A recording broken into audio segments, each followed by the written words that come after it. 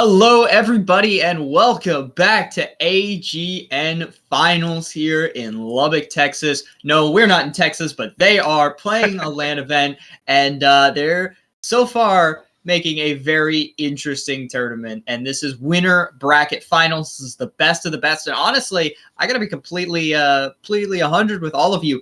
This is probably the game to watch. We saw these two teams play yesterday. We've got GWT versus Stay Frosty, and both of these teams were absolutely incredible yesterday. I believe both of them won all of their games, except for, of course, GWT falling to Stay Frosty in that one seeding match. But then they've been able to go all the way through the bracket, and they won all the rest of their seedings. It was a very solid tournament for both of these two teams so far, and this is their chance to basically show up in finals. It's really smooth sailing from here on out if they're able to win against their opponents. But obviously, like I said, we already had this game happen, and Stay Frosty did take it. Now we're on a different map. Teams have had a little more experience, a little bit more experience on LAN as well. So for some of those players that haven't ever played on a LAN before, you know, it takes some getting used to. But I'm joined here today by my co-caster, Matt. Matt, how are you doing, dude? Yeah, I'm doing really freaking good, honestly. First LAN in the books, even though it's remotely, but who cares? It's always a pleasure to be here with the AGN crew, Mr. Gage. Thank you for having me as always. But Neon, like you said, this is probably going to be the most interesting match we're going to be seeing here, probably all of the LAN. And something tells me we might be seeing this one a third time as well. Stay Frosty versus the Super Turbo Generic Wolf team. That is the name they went with. The last time we saw them, it was 13-7, still in favor of Frosty. But we got to remember, though, I think besides that one, it was 3 rounds that Stay Frosty has given up. So overall, the Stay Frosty guys are insanely good. And honestly, I dare say they are out of their league in a very positive way. But Stay Frosty having 65 rounds for them, 18 against them. And you know what? The Turbo guys, they have 59 for them and only 23 against them. So they are only trailing so far behind. And I mean, like you said, their only loss was up against the Stay Frosty guys. So this match is going to be a hell of a rematch. And like I said, I dare say we're going to see it again in the finals. Oh yeah, definitely. There is a really solid chance that that will be the case. There really hasn't been a team hold a candle to either of these two sides. It's really been both of these teams just barrel rolling through the tournament and playing very, very well. As for some players to watch out for here in our first game, on one side on Stay Frosty, AGM and Ohio are definitely two to keep your eye on. But Duck, man, the Jet is absolutely incredible. Had excellent games yesterday. A little on and off. One game played really, really well, and one game, you know, wasn't necessarily noteworthy. But man, when Duck turns it on, we can expect some awesome, awesome plays. But then when we go over to the other side on GWT and we're looking at that roster, it really is kind of a whole team effort. I will say Jangler was definitely the MVP of the last game that I casted yesterday before we went to break the last game before seeding. He played excellent. Panda Tank was a very solid Jet player. Austinizer was probably one of the best entry players we saw all day yesterday. He was the guy that I think could challenge Duck in terms of raw mechanical skill. He was an incredible entry frag, was consistently entering with his team, and not just running in and having incredible aim, but he was very proficient at opening up the map for his team. Honestly, a load of info right there for me, because now I'm going to be over here, the one processing it, catching me up for pretty much for what I've missed so far. But the maps tonight, or I should say this morning, for literally everybody. Haven, Icebox, and Split, a very interesting map pool here. We're going to be starting off on the Haven. Honestly, a very T-sided map thanks to the 3 sites. It's going to be interesting how these guys are going to be able to bring their A game. Map number 2 being Icebox. I dare say a 50-50 split, but I do think it favors a bit more on the CT side. Depending on how good your controllers are going to be playing the map, how good is this mid control going to be, how aggressive are you going to be on either sites, it honestly comes down to that. It's going to be how the situations are going to be when you get into these engagements, and how hard are you going to be controlling that mid lane. I dare say that's a giant win con when it comes to that map. Now, map number 3 being Split, personally one of my favorites. That one's, I feel like, is a bit more CT sided as well. So honestly, getting as many rounds on the CT when we're going back to Haven now, map number 1, it being harder with the 3 sites, it's going to come down to CT. Bam, bam, bam, right off the bat. I dare say these 2 pistols are very, very crucial. So hopefully the boys on CT will be able to get a hot start to this one. Yeah, definitely. I think it's one of those things where if you're able to get the momentum rolling on offense, it's really hard as a defensive team to stop that because, when you get a couple rounds in a row playing on attack on this map, it really feels like you can just go any bomb site and be successful. And as the CT defenders, you really have to start to adapt to what they're doing round by round because, yeah, they may be pushing C a lot, but then if you try and double stack C with your Sentinel on the bomb site, now you're talking about now A is a really easy hit, or they can go B, or they can, flood through garage. Like they have so many options on this map. And so you really can't just go, oh, well, they're pushing C every round. Let's just, put everybody on C. It doesn't quite work like that. And obviously, on other maps, it doesn't work like that either, but you can always lean towards one or the other site if that's the site that they're preferring. Here, you don't really get that luxury. You just have to stick to your guns. If you have a strategy on this map, you really have to stick to it, or, you can switch up strategies, but you can't leave bomb sites undefended. And the other thing, you have to get a little aggressive on this map on CT. This is definitely not the best map to sit back and not take gunfights, at least not at this high level. You're going to get flushed out. You're going to get found with that utility. You do have to get a little bit aggro. A lot of times what we'll see is like a player push up the A short and A long positions to try and take those lines of sight, take that map control, get the information, and use that to then rotate towards C or mid. Yeah, dude, the map control on this map, because like you said, CTs, there's going to be a lot of gambling because of the 3 sites. So that map control that you're talking about, taking these early gunfights, the line of sights, you want to be hitting them early because these are 2 good teams. We know that. With the 6 teams that are currently at this LAN and that have been playing, these are the top 2 teams by, I dare say, a decent margin. Stay Frosty being undefeated, they're 5-0, and then Turbo, the only loss that they've had to was against Stay Frosty, and that was a relatively close game, 13-7. So 100% agree with you here. I do feel like if when the tides do turn, because I do believe it is Stay Frosty who's going to be playing on the CT side first. If the boys on the T side, on the side of Super Turbo, if they want to go ahead and beat these guys finally, they're going to have to go ahead and take those early engagements on the CT. But for right now, on the T side, what they want to go ahead and do is honestly, you got to catch those players off guard. How much utility are we going to be extinguishing right off the bat? They have the Phoenix, they have the Astra, the Sova Sky, and Viper over there with them. So they do have the ability for the 2 flashes. They have the walls when it comes to Astra's ult, the Viper wall, and the Phoenix wall, obviously. So they definitely have utility to go ahead and take site here on the T. It already being a bit easier thanks to it. Basically, it's going to be very rare to actually see the gamble stacks here on this map since there are, 3 sites. But I think we might be seeing that a little bit early, actually, now that I'm looking at the map. But 4 more seconds. I think we're going to be getting started here shortly, Neon. Yep, we have everybody getting ready, and there we go. First round on the way, and they're definitely leaning a little bit. Well, not really. They have leaned back towards A since we've been talking, during that break while we were waiting for last player to get in and they were allowed to freely roam around the map. There was definitely a little bit of a C lean. I saw that too, but it looks like they've readjusted back to a default. And this is what you see from a lot of teams. Player on C, player garage, player on B. Specifically with this case, leaning a little bit towards A for a quick rotation. And then you've got that person playing A short and a person playing A long. And the attackers are just going to default. They're going to kind of poke and prod their way up. Ooh, we're going to start to see some utility early, though. Here it comes. Great lineup, and that's perfect to get AGN rooted out. Absolutely flawless execution of utility usage, but in the back line, Valen's going to find 1. Valen's going to find 2. Jangler with a great refrag, but now it's a 3v3 on site. They have to get the bomb down. Starts to go. 40 seconds left. Plenty of time. And there you go. Spikes down in a 3v3 retake situation here. And here they come, onto the site we go. The shots are going back and forth. Some players that have HP. Duck will go ahead and find 1. Now going to be a 3v2, still in favor of Stay Frosty. As the retake continues on, the flank from behind won't go unnoticed, but it will be Stay Frosty with the retake. Sky and Sova staying alive. We'll be able to get this bomb defused, but I will say it, and I always say this. They were able to go ahead and find 3 kills and get the bomb down, even though it resulted in a round loss. The boys on the Super Turbo boys, I was just saying, never mind.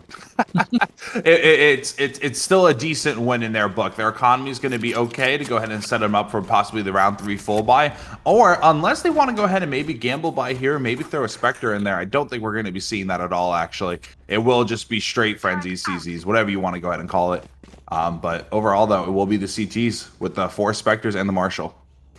Yeah, they've got the huge advantage here. They've just got to play those defaults. It's kind of interesting that we do see still that short aggression. They want to take those gunfights early. Great spray from Valen. That takes out 2, so that's just Sobegon early. That's not the guy you want to be losing at this point in the game. Ooh. There's already a bit of a lead. Great shot from Duck. He's just bouncing around that cover. Super Turbo's left on low HP. Royal Demise will finish the deed. It's all up to 2 members, but Duck's already at rest and finds 1. AGM is on the backside of Jangler, and we're already up 2-0 in favor of Stay Frosty.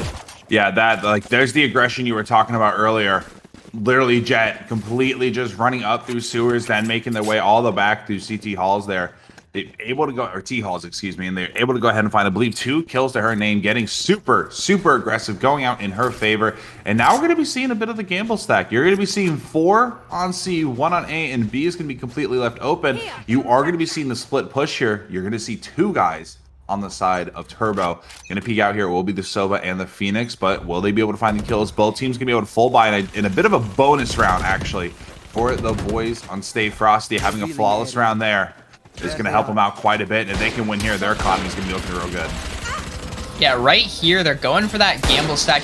Wow, great shot from above, finds Osinator. Because right now, they know they have the weapons disadvantage, and so they're assuming that if there's going to be a C pop, they're going to have man advantage to win it. But, you know, with Duck here, with that Marshall still hitting great shots, that's basically going to kill the C aggression. And here you go. They know that the C aggression has fallen back. They're going to re-aggress. Toot's able to find that one on the Duck. Superior firepower hits the headshot. And the A lean is now in full effect. KJ has rotated off due to the C aggression. So that means this A pop is free as ever. There is a little bit of utility in their way, but not too much. Molly goes off in hell, but that's not going to stop the plant going down. Jangler will get it down. It's 4v4 with the spike planted. Getting smoked off. Killjoy going to be a bit useless here, but I do believe she's going to go ahead and jump on down thanks to that Skydog. No, she's going to hold her ground just for a little bit. The Viper smokes and now the Goo coming on out to contest even more through Connector. The Dog going on through even more contesting. The T's right now are doing such a good job holding this site, but here we go. The Dart going on out. Won't be able to scan it. Does scan it. Gets the Sky, actually. As the kills are going back and forth. An amazing T round. Going up against the bonus for the CT. I dare say, that was actually really clean. Despite losing the Phoenix early, C long held the aggression, able to find 1 kill, I believe, over their C. Bringing it to a 4v4 on the site. Sova watching the flank. Not going to matter too terribly much, but a free A site, that's a little bit of the negatives when it comes to those gamble stacks. Oh yeah, for sure. It definitely left them in that awkward position where they gambled C and they didn't rotate to A quick enough, so they just tried to play retake. They did get a few kills, and that will hurt the economy of the T's here, but not too much. You see, they are going to have a full buy, but Duck, meanwhile, has enough for the operator, and my guess is that's going to be abused the entirety of this game. The operator on this map can feel really strong. Meanwhile, on A, they're all leaning towards the long position, or at least the defenders are. But meanwhile, there are 3 T's in A short, and they're getting a whole lot of room. Here comes the drone. They might pop here. Jangler finds 2 off of a beautiful flash, and the Phoenix ult takes so much space. He's all the way into CT, but Royal Demise has gone unnoticed. He's in the back of the site. Utility might hurt him, but it's not quite enough. Valen and Demise get 1 each. Panda Tank will get the trade, and it's all on to Valen. We've seen him clutch before. Can he do it here against the 3? This might be his hardest challenge yet. Swinging around. He's got 1 graffiti, 1 on the tall boxes. Gonna find the 1 graffiti. No refrag in sight yet. They're playing passive. Not going for that swing, but there it is. Osner's gonna swing out with the flash, get the kill, secure the round. 2-2. Things are looking up for GWT here. Yeah, these are the rounds that they need to be getting here. Letting the CTs find the rounds early is going to be very crucial for when the halftime obviously goes ahead and happens. Swapping sides, they're going to be put on the harder end, but let's get as many rounds as possible here. And honestly, I think it was kind of just funny to me. The Sova on the side of Frosty was like ice skating there thanks to the Astro Pole, and he was still able to find 2 kills while moving and just, I don't know, basically ice skating. So moving on here. You're going to be seeing a few players here long, 2 on each side, getting aggressive. The Astra and Jet on CT now have the knives out. Will we see a kill? No, actually, it looked pretty on target, but it will be the Astra able to find 2. And then the T side Astra will be able to find 1 as well. It's an Astra party right now. Flash going on through. Sky versus Sky. It will be Turbo coming out on top, and now the Killjoy able to find one, but the trades are going back and forth. This is somehow a 2v2 right now, as you will see the Jet coming up from behind. I do believe she still has her knives out, as now the Sova will be here to contest. The Dart going to be going out. Very risky one. The bomb goes down, but not without taking plenty of damage. Ult's going out to the round, and a big old Sova Dart. Oh, my Shot, beautiful shot. Tank. And now here we are getting aggressive. Why not? Duck has been a force to be reckoned with the entire game so far, and it is only round number 5. The 2 streak will be shut down for the T's, as now it will be Frosty taking their 3rd round. Thrifty.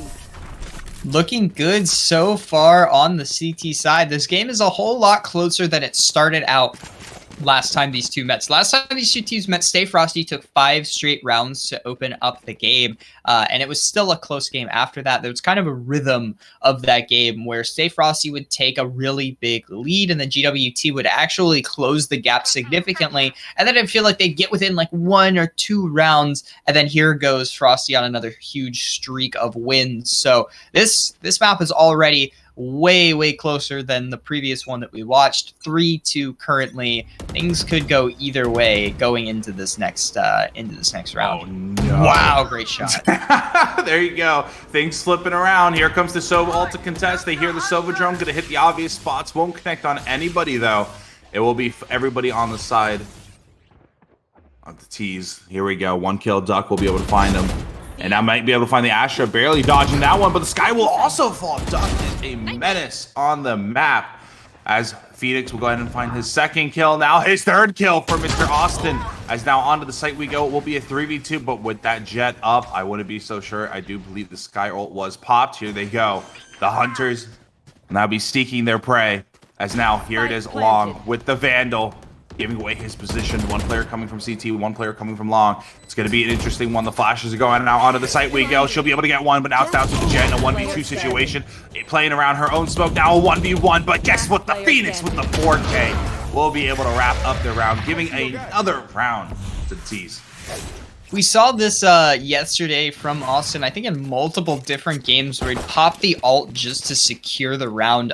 Kind of a little bit of extra respect, I would say, basically saying, let's go ahead, let's spend that extra bit of utility instead of using it to enter the site every single time. Sometimes, yeah, I'm going to respect the fact that I could lose this 1v1 gunfight, so let me pop the Phoenix ult, go out there. At the very worst case scenario, I'm going to get a lot of information off of it that can help me win the gunfight, but in that case scenario, it gives them the opportunity to win that fight easily, and that's going to put them tied up here. Balin, meanwhile, holding in this smoke, but oh, it's going to be a really complicated hold with all this coming in and out. There we go. 2 kills for the T's. The Seekers doing their job, distracting the enemy, but here comes the T side. Sova won't be able to connect just yet. Maybe the last one, no, barely misses. All 3 of those are completely around the enemy Sova, as now the bomb will go ahead and get planted. Going to be a 5v3, a tough one for the Frosty guys to go ahead and retake here. No Jet to go ahead and make room, but they do have the Sky to go ahead and potentially make some room with her flashes and her dog. She still has this. Killjoy finds 1, maybe through the smoke. Panda be very aggressive. Austin finding another kill through the Viper smoke, and Killjoy will be on the other end of that, as Viper will be able to find 1. Now be down to the Sky. And a 1v4, now 1v3 will avoid the Dart completely. Waiting time is ticking away. Not going to be a lot for her to do. The fake flash coming on through. I love to see it, as Austin will go ahead and clean up the last player on Frosty. And that was probably the smartest example of a fake flash I've seen in Valorant, because he didn't throw his gun and then peek himself. He actually threw the gun for a teammate, so got the attention going in his direction for what most players very clearly see and go, ah, that is a fake flash. And then he swung from another angle. So that actually was kind of smart. I like to see it. Very interesting. I don't know if it was done on purpose or if it was just a really good lucky bit of timing. Either way, saw it. It was interesting. So here we go. I mean, I could be wrong, but I think this is the very first time Stay Frosty has not had the lead in this entire tournament, which is pretty incredible. But either way, sitting on this kind of probably uncomfortable situation here, you got to imagine they're going to start to turn things into high gear. Shots getting rang out from both sides very early on, trying to find early picks. And no early damage going through as well. As soon as I say that, Astra will go ahead and take a little bit coming from long, but I believe A is going to be the destination. You see the 3 players moving their way up towards long, and 2 players coming all the way from spawn, rotating on over. The Jet in mid with the op is going to be deadly. But now you're going to start seeing her rotate over towards A. Killjoy probably getting a bit of intel as now all the Astra charges getting placed down but one. They have the wall to work with as well on the T side. But guess what? On the CTs, you have the Killjoy ult and you have the Astro wall to work with as well. Bomb will now get planted. The drone, or the turret right there, doing a little bit of work, keeping them contested. The Sova darts coming on through, won't be able to do any damage. As Toots will find a big double kill on the Duck and the Sova. As now Austin, like you said, the complete menace that he is, and a beautiful 3K coming from Sova. These guys are looking really, really good right now. Yeah, I mean, they are absolutely putting down the hammer onto a team that previously has looked uncontestable. And while they had some good rounds yesterday during their seeding match, this is definitely a level of domination that we didn't see very many rounds from them at all. I mean, they're putting Stay Frosty onto saves. They're consistently winning against them on gun rounds. It's not looking great. Meanwhile, though, on the defense, we see 2 Deagles, single classic, and of course you've got 2 Marshals, but they are going to have the Jet ult. I don't mean to count them out here. They do have the lighter bit of artillery, but it's not the worst thing you could be equipped with, especially with Duck doing things like that. A beautiful headshot on the Super Turbo will open up the round, give them an early man advantage, and could possibly lead to a gun getting picked up here in a second. Yeah, and honestly, that's so much map control right now. You getting rid of that sky right there, open up the whole right side of the map for y'all. But here we go. Here goes the util onto the site. We'll go ahead and extinguish anybody that would be in that corner. And it will be 3 players here. 1 in garage, 2 in the back of site. As now Jet's getting aggressive, so is Sova. This is going to be a tough one for the T's. But here we go. First kill will go through. And as soon as I say that, the T's are able to go ahead and find 3. Jet coming through with her ult. And the Sova coming from long, it's still very doable, but it's going to be an extremely tough one. As Sova will find one. Down goes the Jet with her ult, and it will be down to Mr. Sova. Honestly, this should be a save. I don't even, he shouldn't be doing that. He should have saved that fail. That would have been huge. This is, I mean, honestly, I'm just seeing excellent utility usage and a very good site execution. The site execution that is so well timed with that utility that it's nearly impossible for Stay Frosty to stay in and take these gunfights one-on-one. You keep saying they have to, you know, bounce around the back site just to avoid dying. We saw Duck take a ton of damage from that one shock dart, and that, you know, leaves you in an uncomfortable situation in, you know, definitely not the spot that you want to be in, where you've got way less HP than most people you're going to be fighting against. And yes, you may have jet knives, but being on low HP can make you a very easy target for these Vandal-wielding opponents. Now, though, we're going to see a full buy versus a full buy, plenty of weaponry on both sides. So are we going to see an equally good round from GWT? They've definitely shown us that utility-wise, they can perform excellently. Yeah, and it's 2 ults to work with on both sides. Killjoy extinguishing her ult a little bit ago, but both Astro walls are still up. You have the Phoenix on the T, and then you have the Sky. So this will be a very, very even round. I completely agree with you here. All the teams being able to full buy, but you know what? With Duck here, as long as they don't go A, I'm feeling comfortable right now. Duck has been I don't know, bro. He might not be like stats-wise, but he might as well be, you know, but he's been a force. Like, look at this. Able to get a shot and a headshot. Must have been a wall bang. Won't go through, leaving the Jet at a few HP down low. The heals will go on through, but no one's going to check the corner. Astro, what are you doing? A beautiful 3K coming from Royal Demise, but he will be cleaned up. The Phoenix, Mr. Austin, will go ahead and take him out. Now going to be a 2v4. 30 seconds left. This will probably be a save. If they really wanted to, they could go ahead and just quick rotate over to the C site. You see a lot of presence towards A, but obviously they don't know that. Here comes Duck. He'll be able to clean him up, and this Sova just needs to chill out, get this gun, save it, put it in his pocket, and just not try anything too crazy.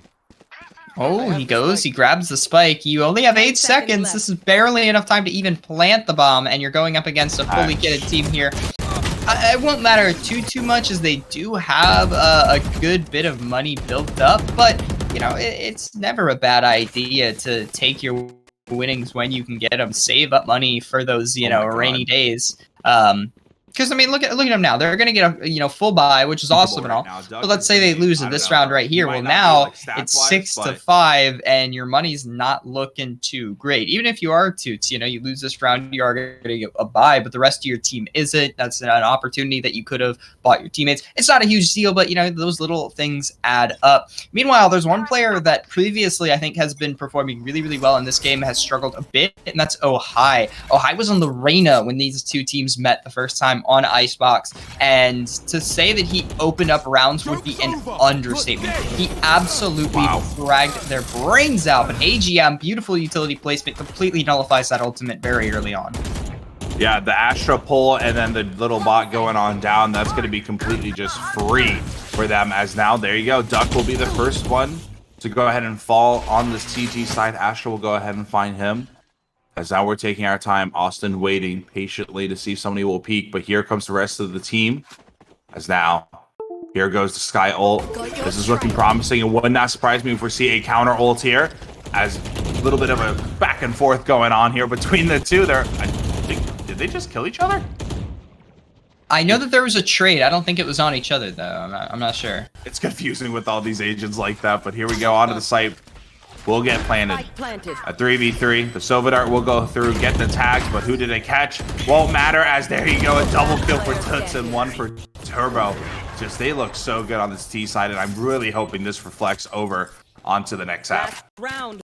Looking beautiful here, 7-4. Now, granted, it is T side, and they've been using their utility really, really well, which can almost make a map feel like it's, incredibly T-sided with a, utility usage as good as these guys have been showing us so far. It's also been a very evenly balanced game in terms of team performance. Jangler, Toots, Austin have all been performing really well, and Panda Tank and Super Turbo have been no guys to wink at. It's definitely been a really solid performance from every player on the team, whereas on the other side, on Stay Frosty, this is normally Stay Frosty's normally a team that would be picking up where the others leave off, but here it's not feeling like that same vibe. And hopefully, I mean, going to the second half, hopefully, the players can go ahead and get it situated. Can they go ahead and start waking up? It is a little bit early down in Texas, so maybe they'll be able to get something going a little bit. Maybe map 2, potentially even map 3, but here it goes. Turbo will start getting aggressive. Doesn't matter. Sova going to go ahead and back off now. Still going to be a 5v5. No early damage at all. As now, you're going to be seeing the two players on C, one on B, and kind of two towards A. Jet, the only one here. Sova going to be joined with Jet now onto the site. Is going to be taking their time. The T's not really making any advance. Their map control is so little right now. They have potential to make their way towards B, but no, it will be A. They haven't even tried B once this entire game. But probably better for not. Because, every single time I think they should have hit it. There you go. Panda will go ahead and hit Duck. One more play left on the site. The Sky will go ahead and join him now, as it still will be a 2-2 split. Nobody watching the B site directly. As soon as I say that, here comes the full rotate. As Royal will find one, but I don't know what he's doing. There's enemies there. He was trying to go ahead and get the AR there. Won't be able to do it. Here comes the Astra wall, and now the Sova ults here, as now one kill will be found. Toot's able to find one, and now it's a 3v1, but there's only 10 seconds left. If they can go ahead and contest this, I don't think it's going to pull. It does! Oh my god, did they just win the round? No, I think they had time. That's unfortunate.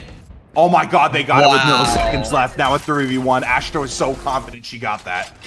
That is quite possibly the closest I've ever seen to a 1v3 clutch without firing a bullet, but oh, that's so unlucky. Here comes Balin, though. Clearing the angles well, but Toots right in the off angle. You don't always expect him there. You usually expect him to be deeper on the corner or wide, and just a nice little spot next to the Viper ult, gets that kill, and it's 8-4. Again, it's a T-sided map, but how much of this is the map, and how much of this is truly GWT playing on a very high level? And I just gotta say, GWT has been excellent with their trades, with their entries. Austin and Toots have been playing incredible, and Jangler's been playing especially well as well, but his entire team's right there with him, playing at a very high level. They're picking up all the pieces to make this successful. Now, as long as they can translate this into a few rounds here on defense, they are going to be looking excellent. Honestly, and the Killjoy on the side of Frosty, it was her time to shine on the CT side. Hopefully she'll be watching a lot of the flanks, because right now she's going to be at a disadvantage, because her being a true defender at heart with her utility. She's now going to be put on the offense, and I believe she only had 4 kills. But if somebody in chat wants to do me a favor, go look at the last round. How much time did the T's have after that bomb was planted? I swear it was like 0.2. I really want to know, and it's gonna be like just hurting me a little bit not knowing. But here we are, the A side we go. Frosty, their turn at the T side. 2 players here, but they're gonna be playing off of site. They're gonna give up full site control. They will be playing for the retake right now. They know Duck is mid. If they can go ahead and get this kill, it's gonna be huge. Here comes the heals. But Duck is gonna, oh, Duck's gonna hurt him a little bit. They're spending too much time worrying about him. It's gonna be a 5v4 on the site, but the Jet coming up behind will be a problem to be working with. Is now, here goes the bomb. The Sky gonna be flashing in the goo, and oh my god, that setup was amazing. I really wish it would have worked. As now, here we are, Austin able to find one, immediately gonna be taking out the Sky. Oh my god, it's just a back and forth battle. It's gonna be a 2v2 on this site. Now they know where both of these players are, and now it's down to the Killjoy, as Duck, who I thought would have been the win condition here, will be taken out in a beautiful retake. I love that they gave up the site there. Their retake potential on the defenders is so big, especially since it's only pistol round. Gun here. I mean, that utility usage was just next level. The combination of a perfect Astra pull, a Sky Flash, and a Viper Molly, all just to do a ridiculous amount of damage to one player. But admittedly, that much damage onto Ohio, that basically made him a free kill for Austin swinging into the site. Very, very proficient utility usage here coming out from GWT. If we see more of that here on defense, where, you know, traditionally utility usage is thought of as more preemptive than reactive, and they're going to be in a good spot. Panda Tank going to be able to get one through the smoke. They are pushing. They want this refrag, but they're pushing very deep into enemy territory, trying to get this. Shock darts are coming out. SMG will find one more, and Toots will get the refrag on there. Now it's just a 2v4 as Austin finds Duck on the site. And there you go. The bonus is over. And, I mean, it was capitalized on perfectly. They did get a few kills, though, so money could be in their favor here. And it's going to mean a little bit of a weaker buy on the kind of flip side bonus, where they're going to be sticking to SMGs.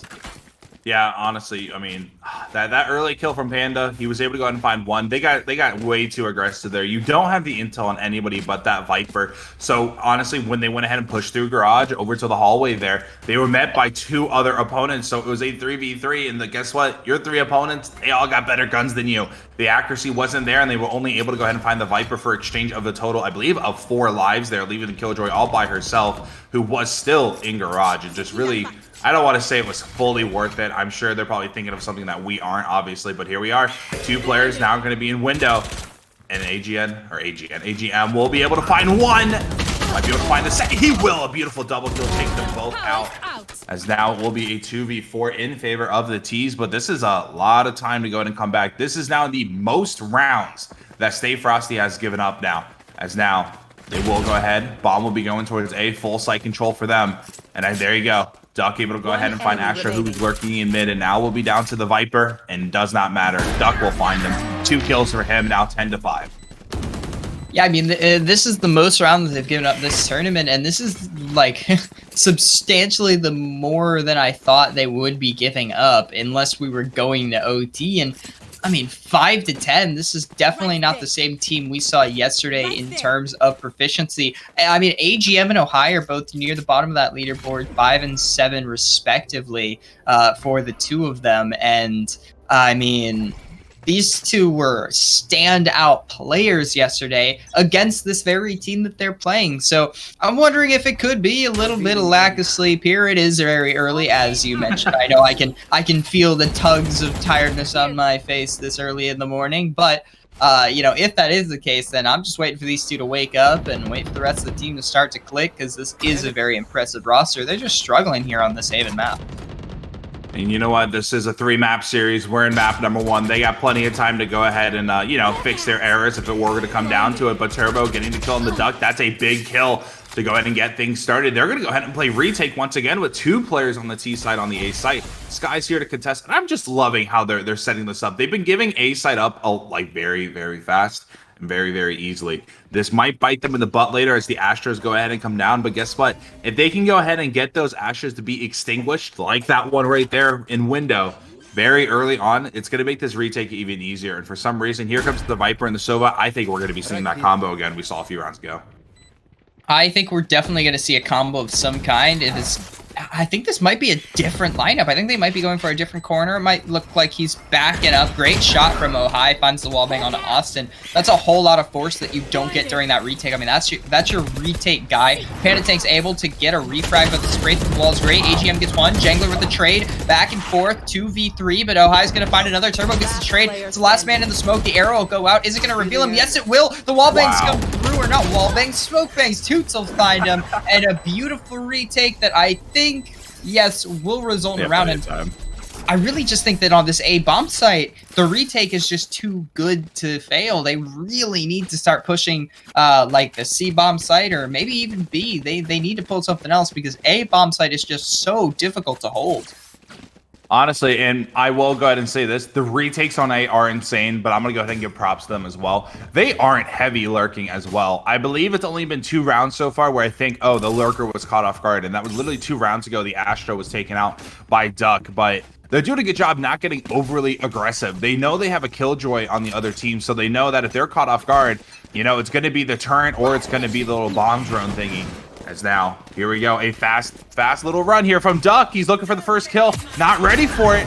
Down goes the Sky, as Panda will be here all by himself for now. The Sova gonna go ahead and come on in to help on out, but it's gonna be a tough one. She's gonna get hit and the intel will be there. The Toxins going very low, and this is just a very awkward Viper ult here. It's not going the way that she wanted to, but honestly, if they can go ahead and get him out off guard, 10 bullets left. It's going to be a tricky one. Able to find one. Won't be able to find the second, but does a little bit of damage thanks to the ult there. Now it's going to be 3v3. The bomb going down. Will he be able to pull her off? I don't think so. It's not going where she wants it to go. But bomb's not going to be planted yet. 55 seconds, 3v3 onto the site. Austin with his ult. Won't be able to find anybody, but he gets the intel. Bomb will now be planted. 47 seconds left. As now it's still going to be a 3v3. The Sova was going to go ahead and lurk in the back. I was just about to comment on that. But here we go. The 3v3 retake. Yeah, you do have that one flank watching Sova on the other side. Might have some lineups as well from that location, but that does mean that it could be a 3v2 on site. But Valen's able to find one. Ohai with the other. The swing in from Toots to try and find the refrag, but it's not there. Royal Demise comes all the way back from short just to get the final kill. That was a much more convincing round here. And I'm starting to wonder if the reason why the retake is so good here from GWT, I wonder if they went back to the hotel room and just started counter-stratting, because they have a lot of strats on this one bomb site, which seems to be the favored bomb site of the team here. I completely forgot. Stay Frosty. There we go. I mentioned it was very early in the morning, but you know. You're fine. Listen, we're here together. We're gonna be working together. We're both kind of tired, even though I'm a Florida boy and I got a whole hour on you, but it's whatever. Oh, I'm in North Carolina. I have an hour too, but yeah. Oh God, so we're this is still early for me. Okay? No excuse. No, I'm kidding. Back to the 5v5. The Viper will be taking some damage here early on the CT, but getting very aggressive, dude. Duck. Here we go. They're on the eco as well, by the way, for the CTs. Don't think we mentioned that one. So this round already being heavy in favor towards the T's. And Duck just getting crazy aggressive here. Turbo's not a good spot, dude. You see him looking back and forth. But here's the footsteps, but it wasn't cleared out. It will be 3 players going long. The lurk in mid from Killjoy, and Duck getting aggressive here will be able to find the kill. Taking a tiny bit of damage, nothing too crazy. As Panda will be now up in window.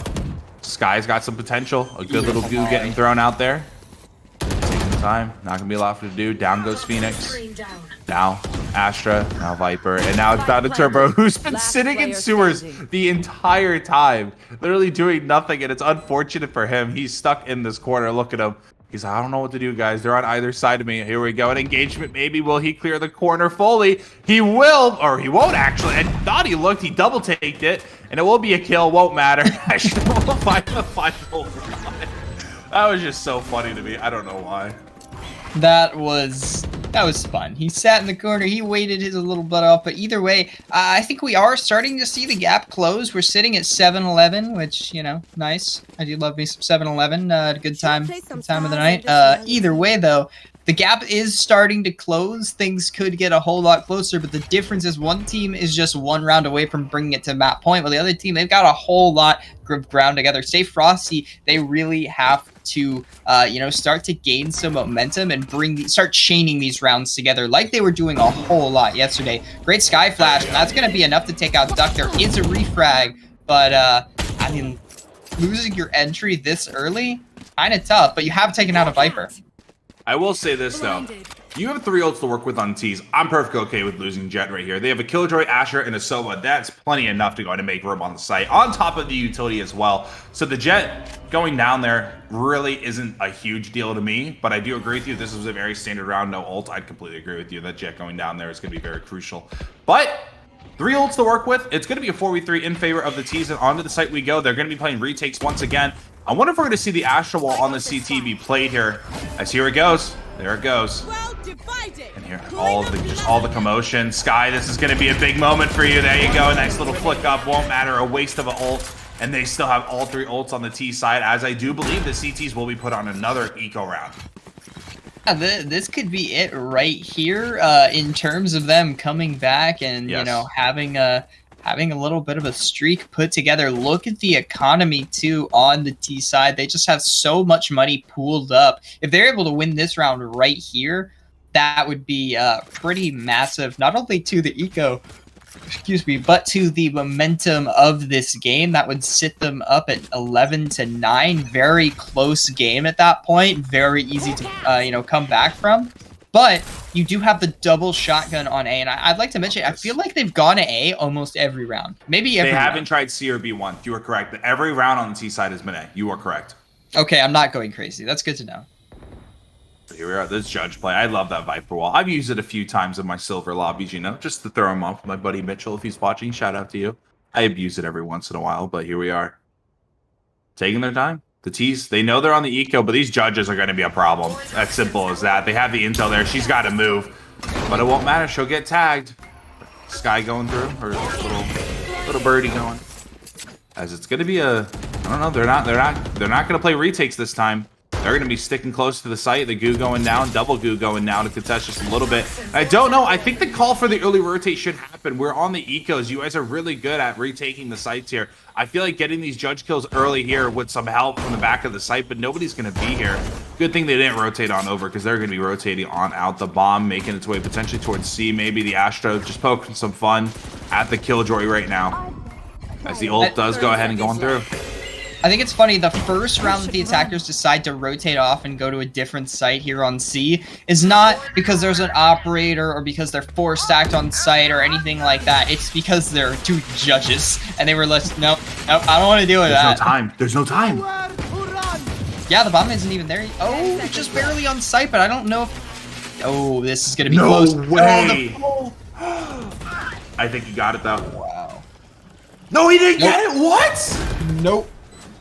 The eco round win coming from the CTs. This is what I mean, dude. The utility on these kids are insane. Do I dare say that was a little bit lucky? Maybe. I don't know, but they definitely thought about it. You saw the Ashna pull. It was placed there, pulled her off, followed by the Sova shock. Going to be able to take her out, and literally only needed probably about 0.2 seconds to go ahead and get that one planted. Just a complete flip of what we saw the other half with the Turbo guys, dude. And now they're at match point up against the undefeated team right now. They're looking real poised to take map 1. There is a sizable gap, so you don't have to worry about, dropping 2 rounds in a row and losing the game. You don't have to worry about that. You really do have the advantage here, the entirety of the advantage. Just don't get too overwhelmed at this point in time. Play your consistent utility game. Only 1 person on A here, Panda Tank, trying to fight that game, but it's not going to be perfect. Super Turbo is able to get 1 refrag, but Royal Demise is right there. I just realized I love that camera angle for some reason. Sky cam, I love it too. Here we go. Oh, God. Our Zerber in production, they're doing such a good job as Duck goes ahead and finds 2. We'll be taking out now a 1v3. Going to be a tough one. But you know what? Poking at the economy as much as possible. I agree with this one here, as you need to go ahead and start denting their economy. A big eco round win was huge for them, but he will eventually be taken out. Only 1 more round. I don't think they have any ults to work with. It's going to be a tough one, and I do think They might be able to the light by here, but I don't think they're going to have the economy to go ahead and go full ARs.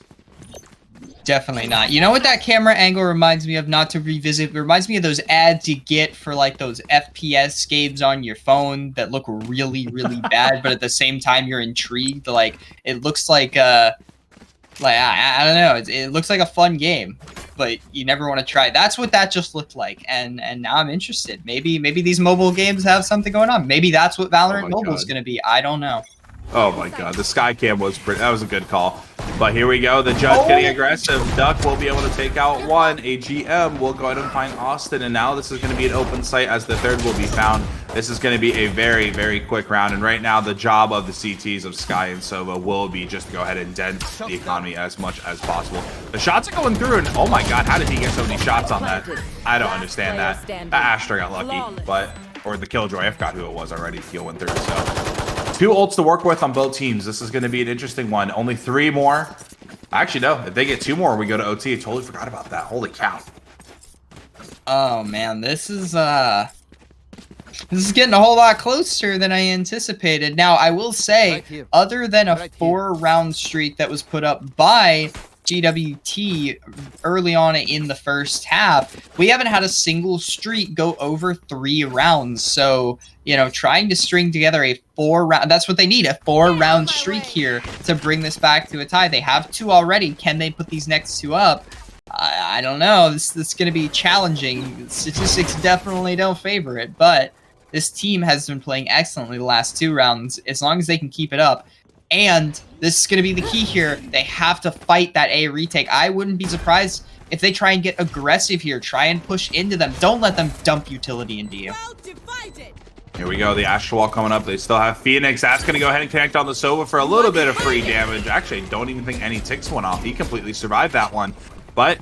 you're going to hear the Phoenix ult go off. Duck will be able to take out one. Duck will be able to go ahead and take out the Phoenix ult, but he'll be taken out. Now even exchanges all over the place. Going to be a 2v3 as soon as I say that. Double kill coming in from the Sova. But here goes Austin, able to go ahead and find one. The Astral will go ahead and fall, but playing on behind. Sky will be caught off guard, and now it's down to a 2v1. And now it's a 1v1. The Killjoy up against the Sova, but time is running out. The Firewall will be there. He's going for the defuse. He might be sticking it. Oh, counter rotate. And no, he wouldn't have got it to begin with. What a freaking round that one was. Holy cow.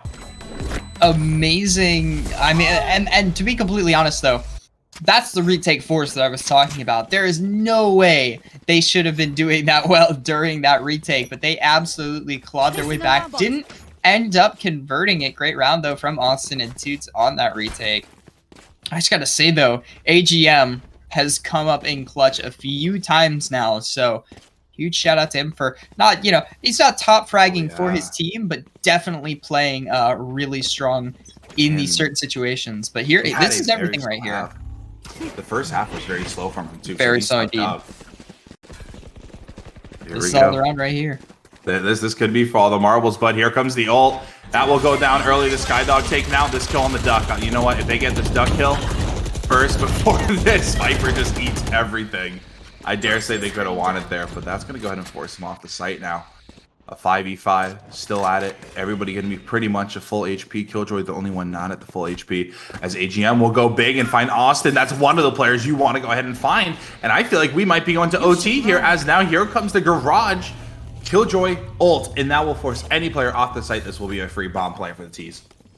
Yeah, that's actually an amazing ult. I didn't even realize how much space you can gain from that location. You don't really think about it because it's not a spot that you see too often. But man, what a beautiful ult. Gets so much space, lets them plant so comfortably. And you have to remember here, the retaking team is playing with a gun disadvantage. They have SMGs and shotguns. Unless they picked up that one rifle that was on the ground, Duck's able to find one. Jangler with a refrag back. Royal Demise finds one. Toots on the refrag, and Demise and Duck are the ones to finish it up. And we are indeed going to OT. Yeah, that, like you said, that KJ ult was killer, dude. It literally covered everything but the top left of the C site. That's such a good ult placement. One that I use myself as a Killjoy one trick in silver, you know, gotta brag about it, you know. Joking aside, though, that was just it. The KJ, she had a very, I'll be very blunt. KJ did not have a good first half. She had a few good moments, but the first half was awful. AGM stepped up his game, and I dare say that is what won them this second half. They put so many rounds together, and what looked like, you know, the CTs for the boys over on the, God, the name is so long, I can't remember one word, Turbo. I'm going to keep calling them Turbo because that's what I've been going with. Their retake game looked very, very strong throughout the entire second half, but I feel like those last like 5 or 6 rounds there, they just couldn't get anything together.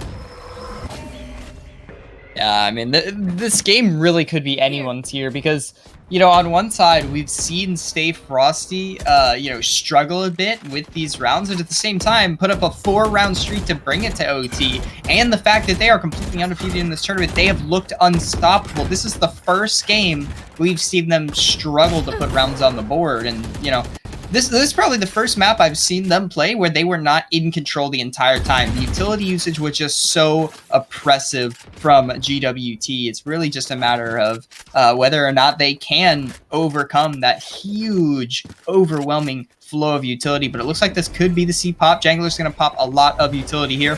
Great molly going in. That does find a little nick of damage onto Ohio, but it's not nearly enough. Great shot from Austin, but he's going to get flashed out and dragged out.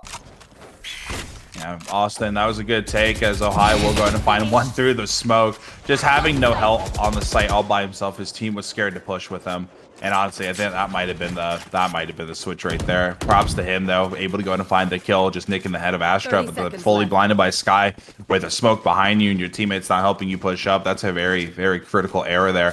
Sova going to be making his way towards sewer now. And now Killjoy on the site as the boys will be making their way all around the A, but only 13 seconds left. Time's going through. Sova going to be checking the wrong corner, but won't matter. He'll go ahead and check the other, taking him out. And now it's down to the Astra. Won't be able to do it. And somehow Killjoy able to find 3 with the beautiful Zed gun there. And now it's their first round on the CTs.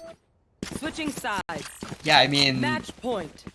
There's definitely been a huge wake up on the side of Stay Frosty. Even, you know, Valen was previously, I believe he was at one point in time at the top or near the top of the leaderboard. Right now, he's holding down the bottom of the fort, but that entire team is looking excellent. Meanwhile, you know, there, like I said, this, you know, this GWT team has been very good at spreading out the love, having a really solid you know, lineup from front to back. They've still had a little bit of weaknesses here and there, but I mean, their bottom frag, who's Panda Tank, no shame in that, is probably their best utility player with those Viper lineups, maybe aside from Jangler with that Astra. So, you know, these teams are so evenly matched in the chance that both teams have 5 players with incredible skill, which is actually a little hard to find in LAN events like this, where we get teams that aren't as organized coming to the event.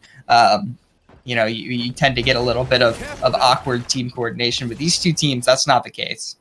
Yeah, and honestly, I can't wait to see these guys back in like the online leagues and stuff after they live here, because coming back from the big CSGO LAN, and I'm casting all these CSGO teams, the players that went to LAN look so much better online, dude. The experience of playing on LAN benefits everybody, and I can't stress that enough. So all these players, win or lose, that have probably played more than a few games are going to look very, very good online. And I hope that their team comp, their comms, like everything's able to be clear. The chemistry will be there. It's going to be so much stronger. Let's get back to this match. It's going to be a 5v5 retake, and honestly, it's going to be a very, very tough one. But we know Turbo. We know the guys on Turbo. They know how to retake the site, as Austin will go and find Duck, the person you want to go ahead and find. As now the util will go and come on out. Going to be contesting a little while longer, but they're in a very good, very basic, very good setup though, coming from the T side to go ahead and hold down this site. At Turbo will go ahead and find one. Jekyll could be able to find one, and we might be going into double OT now as the shots are going on through. Back to the 3v1. It's down to the Killjoy. Will she be able to clutch up? Her turret goes down. The bomb will start getting defused, and honestly, if she pushes this, it's going to be a tough one. There it is. And now I believe it's going to be double OT, 13-13. I just don't know how they're so good at retakes. Like, yeah, the utility is perfect, but it's like, how do you cover every inch of the map like that? How can I not do that in rain?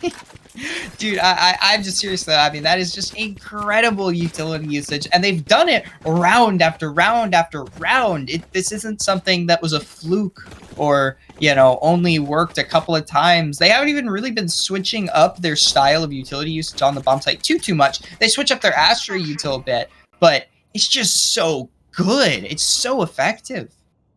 That's what, if they win, it's going to be because of a retake, bro. They can go ahead and find this round. Free damage from Duck, going to be able to land it onto the Sky, who won't be able to heal herself, unfortunately. No Sage there. As now Austin getting aggressive. How many kills will he find? The Sova will fall to a Sova shock dart, actually. As now Duck will go ahead and find Austin, the player you do want to find, as now it's a 4v4. Playing through the smoke. Sova, not too sure if I like that play. Should have had somebody push with you up on the left so you didn't have to clear it yourself. Going to be giving away his own, or losing his own life, as there another shock dart kill for this round, as it will be a 2v4 and it will be a 4-player retake coming from the CTs. The shots are going on through. Duck will find his third, and now it will be down to Duck finding his fourth with a pistol and right-clicking. Duck has looked excellent, so good throughout this entire tournament, and so to see him dominating again here in the upper bracket is awesome. Great to see, but this is where it all matters. Put it all together. Exclamation point right here. I mean, this is just map 1. Remember that 30 too. bomb, dude. Oh yeah, 30 kills.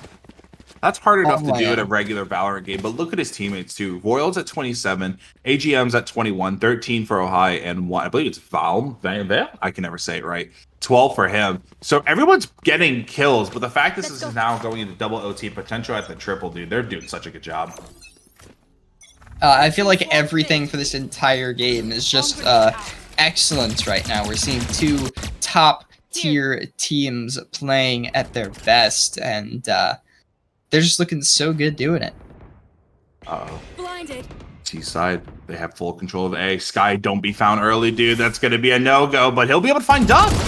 The trade will happen as the shock dart goes down, but will it get there in time? Oh, yeah. No, it won't. No, won't get there in time. That's unfortunate. AGM with a big double kill in mid as well. Asha will be able to take her out, but now it's going to be down to a 2v3, and this is what they do good. They do good on the retakes. Yeah, but they don't and it's have that combo you want, portion though, of too. util. Yeah, but they're lacking a whole lot of utility this time. No shock darts, 1 arrow. There goes all the Astra util to try and get them into the site, and they're going up against a util stacked team. Ah, man, this is going to be difficult. Shock darts come out. Lines are getting cleared. The Astra comes in. Sky Flash as well. The peaks aren't even there. They're not peeking. They're not giving this away. Valen will find one, and Royal the Mines will find the second. Wow. Despite the fact that there was a massive lead, a beautiful one coming out from one side, that game still goes to the team that I think a lot of us thought it was going to go to at the beginning. Dude, 100%. We all thought Frosty was going to win that, but we didn't realize how close this was going to be. This is going to be insane. 15-13. Duck with the 30 bomb, 29 for Royal, 23 for AGM, going big that last round. I believe finding 3. But then you have everybody else on the scoreboard for the side of the Turbo Boys.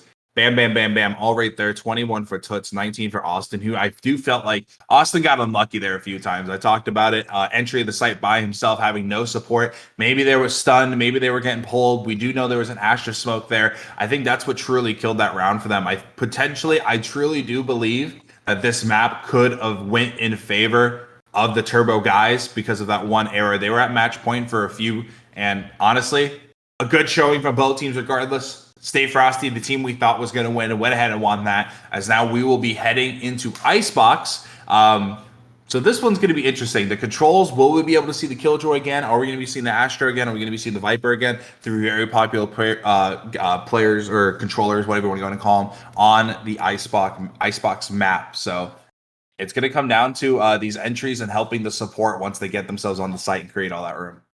Yeah, definitely. And I think that both teams here are coming off with a bit of momentum either way, because one team has the momentum of winning that, and one team, even if they're feeling a bit down, ending up losing map 1, you have to have momentum after that. You have to take all of the positives. I mean, you had, 13 rounds of excellence there at least. So take that, take the feeling of winning those rounds, because, I mean, they won it very well, and bring that on the Icebox. But remember, the last time these two teams met on Icebox, it was a 13-7 in favor of Stay Frosty. So we're going to go to a really quick break, and then we will meet you on Icebox. Give us just a minute.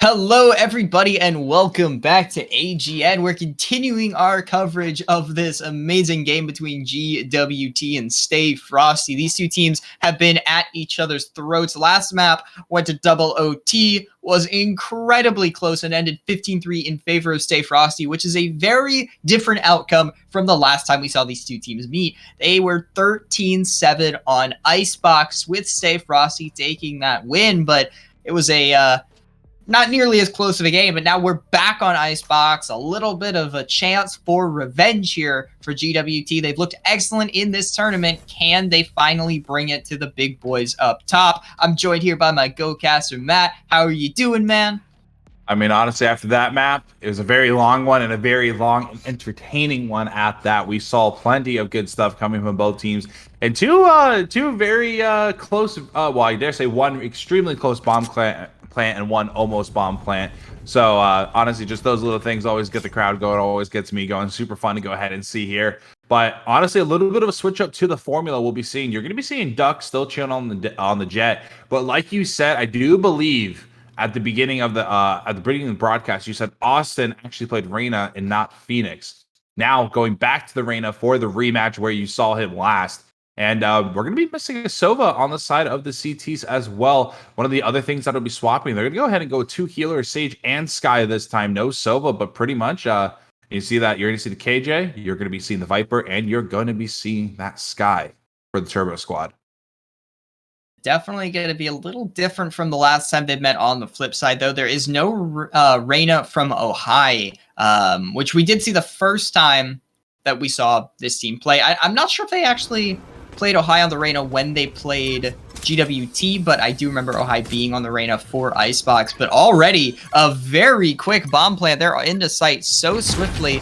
Duck's going to be able to find one onto two. So that's just Sky gone. And that's one player you don't want to lose before the retake. Meanwhile, AGM gets quite a bit of damage done onto Turbo. Does have the heal to even up, but I mean, things are already looking a little awkward for GWT, but that's a great kill on the Duck.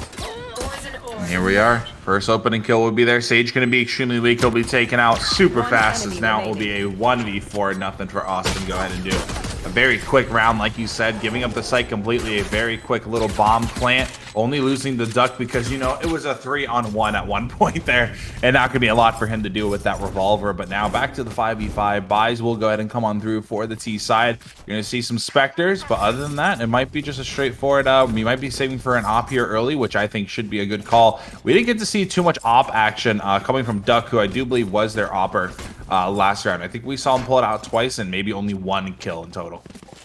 Yeah, definitely a little bit of a lighter opping team. I feel like both of these teams lean on the operator a lot less than your average Valve team, especially at this kind of level. But the Spectre's just going straight in under tube. Shock Dart goes out to make some space, and they're going to find Super Turbo very early. That rotate up is just a firing range. Yeah, and they didn't lose anybody in that entire gunfight, and that's what you want. You want this flawless round here, but I do believe the KJ, yep, return will be shot down. You're going to see everybody turn their heads to the other side of the map. The bomb is planted. Nothing for this Viper to do. Sova, the only one taking any damage out of all of that, so the armor will still be there, the guns will be there, and it will be a bonus round going into round number 3. Because I do believe the CTs, they should be able to buy out here, and they will. You're going to be seeing the 2 Phantoms, 3 Phantoms, and 2 Vandals as of right now. Duck with no gun in his hands. I do believe he had a, I think he had a ghost last round here. I think he's going to be saving again. We might be seeing that op next round. Does definitely appear to be that. It could also Just be, you know, it's a bonus round. We're not really planning on doing amazingly here anyway. No reason to buy a gun that's not really, because it's not going to contest against rifles unless you're, you know, gonna really force up and grab like a Spectre, a Judge. Maybe you could make it work with an Ares if you're lucky. But you know, at this level where guys are pretty keen at hitting the head, not the best time to be running that gun. But it looks like they're gonna try and just use the Spectre's advantage. Wow. That's a very nice spray from Valen while blind. Yeah, and he was able to hit it right into the crosshair. That's where that one went, and now everyone's starting to fall on the side of the T's. It's going to be 3 kills for the CTs, as now it's down to the Jet and Killjoy. And now just Mr. Duck with the Marshall. We saw him going off just a little bit on those first few rounds on the Haven. As now shots going back and forth, 55 seconds left, trying to get a little no-scope onto the Sage, but getting stupid aggressive right now. Without the team's help, I'm not too sure. The bomb is all the way on the other side of the map, but I do believe he's just going for kills right now. He's just going to go ahead and try and dent the economy as much as possible. But plenty of damage onto KJ and Sage, and they were able to go ahead and find the Sky. A bonus round not in the books for them.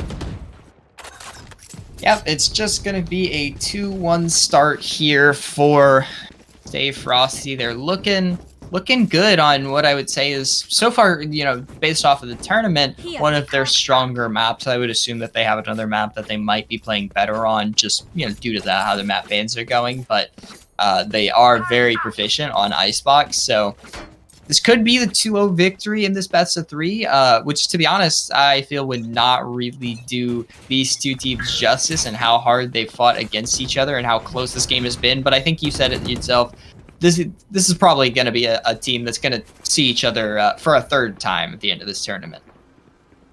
Yeah, like I completely agree. This is going to be the teams in the finals here. So maybe we'll be seeing that rematch. But I dare say I hope we do, as now it will be a 4v3 the CTs. As down goes KJ, and the bomb will probably get planted here shortly. There it goes, and the all coming on through to go ahead and secure this round for him.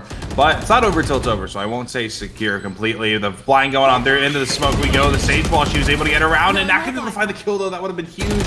Toots and Turbo both will be able to find one, but now it's just down to the Viper and 1v2 on the flank. This is very doable, as now we'll be able to find one, but no. The 3K for the Sage with that Vandal will go ahead and wrap up the round. A good try coming from the Turbo guys. I will say that situation right there, I think a little bit of trigger discipline could have gone a mile.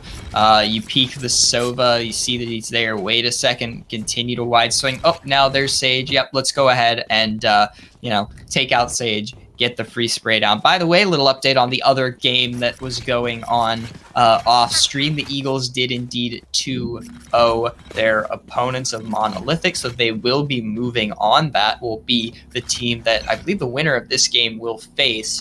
Loser of this game will be facing. Excuse me, sorry about that. Yeah, losers bracket final will be coming up right after this one. The loser of this, like you said, playing up against Eagles. So it'll be an interesting one. Duck making his way up through ramp. We'll go ahead and take out Sage from behind. Now, all of this map control for the T's. This is absolutely insane. You are going to have one in crates as AGN. We'll go ahead and find 2. We'll now find 3 at 3K for him. Not a lot of things that the CTs can do. And now Viper left alone all again. Everyone's coming turret at least. So the bomb will get planted. Maybe a kill here. No, the Viper wall throwing off her vision a little bit won't matter. Sage will take her out. Flawless victory coming from the T's. And now 4-1. About what we saw, well, at least what we thought was going to happen in map 1. We were dead wrong about that. We're going to be seeing in map 2 already. Yeah, and I think this could just be, again, the map comfort here of Stay Frosty. They've played really well on this map, but you got to also remember, when you go up so high in a game against the best team in the tournament, and then you end up losing in double OT, after having a 4-round lead at the very end of the regular time, I mean, that's a tough loss. Nobody wants to lose like that. Valen will find the opener on Austin, and oh man, that is not the guy you want to be losing this early. Here we go. 4v4 Killjoy now out. We'll go ahead. Don't think it'll get anybody. Everyone's just going to be on the outskirts of it. But I have a feeling as soon as this goes off, I think this is going to be a fast retake. Here we go. Shots going through. Duck will go ahead and find one. The left side of. So here we'll go ahead and be clear now. Heels going out. Sky. Seekers. There it is. I was supposed to say, I'm like, Seeker should come out here for a nice little try. But the one Seeker completely dodged in the Jet. We'll go ahead and go after the person behind him now, getting aggressive. Doesn't matter. It's going to be able to shut him down very, very early, as now AGM in mid will go ahead and find one. Going to be a 1v3. The Viper all by herself, able to go ahead and find one. But here it is. Don't think she's going to be able to do this one. Just tappity tap tap. It's all the Sage needs. Now 5-1. It's come close a few times now, but this Frosty roster just looks so good. Yeah, they're looking excellent. You know, AGM is having a spectacular opening half. Ohai is playing just as well as we saw him play previously on this map. I really do feel like, you know, when he gets back in his comfort zone, he is a force to be reckoned with. This guy was absolutely incredible as an entry on Reyna, and then it was also incredibly good on Sage, top fragged as Sage for, I believe, almost the entirety of the last time that these two teams met. So Get out of my way. definitely good to see him hit form again. Yeah, you're the T side. They're going to be throwing out the Jet knives again, I do believe, for the second time this map already. So here we go. No intel there. You're going to get the Sage as soon as she shoots. She'll be found. Now the Sova, or excuse me, the Viper will be taken out, coming from Duck. And that nice little knife play there. Getting aggressive now. He knows the Sage is there. Potentially going to be another free kill. Oh. I don't know what's going on all over the place, but Sage will fall, and the T-side Sova now going to be a 2v3 as kills are going on all over the place. A complete just rush about to come out here. Missing the knives. Pulls out her actual knife. Can't throw that one, as now it's going to be a 1v2. Oh, he came from behind him. How did that hit? I was so confused there for a second, but AGM coming in through kitchen will finish him off. Yeah, and this is where I think there's definitely a level of momentum breaking right here, where, you know, they had really good momentum on that last map, and now GWT, they're kind of down. You definitely get in that mental area when you have a couple of rounds not go your way, and you have the previous map not go your way, which sucks because they really had an incredible map one. And now for them to just be struggling here. I mean, Toots, for example, was playing brilliantly on map one, and so to see him, you know, struggle to get his kills here. Super Turbo, though, we'll find an opener on the Duck. That's definitely a good opener to find. There's definitely a huge chance here still for GWT to put some maps on the board. Put some rounds on the board, excuse me. A map on the board would be amazing right now, not gonna lie. But Turbo, Would be nice. he'll be able to get the opening kill here, the opening 2 kills. And okay, CT's looking to get around here. The op in the hands of Panda will be able to find the opposing KJ. And now it's all down to the Viper. What are we going to be seeing here? The bomb's on the other side of the map, but guess what? CTs don't know that. Is it doable? Yeah, maybe. 1 minute left on the clock. It's going to be a lot of patience, but he's going to have to go ahead and maybe swing out here, find both of these kills, make it even more doable. But it's going to be hard to begin with. The KJ turret up there. We'll go ahead and give him the intel that they need here in a second. But there it is. You're going to see the rotate coming on through. Everybody and their mother will be coming to join the party, but it will be KJ. 2 kills with the op to go and get in that round. Beautiful round there from Super Turbo and Panda Tank to just, you know, clean things up, hold down their respective sites. And, you know, that could be the momentum that they need to, you know, put some rounds back on this board. The problem is, I feel like we blinked and it's already 6-2. There are just so many rounds on the board already here that, you know, it's gonna be tough to, you know, bring this game back from the point of defeat. It's not the end of your tournament run, but it's definitely a heartbreaker here. I mean, definitely. But like I said, I think we're going to be seeing these 2 teams again, dude. I think we were both saying that during the break, and it really wouldn't surprise us. But Duck will be able to find Turbo. So they're going to get another chance to go ahead and rematch for a 3rd time, I guess. But Toots will be able to find one. Ohai will be able to take out Toots. The trade will go ahead and happen here. Viper ult will be going on through. But Austin, we got to see something here. Going to be able to break the wall. Empress about halfway done. Hopefully be able to find a kill here, as it will go ahead. Spraying everything on through. Won't be able to find anything. It's a 3v4. It's still doable. The utility is there. They could go ahead and maybe Viper this for a potential retake. If you can get it right around that corner, he'll be able to flood the right side of the site where that bomb is. But with these lineups, it might not even matter. Austin will go ahead and take out one. Now going to be a 3v3 position, but here comes the res. Saving the economy. Might have been a bit overkill because they're fairly confident they're going to be able to do this one. But to go ahead and secure it, why not? The dart coming on through, immediately taken out. I don't believe any pings went through, but time is ticking away. The shots are going back and forth, and this is going to be nearly impossible for the CTs to go ahead and win, as the Viper will be able to find one. Trades going back and forth. Panda will be able to take out one, but now time is ticking away, and that will make it 7-2, still in favor of Frosty. Yeah, they're looking great right here. They just need to continue continued trucking. They've gotten very consistent entries. They really haven't been doing anything special here. And one thing I have to point out is that where is that masterful utility that we saw last game from GWT, or last map, I should say? Maybe you could argue that Haven's just their map for that. They're really good on Haven and they struggle here. Well, I mean, they've got to really bring that same level of enthusiasm to every single map if they want to be able to take a series against this team, let alone a map. Honestly, I do truly feel like the map pick one for the Haven was 100% the Turbo guys. This one probably going to be Frosty's pick after getting the win yesterday. They kind of just got to rinse and repeat. But like you said, they were definitely set up for success on map number 1. It's unfortunate they weren't able to go ahead and do it. AGM going to be able to get the opening kill here. Going to be able to, Panda will be able to take out AGM. The trade will happen here. But the bomb will get planted. Will now be a 4v4 as the Viper ult will go ahead and go through. And now the Sova. Yeah, all of the ults getting popped. There's another one getting popped already. Jangler's going to get revived. The CTs now have a massive man advantage, but it really won't matter if they're not able to convert onto it. Are they going to be able to, pull the side tick off? Austin will find one. Toots with another. Just going to be a 4v2 now. Pi sitting in a good spot. What a flick from Toots. Demise is able to find one. He'll find a second. Can he stop the defuse? No, he won't. So a round on the board here for GWT. Another one. 7-3. It was, I believe it was 13-7 last time they played on this map together. So I mean, they're kind of on the road to go ahead and replicate that. But obviously, if you're GWP, you want to go ahead and find a win here. But 10 kills for Panda, 10 for Valorant and AGN. Both players that were kind of a little bit slower on the other map during the first half. Going to be quite the opposite. They're going to be starting off pretty fast. Duck has had a lot of good interactions as well. He's currently 7-4. Him and the Sage Ohai both 7-4. 5-3 for Silva. So everybody's doing really well on the side of the Frosty boys, as they are all positive in their engagements. And I'm liking this play. A little bit of tricking going on, but the Silva dart will ruin all of their plans. Won't go in their favor. Here comes the KJ. Ohai will be able to find one. Sage now going to go ahead and get, or excuse me, the Jet getting aggressive will be taken out as maybe potential more kills. They have the vision onto the KJ ult, but it won't matter here. Ohai will go ahead and find his fellow Sage partner taken down, and now it's going to be 2v4. And this is going to be a really awkward retake where they have to take so much map control. Ohio's going to find one Jangler with a refrag, but it's still a 1v2. This is at least winnable, but he's going up against a Viper and a KJ. Two of probably the worst players you could be going up against trying to retake this A-bomb site. Gonna try and start to stick to the Fuge. AGM comes swinging in, but that's just a sound bait as Jangler swings on the perfect angle. Great bait there.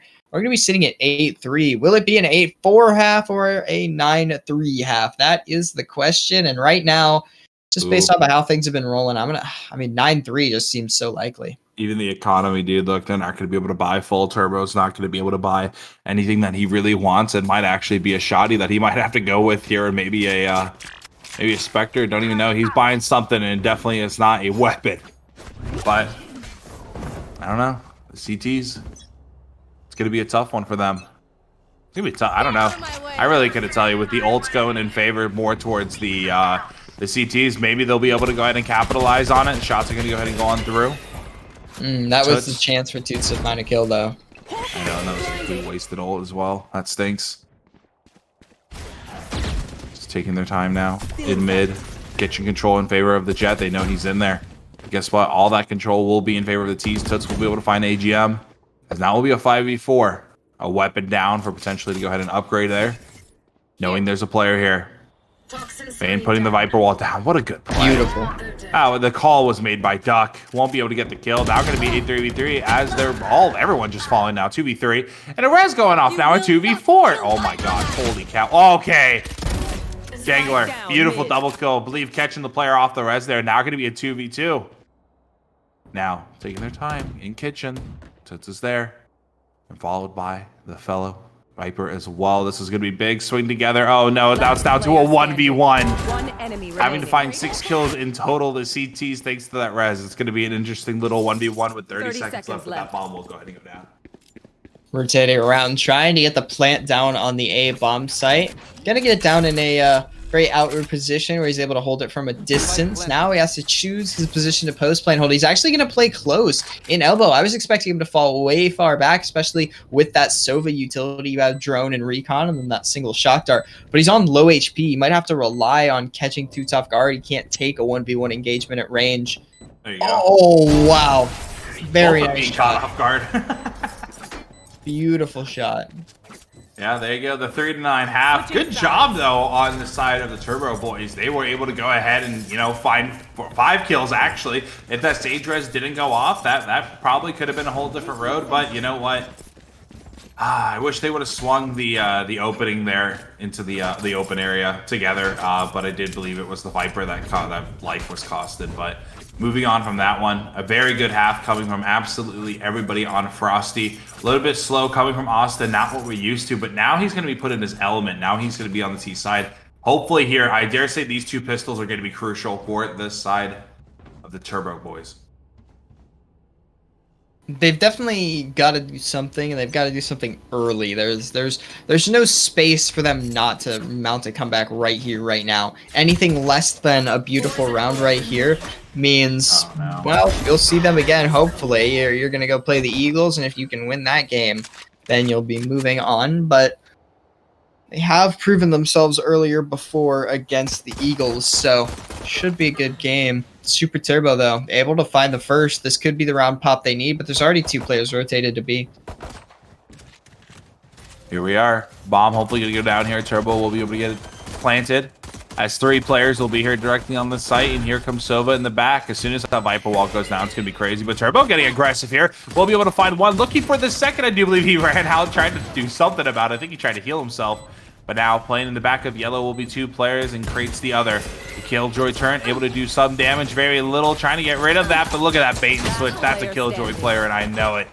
And now we'll be down to a 2v1. Both players weak. All they have to do is play passive here. But no, they're going to get the one-on-one engagements, but it won't even matter. Panda with a beautiful double kill.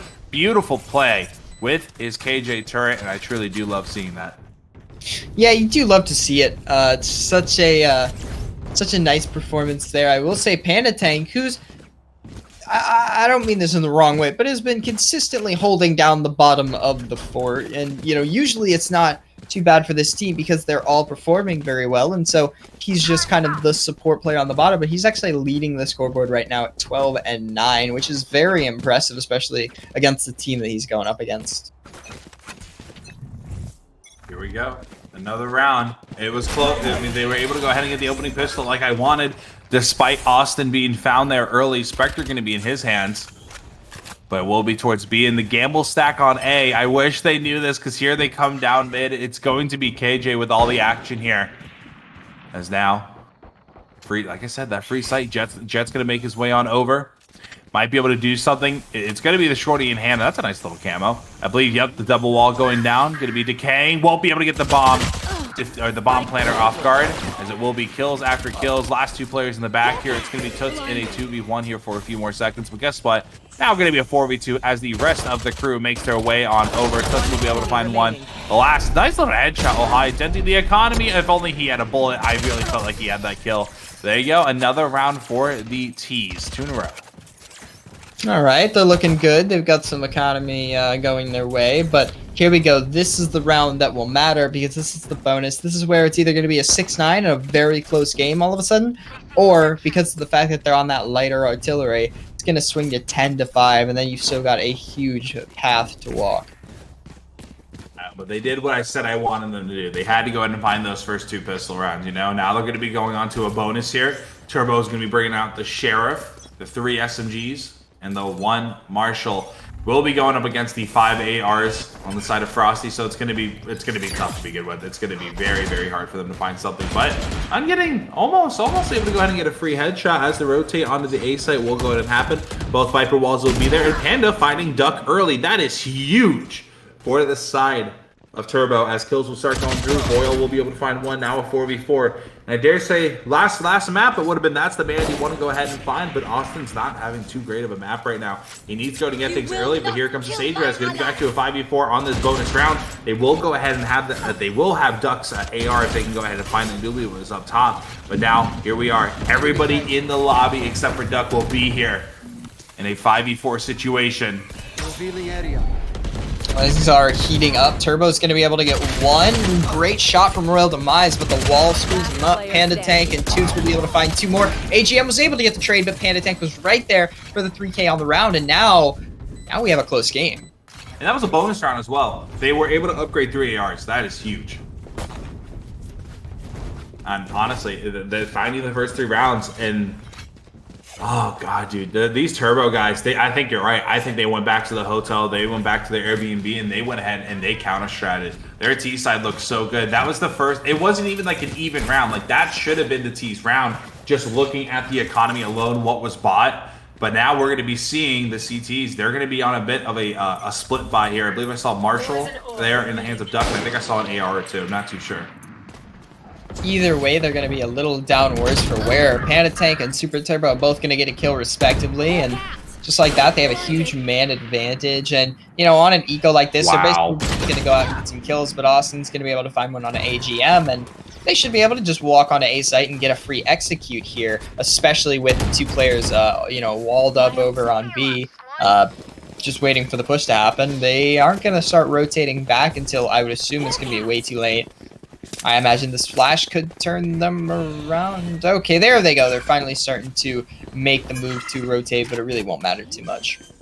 Yeah, they're going to be playing for the exits. That's what they're going to be looking for. They're going to go ahead and upgrade their guns and hopefully survive with it. You're going to see Sova getting aggressive. The Sage will be watching the back of the site. But right now, it's going to be a very long few seconds here as, you know, bomb being planted. Royal making his way on over, seeing me find a kill here, checking all the little spots. But here we are. The swing won't be able to do it. One player down, now down to the Sage. And I do believe, yep, he is going to have the Marshall. I believe it was Ducks. But here we are, just taken away. And this has been, I believe, 4 rounds in a row now for the boys on Turbo.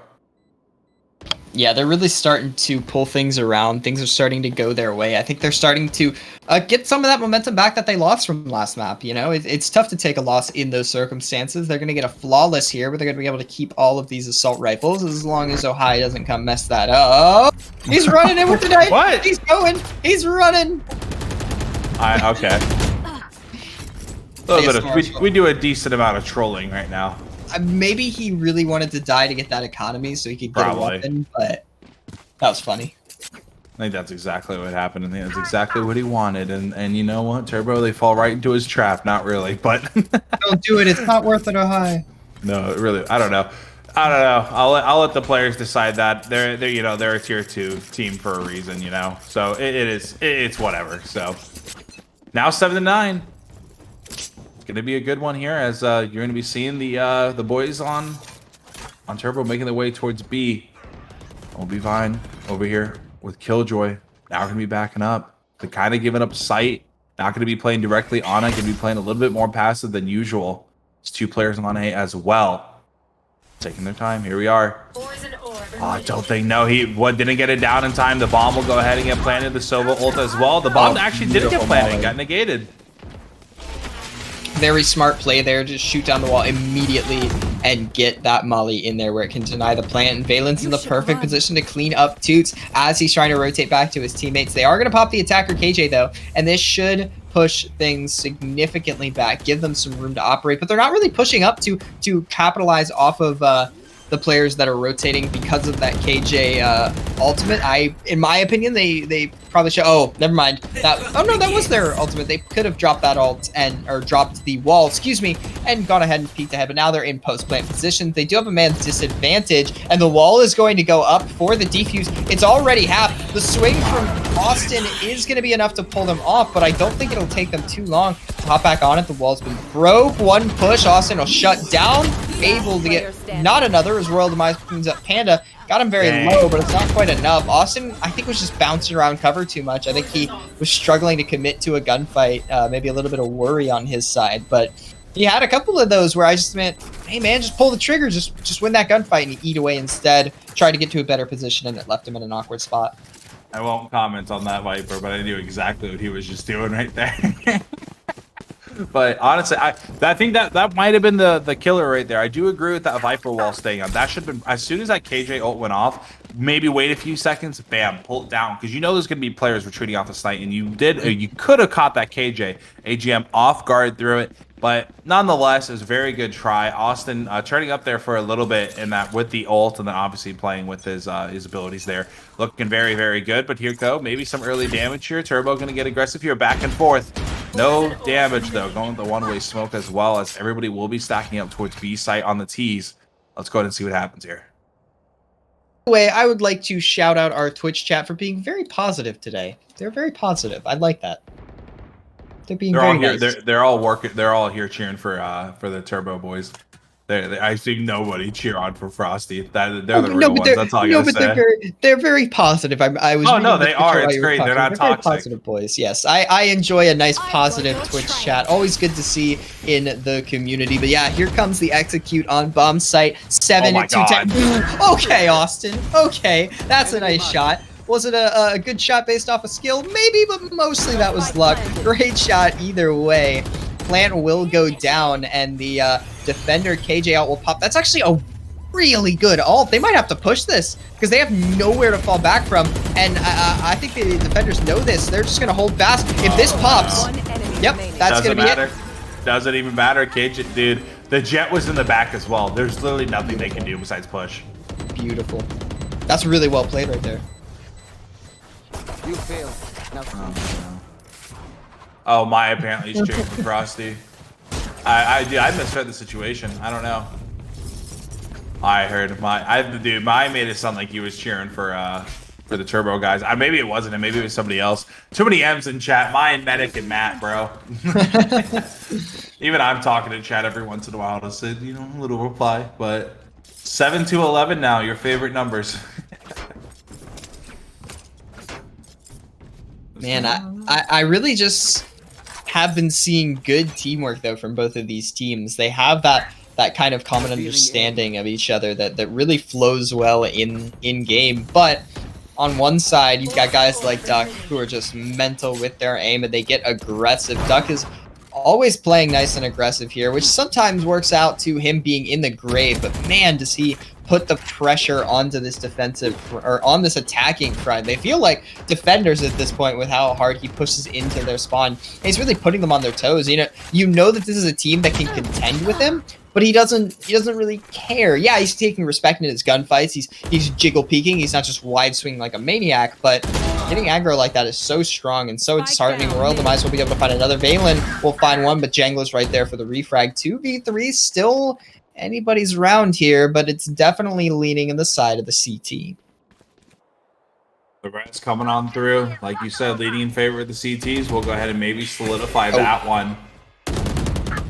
Here we are. So it's bam, bam, bam. Able to find 2 kills, though. Some positive in all that. I dare say negative. And they just keep doing it, bro. It's cracking me up. Oh, no. Match point now to go ahead and seal the deal. Looking for the 2-0. Frosty doing a very good job this map. And you know what? We might be seeing a replication of what happened yesterday. 13-7 is a giant possibility right now, as the boys over on GWP will, obviously have 7 rounds and 12. I always call them complexity again for the Frosty guys. Well, it is a large portion of that complexity roster, and it's great to see players from other teams come together to play at LAN events like this, where they just decide to I guess just come together, have a good time, go enjoy yourself at a LAN. It's not all about winning. Sure, there's prize money on the line, but a lot of these teams worry more about having a good time and meeting other players and just I feel like I've said having a good time too many times, so, I don't know. Having a good time. Great shots from Bandit Tank. Ducks right there with the refrag, though. Valen, it's in a little bit of an awkward spot. He's got people all around him, but, he's sitting in that ult. He's got that comfort. He's waiting for them to peek him, and he's got a one-way in the smoke that's going to allow him a little bit of extra vision. Oh, man, they are just waiting. Doesn't even seem like they're rotating. Okay, they're going to go back for the res. Oh, High's right there. Okay. Oh, High finds 3. And just like that, Jangler's able to find Valen finally. Toots is able to get Royal Demise. 2v2.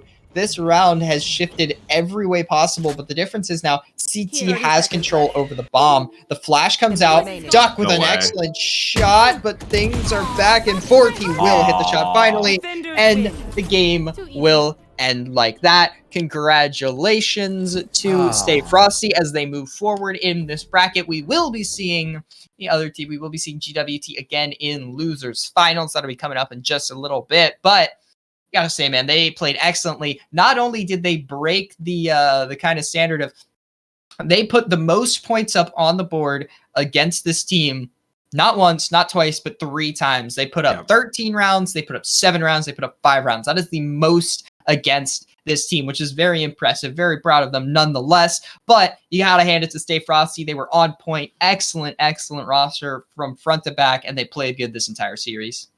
Yeah, and honestly, for the boys over on the Super Turbo Generic Wolf team, you guys are playing up against some of the top talent in Valorant right now. They're a tier 2 team for a reason, and this is a really good experience overall for them. Like you said, the LAN XP is great, and now you're playing up against 3, I dare say, professionals. I mean, they are professionals in this game, and you know what? You guys are competing with them. I mean, it might not be that full roster, but it is more than half of that roster of Vayne, Ohio, and AGM. So going into this, the losers bracket finals coming up here shortly up against Eagles, I dare say that this momentum that they have, even though they lost 2 maps, they went into OT map number 1, and you know what? They got the same result they did last time they played the Frosty guys, 13-7. It's going to be a good one. And Eagles, they just came off of a 2-0 run. Not too sure what the actual map scores were or the actual maps themselves, but something tells me we're going to be seeing Haven once again coming from these picks. We saw the utility lineups, and we're going to be seeing that again, no doubt about it. For sure, we'll be going to a little bit of a break, and then we'll be back with that game. This is going to be my last game here for the day, so I will see you all next time. Thank you all for being here. I appreciate it. Make sure to drop a follow, and make sure to stick around, because this grand final is only going to get more interesting.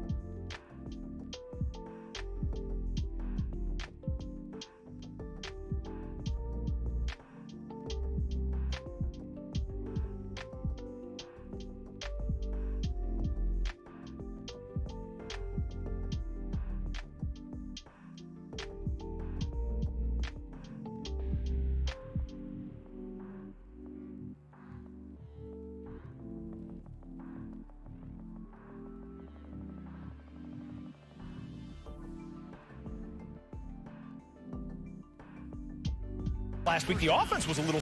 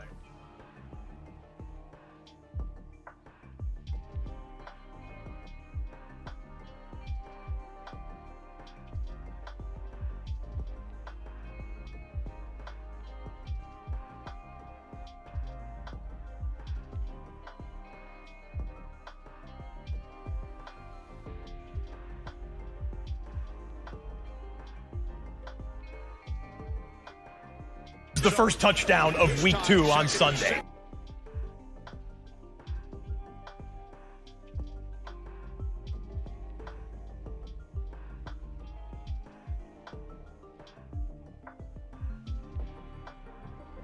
The first touchdown of week 2 on Sunday.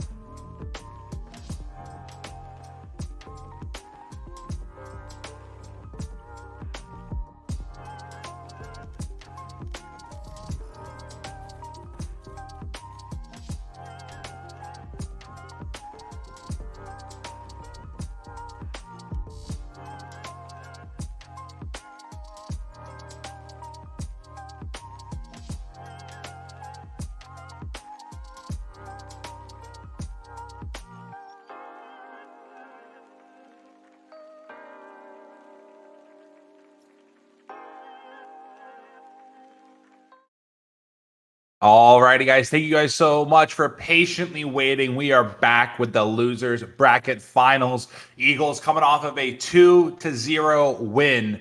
Honestly, and now they're going to be going up against the Super Turbo guys that just got done bringing the best team here at the LAN, Frosty, to a 15-13 OT loss, unfortunately, putting the most rounds on the board, and then losing that 13-7 on the Icebox, so they went 0-2 up against Frosty. But this one's definitely going to be a good one. Both teams are extremely hot right now, both coming off of a, I will say, a win for Eagles, but a very good matchup for the Turbo guys. But guys, Neon's no longer with me right now. Joining me now will be Mr. Skids, as you can see now, to, I believe, the left on me on the screen, looking as cute as ever. Skids, how you doing today, buddy? Stop it. I'm blushing. Don't make me blush on camera like this. It's unprofessional.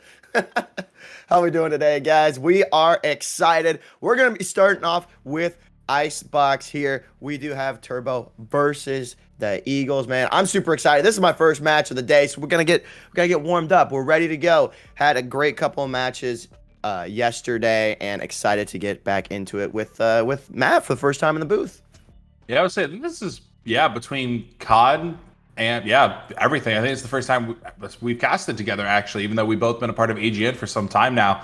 If I'm recalling correctly, nah, bro, we've had to have casted. We've had one or two. We've had one. Yeah, or I was two. gonna say it's been a hot minute though, but regardless, this that's true. That's true. The dynamic duo of the two of us. Hopefully, the chemistry's. No, I'm kidding. I'm gonna start. Hopefully, we don't yell at each other too much. Yeah, I was just saying no, because casting with Neon was a lot of fun. I think it's the second time I've done it with him.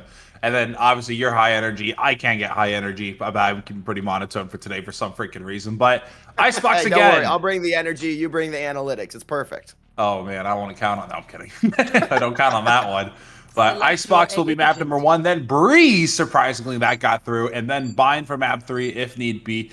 Icebox, the boys over at Turbo did just get done losing this 13-7 up against Frosty, having the same result, but they didn't look half bad. There was a few very one-sided rounds, but I won't count Turbo out of this. I do believe this is going to be the Eagles pick. I do believe Breeze will be the Turbo pick, and then obviously the decider being Bind.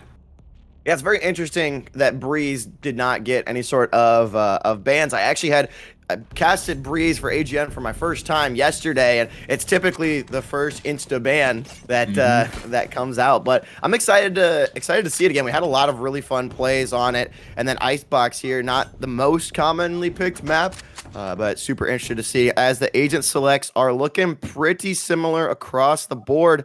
I believe the only difference is that Turbo is rocking the Sage and Maven has the Sova.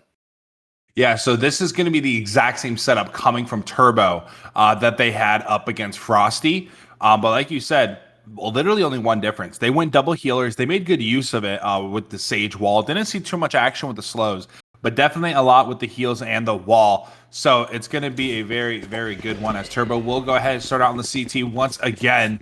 And now Eagles going to be on the T side. Yeah, you do see quite a strong little push over here towards A. Let's see who's going to be able to get the first pick here. And it will be Rhythm against Panda. UNT taken out too. And now here comes the aggressive push on into A. Site is cleared. Spike is going to be going down. And here comes the counter rotate over from Turbo. Can he pick anything off? No. A 1v5 situation here for the attackers. Yeah, not something I just got done casting these guys. Very abnormal, actually. They did a very good job playing the retakes last game, but they completely held sight. Usually they'll go ahead and after they see the heavy attack, they'll go ahead and just back off and play for retakes. Although it is pistol, they did the same exact thing round number 1 on Haven last series. So very different coming from them. But the first time I'll be seeing these Eagles guys play in this arena, Mr. Rhythm coming out hot. I believe he got 2 or 3 kills there. I do know he at least got 1 assist. Yep, 2 kills for him in Prime, and then 1 for Mr. Are we calling him 0327? What are we calling him today? That's a long one. I don't know. We'll just we'll figure it out as we go. I'll just start calling him Sky. That's a pretty pretty unanimous decision there. But we do see a Bulldog coming out. We've seen it a little bit more. I saw some yesterday. Seems to be a little bit more common here, not just the Spectres, as Eagles do come in with this push over towards the B site. And here we are. Only one player directly here on the CT side. But guess what? Here comes the rest of the force.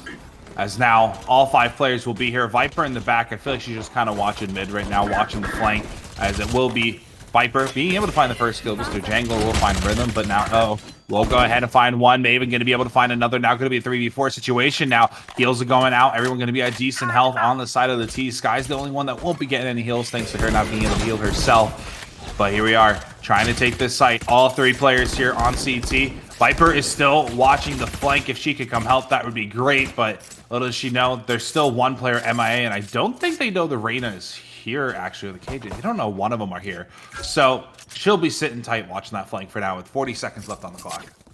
Yeah, fantastic job here from Turbo to be able to stop this push over to B and at least burn a little bit of clock as they have to rotate all the way back on over into A. They did get a couple of picks early, but it wasn't enough for them to push into the site, as there is going to be a little bit of slowdown here on A. You do see Sky, Panda up top. They're able to get a little bit of positioning. Here comes Prime with the flash, and now here comes another swing. Maven taking one out, giving a little bit of time. 4-3 to get the plant. Austin able to pick one up, get some heals. A 1v3 situation. Spike is down. Very difficult spot to be in.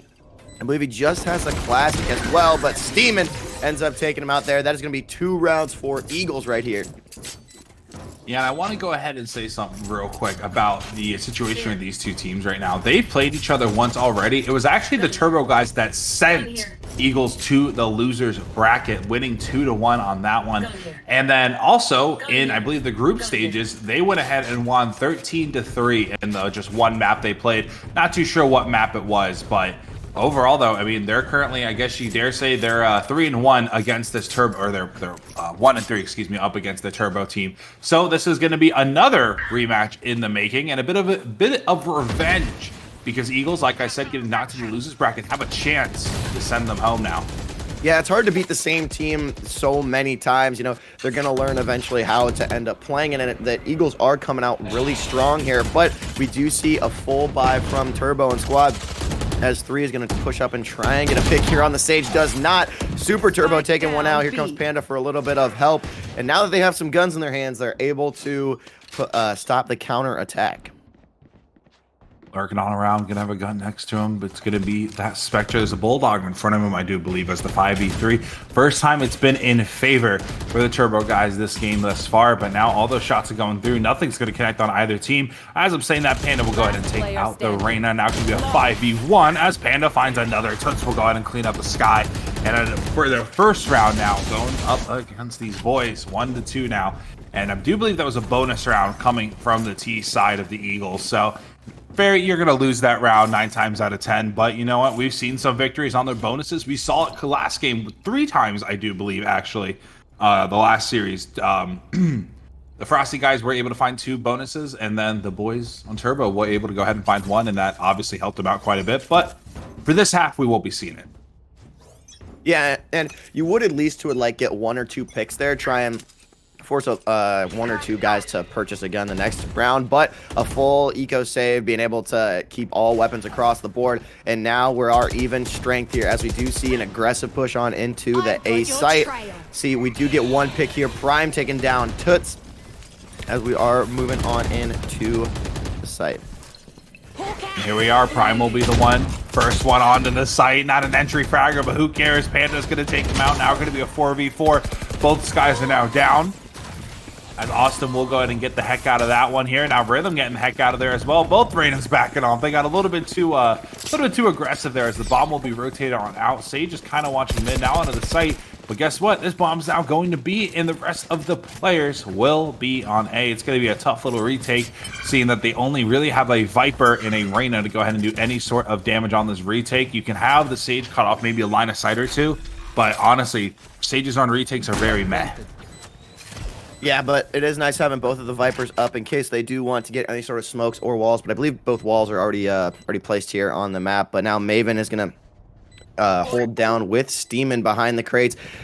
Take a little bit of time. Here come walls. Here comes a little bit of the counter push here, allowing Turbo to push up and try and get a pick. Nobody around. Jangler making some noise on the defuse. That's going to bring Eagles out to play. Here comes the Killjoy, just posted up. No utils left. Steeman with a double kill there, 4-1. Turbo has the world against him, takes down 1, but Killjoy able to take down Turbo, and that is going to be round number 3 for Eagles. Great rotation, didn't end up able to take the A site, rotates all the way back over to B for an easy take and round win. Now 3 rounds in the book for Eagles, only 1 for the boys over on Turbo. Gonna have to go ahead and get something going here quickly, because the economy right now, you're going to see after the full buys, 2,400 left for Prime and 2,100 for Rhythm. Maven also with 1,800. Those are very, very good numbers to have when it comes to your creds and how much money you have going into, you know, about to go into the fighting stage of the match. The round has now officially started, and all that economy going to be nice and saved up for them. Now going to be a 5v5 though, as the new round goes ahead and starts. We are alongside Toots here, and now to Austin, who gets taken down. Taken down by the Killjoy. Panda trading out right there. Prime taking down the other Sky. We are getting a little bit of trades. There is 1 player left. Panda getting blinded there by Prime, allowing for the push up, but Turbo says not right now, getting stunned by the Hound. Puts a little bit of the stop on the A push, but they are going to get the plant anyway. Here comes Viper, and Jangler going to try and get a pick here, alleviating some pressure off of Turbo. Now they're going to have to try and come in, play for that first pick before getting any more pressure on the site, but down 2 to 4, it's going to be a difficult push. Ooh, barely avoiding. Little bot there, as it will be a 2v4, going to be extremely tough. And now guess what? Both the locations knowing double peeking together, we'll be able to go ahead and find the kill. Now 2v3, but the bomb is taken away. But here is Killjoy, going to be a little bit of an ankle breaker, as he will go to find Turbo, and then the Viper finding the Viper, giving the T's another round. 4-1 now, and their economy is still going to be able to run in the win right now. Yeah, that was actually a great way to play together there. You saw the Sova on Far taking the peaks, distracting both of the players. He didn't end up getting a kill, but distracted him for long enough, which allowed Killjoy to rotate around and get that first pick and distract the Viper, who was remaining alive, and then great pinch there. That's what having the numbers advantage is going to do for you in a situation like that. And now hopefully, like I said, this is, I don't want to say this is necessary around for the CTs, but kills here are going to be huge. I mean, they're not really going to have the weaponry they want. You're going to hear the Marshall start going off. I do believe they have 2 of them over here on the A site, but away we go. All the utils starting to get thrown. Nothing going to connect just yet. Both Killjoys throwing out their little bots. As now, onto the site we go. Sky, like I said, dude, Sky's playing like an entry fragger right now. Able to go ahead and find 1. Here goes the Hawk. Will it be able to connect? I do believe we got 1 blind on the Killjoy in the back of the site. But now getting the high ground. Will she be able to go ahead and find the Sage right below? Swinging on out. Going to be able to find 1, but the Sage will be there to go ahead and stop the party. What could have been an amazing clip. Well, now get the bomb down. The Killjoy be taken out now at 3v3. KJ ult as well. And it's going to be a T-sided KJ ult, so it's going to force them out of here. Barely going to be getting out of there alive. Turbo's going to be fighting, though. He's going to be staying. Is the bait going to be there, though? No. They won't even bother trying to go for it. A very smart play. They kind of read that the bait was going to happen there, but here goes the Viper util. Going to go ahead and keep him off the site for a little bit more time. A few more seconds left. Still another Viper charge in her hands. This is going to be a crucial kill. Won't be able to do it. Fully flash. I don't think someone on the diffuser, but now it's down to a 2v1. And this might actually be a no. The Sova ult. No, unfortunate. Won't be able to do it. Don't even think she got a half. The Sage gets taken out, and the CTs are extremely unlucky there. I didn't even notice Sova got the ult. I think he got that in the middle of the round. Yeah, that was a brilliant ult play there. The only player left alive. Got the spike to half, but unfortunately not enough time for Tuss to try and swing back in after the ult. But I just want to applaud there Turbo and Jangler's little plays with the Sheriffs. They didn't end up taking the round there, but the patience for Turbo to stay behind the Viper wall and then pop out, get a pick with the Sheriff, and then Jangler able to pick up another as well. They didn't win the round, but it ended up being really good, taking down a couple of players, and you cleared the econ just a little bit for the attacking side of Eagles to help you out now with 5 ults to your names. And now here we are. Like you said, those 5 ults are going to be hopefully give the CT a round win here, or at least extinguish one of them here. Hopefully the KJ ult, if they go ahead and attack the A site here, she's in a good position to go ahead and throw that down. Obviously the Reyna ult being a Reyna ult, one of the stronger ults in this game. And then Sky the Seekers, and there you go. We're gonna go be seeing the T side Seekers come out as 2 ults will pop, the Reyna and the Sky. The Viper still has hers. They want to go ahead and get this bomb now, but at this point, until these ults are gone, I don't think we're gonna be seeing any see any usage of the CTs. But there you go. Down goes Rhythm, down goes Sky. And 3 ults now being used on the T side. This is a very expensive round for them. They're trying to secure this one out, but they're doing such a good job just holding in this back line over here. The T's are going to be able to find 3, maybe going huge.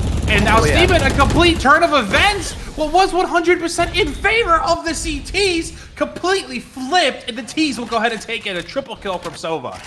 Another round saved by Maven there. A triple kill on the bomb to wipe out the defensive side. And I actually didn't realize, it looks like CTE Reyna used her ult as well, but I saw the attacking Reyna getting taken down by Austin on the CT side.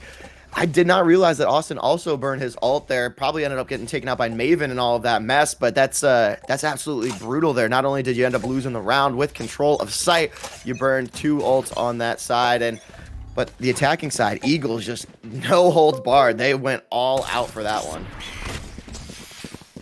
Away we go, dude. That was 2 ults. The Sky ult was also used there as well. So that's going to be a double negative for the CTs. It was, dude, it was 100% in their favor. It was a 5v3 with 5 ults. There's no shot you actually lose that. But it is what it is. They know 2 players up on the flank here. It's going to be an eco round for the CTs, and the bomb will now be planted. Yep, we do see Spike already down on A. They're already trying to push in through spawn here, but Maven with that drone able to get intel and take 1 pick with him. Now it's just the Killjoy down here in the corner, gets taken out by Maven again, but there are 3 players over here on the Spike. Everyone on Eagles just kind of left it alone.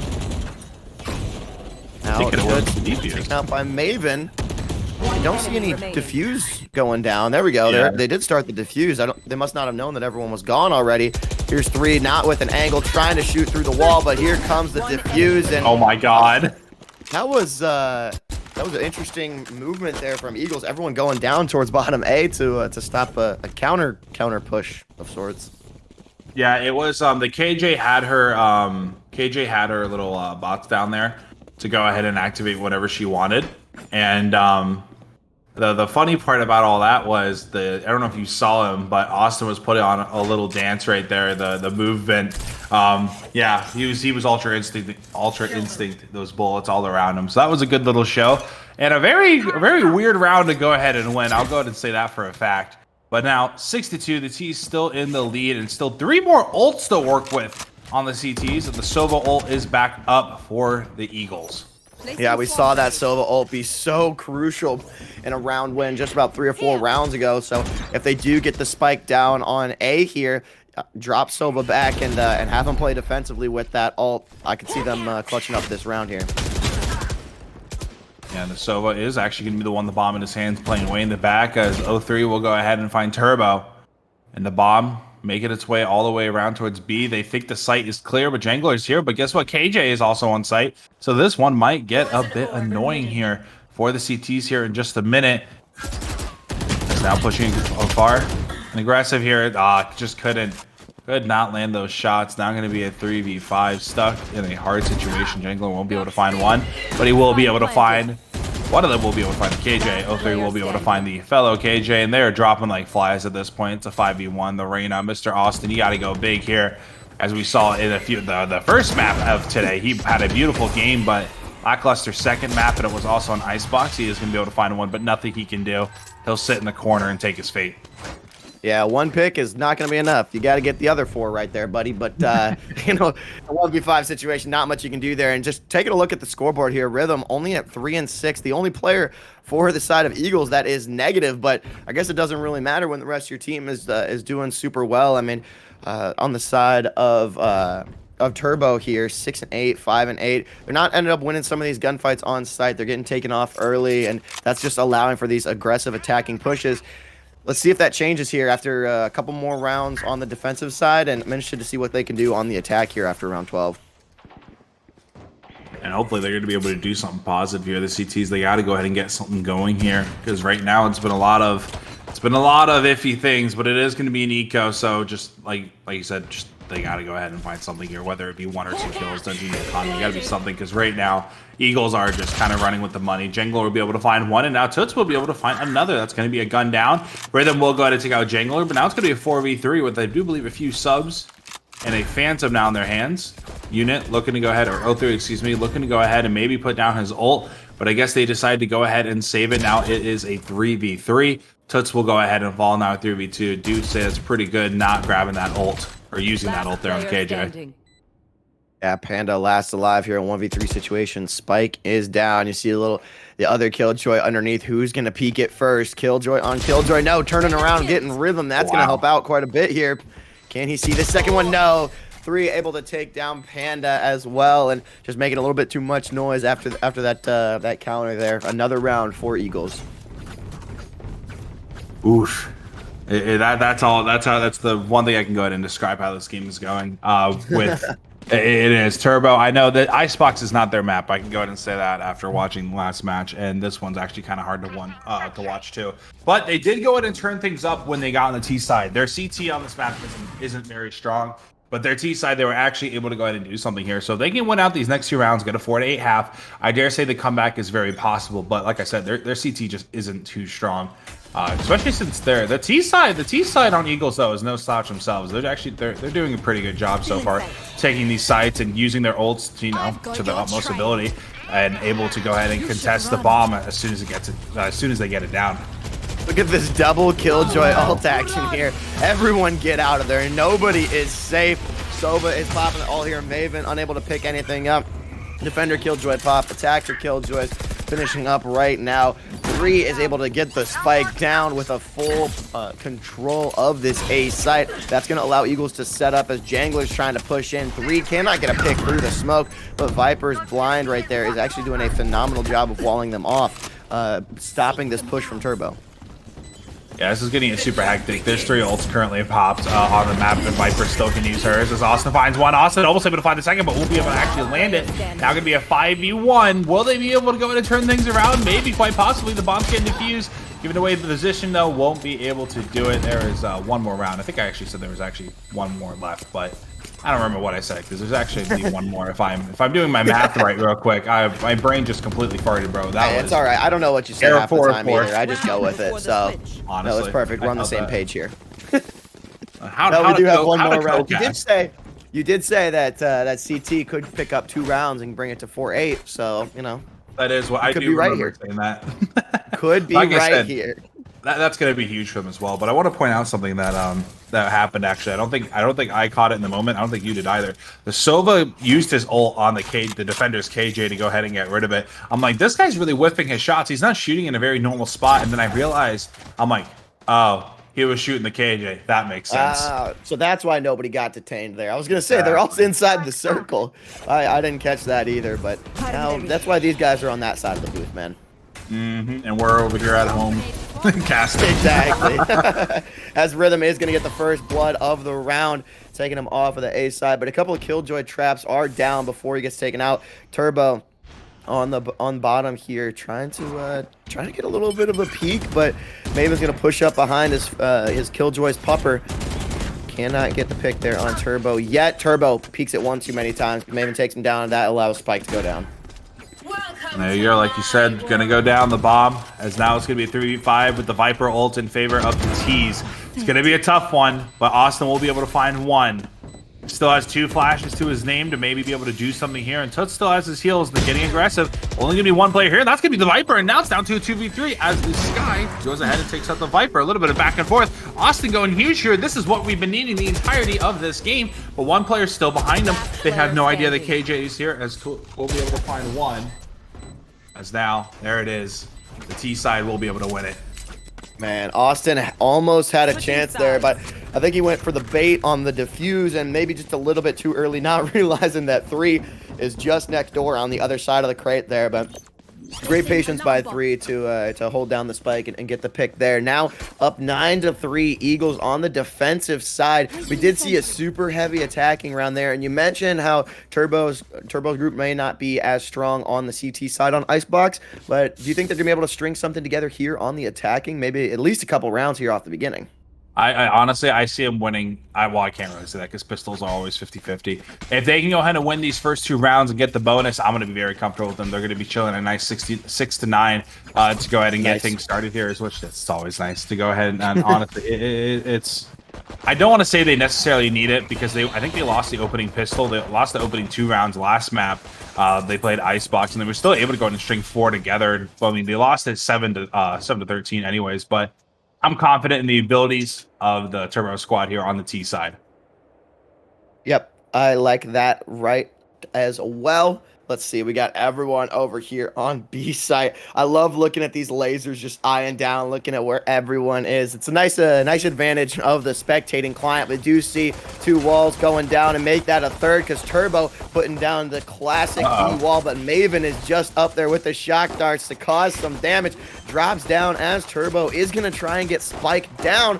Wall breaking in. Panda just over there with the right click 3 up top, able to pick off the Sage, but just too late after the spike is already down. But the attackers now up 4-3 and a couple players behind the wall using the enemy Sage wall to their advantage, having to come around and try and get a pick here on the swing. Shots going back and forth. Now going to be a 2v2 as Rhythm and Jangle are both able to find one. Down goes Rhythm. Mom will go ahead and get the fake little defuse. Going to hop on off of it. The double peek together. And Shot's going to be able to find 2. And Daniel, you're doing a good freaking job on this camera angle. That was so freaking cool to me, dude. I was in awe that entire time. It helps when you got good spectators on our team, right? Makes our job a lot easier. Oh yeah, it makes it a lot more entertaining too for the people at home. I hope so. Really smooth, Daniel. You're this your first time doing it? Your first day? You're doing pretty. I'm kidding. He's doing a great job. He always has. Oh, I love it. A little bit of banter because you can't say anything back to us. It's perfect. Oh, man. We do look like we see another B push coming on strong. And, you know, they won that 50-50 here. And if they can win a soft buy on this second round, you said get into the bonus round and save that eco and just get the advantage here. You could see it being 6-9 and pushing up towards the 7-9 up into the tiebreaker. But we got to get through this round first as 3 trying to put down some shots and takes more damage than it gives out. Turbo taking that first pick on B, and now they're going to get aggro. No. Turbo picking up another Maven with a shorty and a dream. Drops down and gets Turbo down, so Spike is down. And Toads is going to have to try and swing it on over here, up 4-2. 1 enemy remaining. I would say no shot. He just comes and does it again, but I forgot the Silva was taken out now. The KJ in a 1v4 situation, 20 HP. It's going to be a nearly impossible job for this man to go ahead and try and clutch up. I dare say even to find a kill with that kind of HP. And only a classic in the hand, no ghost, no frenzy, no nothing. So using the flash, won't be able to connect. And it's going to be a very long time here. He's waiting to swing out and just right click. I'm waiting. Oh, and they already got him with one through the wall here, so they know exactly where. And yeah, he just kind of had to let it happen there. There's nothing you can do. I don't know who said it. Someone said it in the game chat. They said AFK. Oh.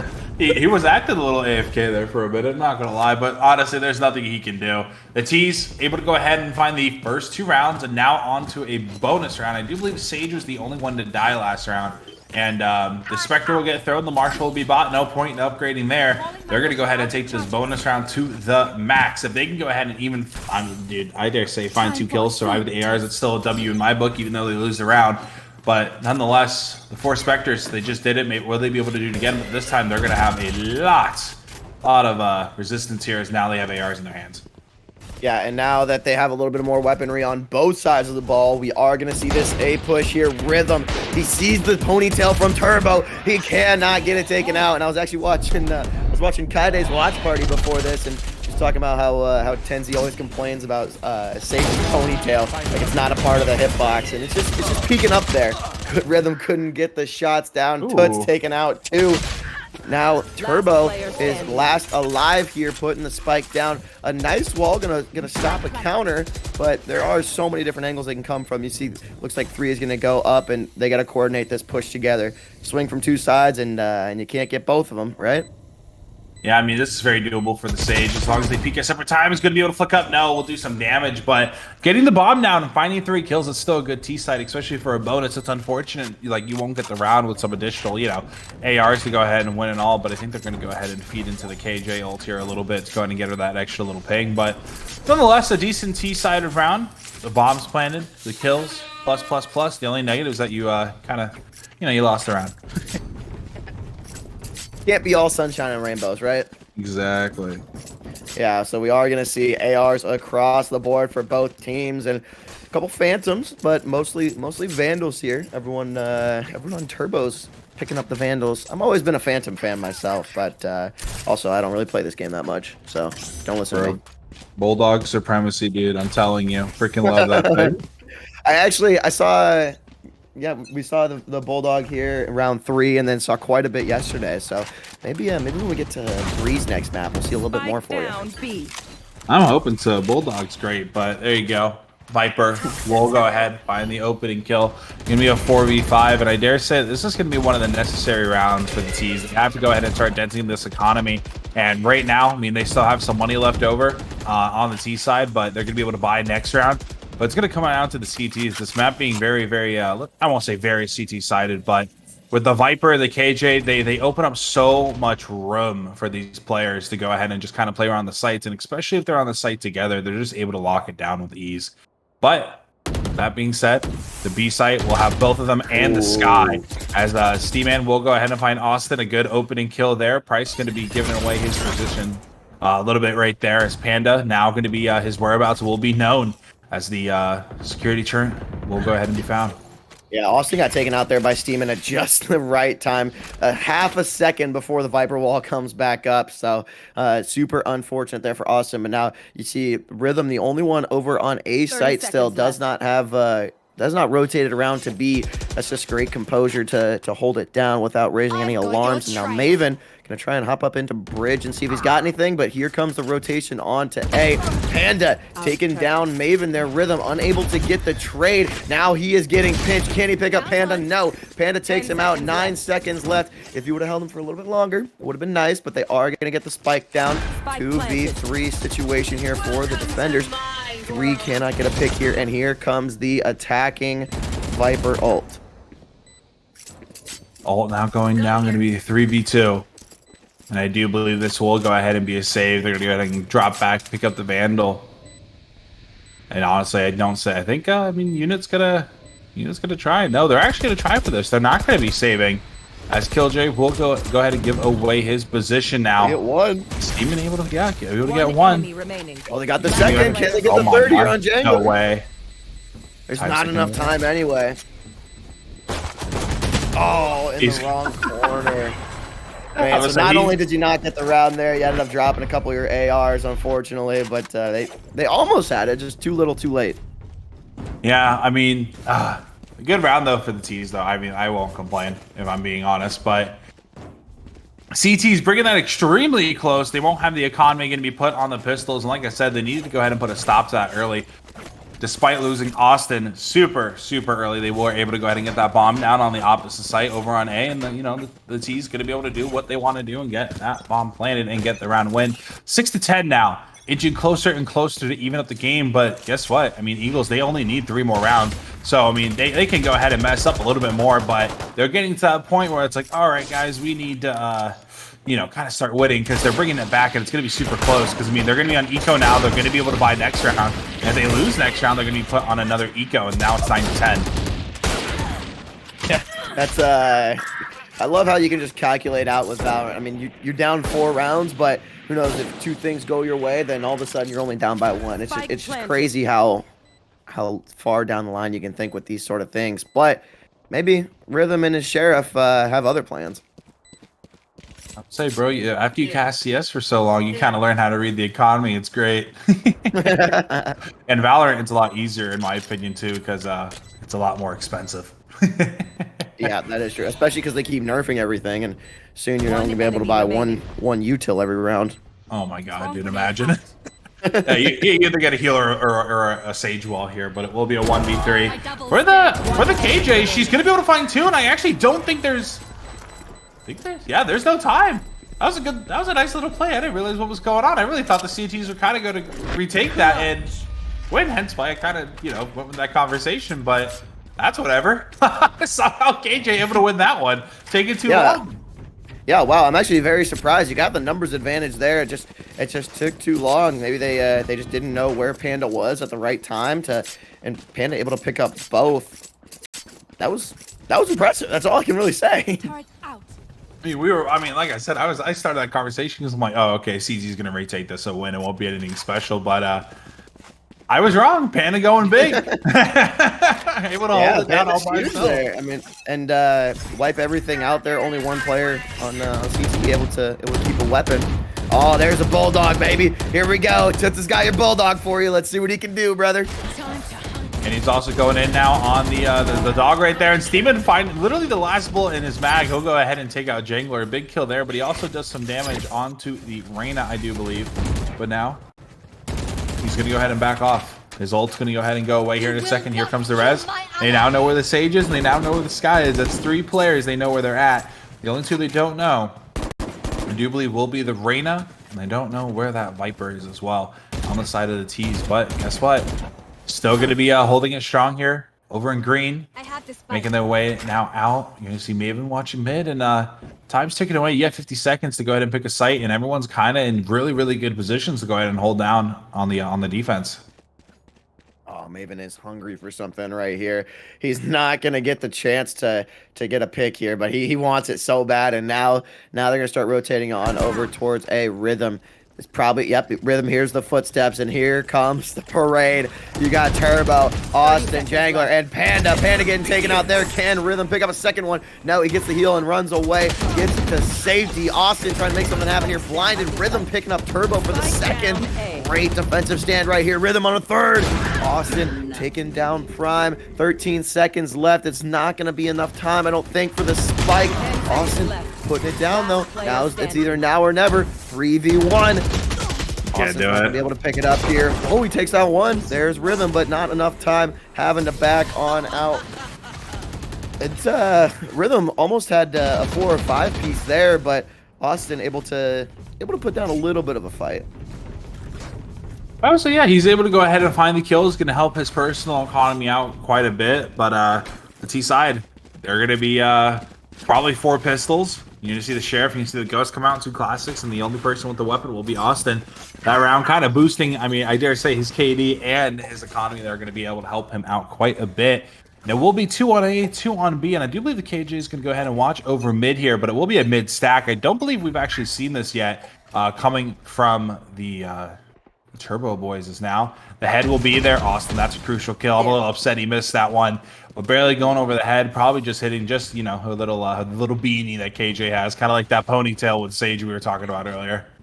Yep, it's oh my kind God. of not the hitbox there as Maven takes out Toots for the first blood. Gonna slow down the mid push a little bit and pop the defender Killjoy.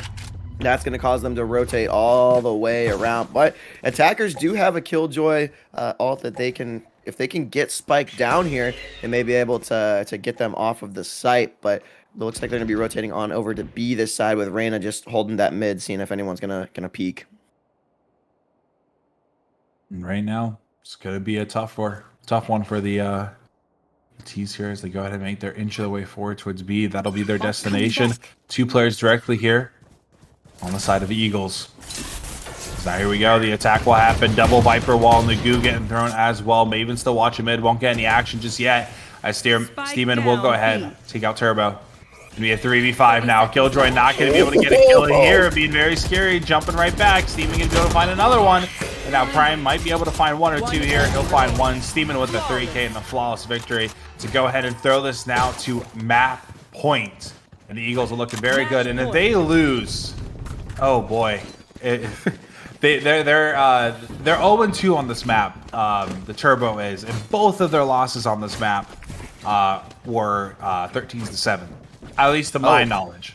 Wow, that is that's what you call bad luck curse here. So what you're saying is Eagles are destined to win this round. Oh, 100%. And we're going off of destiny, you know. Oh man, or maybe 3rd time's a charm. Maybe 3rd time's a charm. Yeah, there you go. It's hard to do the same thing 3 times in a row, but man, Panda that last round just was in the perfect position to take out this guy there, but didn't end up getting it done. But as I say that, Panda ends up taking out Rhythm, and Maven trading out here on the Sova ult. The attacker Killjoy coming down, getting them off of the A site, and this is going to be a great setup. Plant is going to go down. You got the Viper wall, the Sage wall. This is going to be a very difficult CT push. Here comes the plant. Spike is now down. Prime unable to get the trade there on Toots. 10 HP. Now Steeman is going to watch the other side and push up with the rest of his team, and there's just so much happening right now. And taking their time, the CTs, we got to go ahead and get your butts on the site now, as Prime will be able to find 1. They have the intel in the sky. They know the Sova's here as well. Jangler taking a little bit of damage. Gears right above him. Down goes the spray. Turbo will actually be able to take him out, who's chilling in the back. But Jangler looking to find 1, and there it is. They broke it. Third time's the charm. Maybe it'll be 13-8, or maybe, you know what? Maybe we're going to OT. Who knows? But they're staying alive. One more round. One round at a time.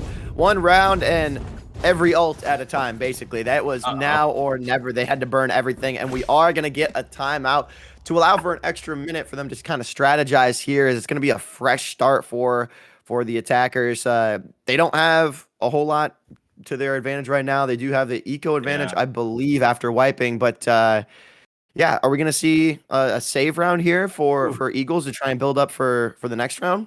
Nah, it's gonna be. I think the Reyna ult alone on the CT side is gonna be enough for them to go ahead and, you know, hey, let's full buy. We're gonna play around the Reyna ult. She's gonna have a Vandal and Odin or something, you know, just something that can shoot really fast in her hands to go ahead and get the shots down range to maybe find an opening kill here. As soon as she figures out who's going where, she's currently sitting in the A site. As soon as I feel like she gets any noise that they're going to be pushing up, the ult's going to pop. She's going to go throw a flash. She's going to find a kill or two, hopefully. Because right now, I don't want to say it all lies on that Reyna's ult, but I do truly believe this will be a full buy, or at least to what they can go ahead and do. And like you said, they did go ahead and get wiped here, so it might be a tough one. But no ults on the side of God, I don't know why I wanted to say Tumblr right there. On the side of Turbo, I don't know where Tumblr came from. I really couldn't tell you. But yeah, you're gonna be seeing the buys there. He's distracted, man. But yeah, I mean, they did pop, what, 2 or 3 ults there for Turbo. So they are going to be pretty dry on that front. You did see a full buy on the scoreboard. And here comes Reyna pushing up heavy towards that A site. So it may be exactly what you thought. But no, she's going to back up. There is lots of intel here. Maven's going to back up and wait for the rest of the team to rotate around. Here comes Austin, which Reyna is going to get the first pick here. And it's going to be Rhythm taking down Panda, getting out of there with some heals. CT's gonna slow it down a little bit. She does pop the ult. Maven taking down Turbo. Rhythm got it too. Now it's a 2v5. Oh, this is unfortunate here. Yeah, I want to say, I think the KJ on the CT got extremely lucky there. She was literally in the perfect corner. The Viper goo did not reach her. It was literally like centimeters in front of her. But there is going to be a player watching mid behind her. So if the Sky does decide to exit, the opposing Sky will be there to go ahead and, you know, cancel it all out. But it's 35 seconds left, dude. I dare say this is done and done. But you know what? When there's a will, there's a way. And maybe she can go ahead and run. Think she's going to go ahead and maybe hear the Sky. Don't think she'll heal the flash, but literally nothing that the Toots can do here. Yeah, you're kind of just SOL at this point, and there it is. Steeman picking up the final kill. It wasn't 13-7 this time, but 13-8, close enough. So Eagles gonna be able to take map number 1 on Icebox. That was just a great stand on both sides. They just got so many rounds on the attacking side that it made that CT stand so much easier. Yeah, honestly, they needed to go ahead and hold a few more rounds there, dude. I feel like if we went a full half, you know, if we went 12 rounds and 12 rounds, I truly do believe. I think Turbo probably could have won that and all. But the fact that they, like you said, they let way too many CT rounds go in favor of the enemy team. So that's what ultimately caused them to lose. They had a good round, but now we're going to be going into Breeze. This is going to be the first time, and I think probably a month that I've casted this map. Because like you said earlier, it never gets picked. It never does. This is usually an insta ban. It always gets banned. But I have a feeling, though, I think the reason why it wasn't banned is because after they saw the Haven going up against Frosty, who's, kind of predicted to go ahead and win out this LAN, I think that was banned. I think that's exactly what happened. So I do truly believe, and I hope this is true, because I don't think Icebox was the Turbo guys' pick. I truly do believe that this Breeze is going to be the Turbo's pick, because like I said, now they're 0-3, like what I know, going against Frosty and the Eagles. They're 0-3 right now on Icebox. So I'm praying that this is their map pick. Yeah, I mean, if you're 0-2 going into a map, I don't think you're going to want it. I don't think you're going to want it again. That ideally, if I was the coach, I probably wouldn't pick it. But with Breeze, something that I noticed yesterday was the most special agent, or the best agent that had the map control, was a Viper on Breeze, both on the attacking and defensive side. Viper control, A site primarily on the pyramids, was just incredible. So I'm interested to see what the agent select is going to be for this Breeze pick. I really want to see these Viper plays come out, though. I mean, yeah, I mean, it's going to be an interesting one. I'm not too sure what the team comp's going to be. We didn't see any smokes that game. No Astra, no Brim, no Omen, and I wonder if they might be. We might be seeing another KJ Viper combo as well, and potentially maybe a Phoenix, because I mean that's all you really need. The smokes are going to be good for the A side, and I mean attacking either site and maybe contesting it's going to be nice because they're both very open sites. The map is just very open to begin with, but we could be seeing a lot of flashes as well, because those are another way to go ahead and nice way to clear sites. But guys, we're going to go ahead and send it to a quick little break while the teams go ahead and rest up, talk about it a little bit, and we will be here in hopefully a few minutes on a breeze. You guys go ahead and stick around. We'll be right back.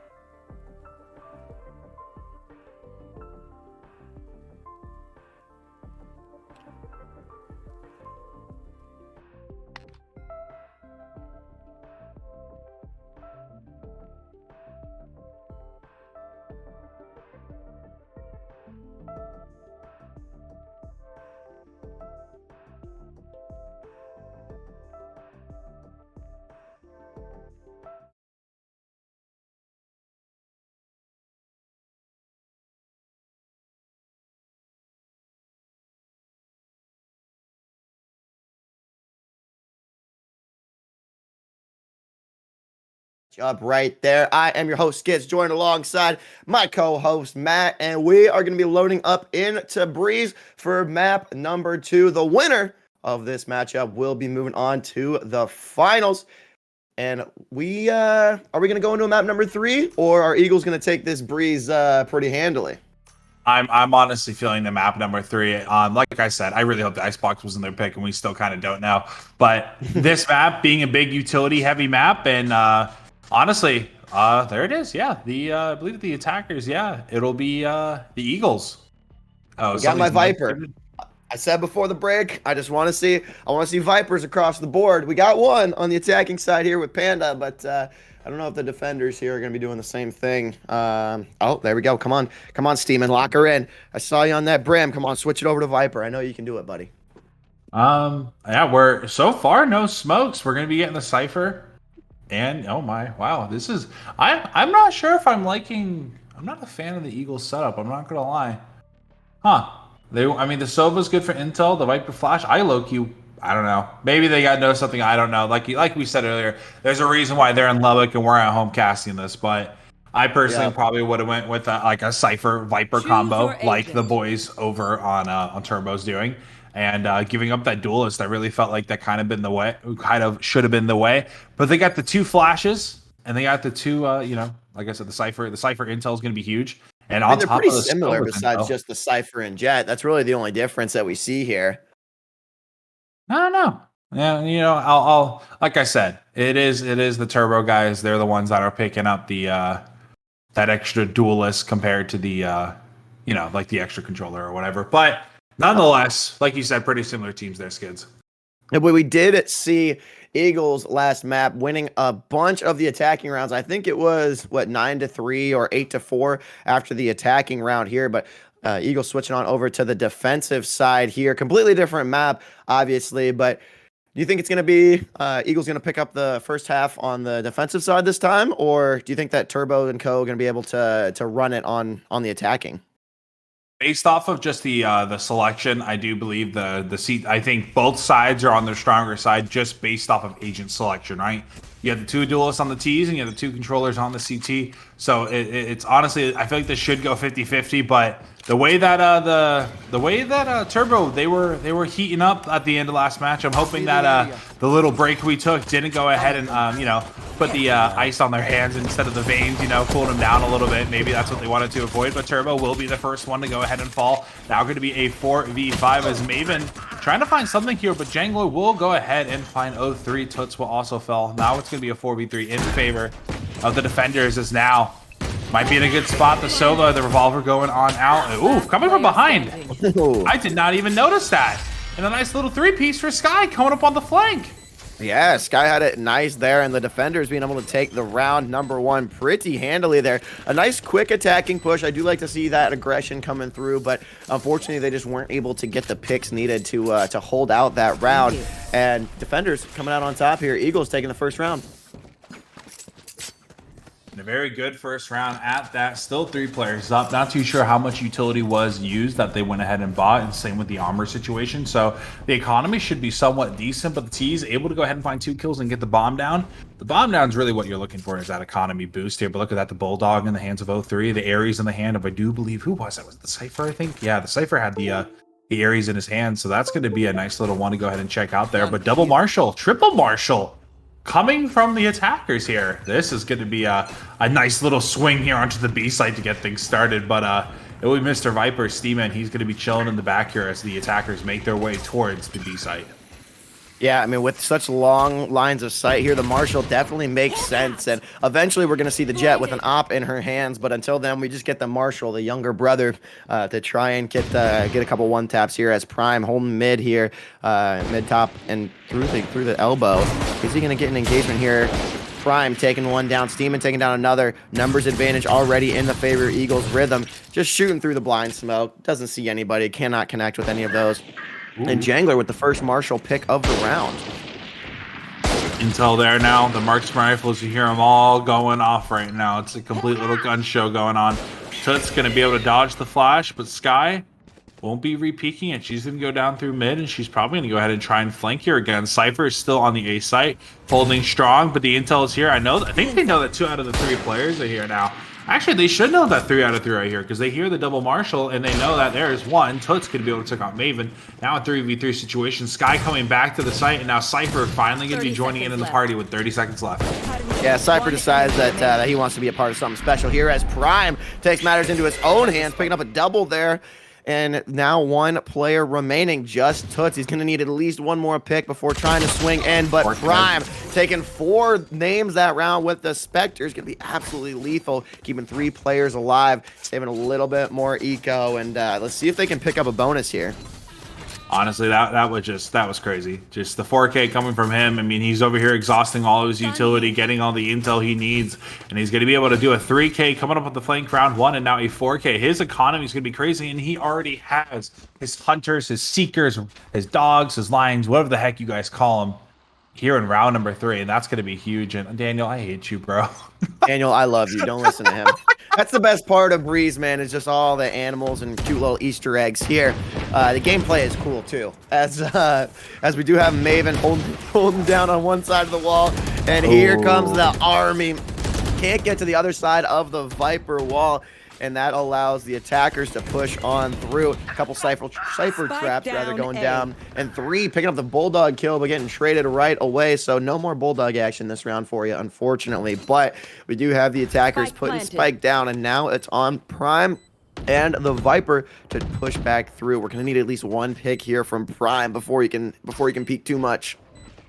Yeah, you know what? If he can get a kill here, I say pop the ult. If he can go ahead and find Toots, Toots will be able to take him out. Yeah, I would say, I don't know, maybe not. Steeman only has a ghost. Maybe popping the ult there, even if he got the kill, wasn't the good call there. But now Steeman, 10 HP, going to be trying doing something. No, won't be able to do it. Bonus round won't go in their favor.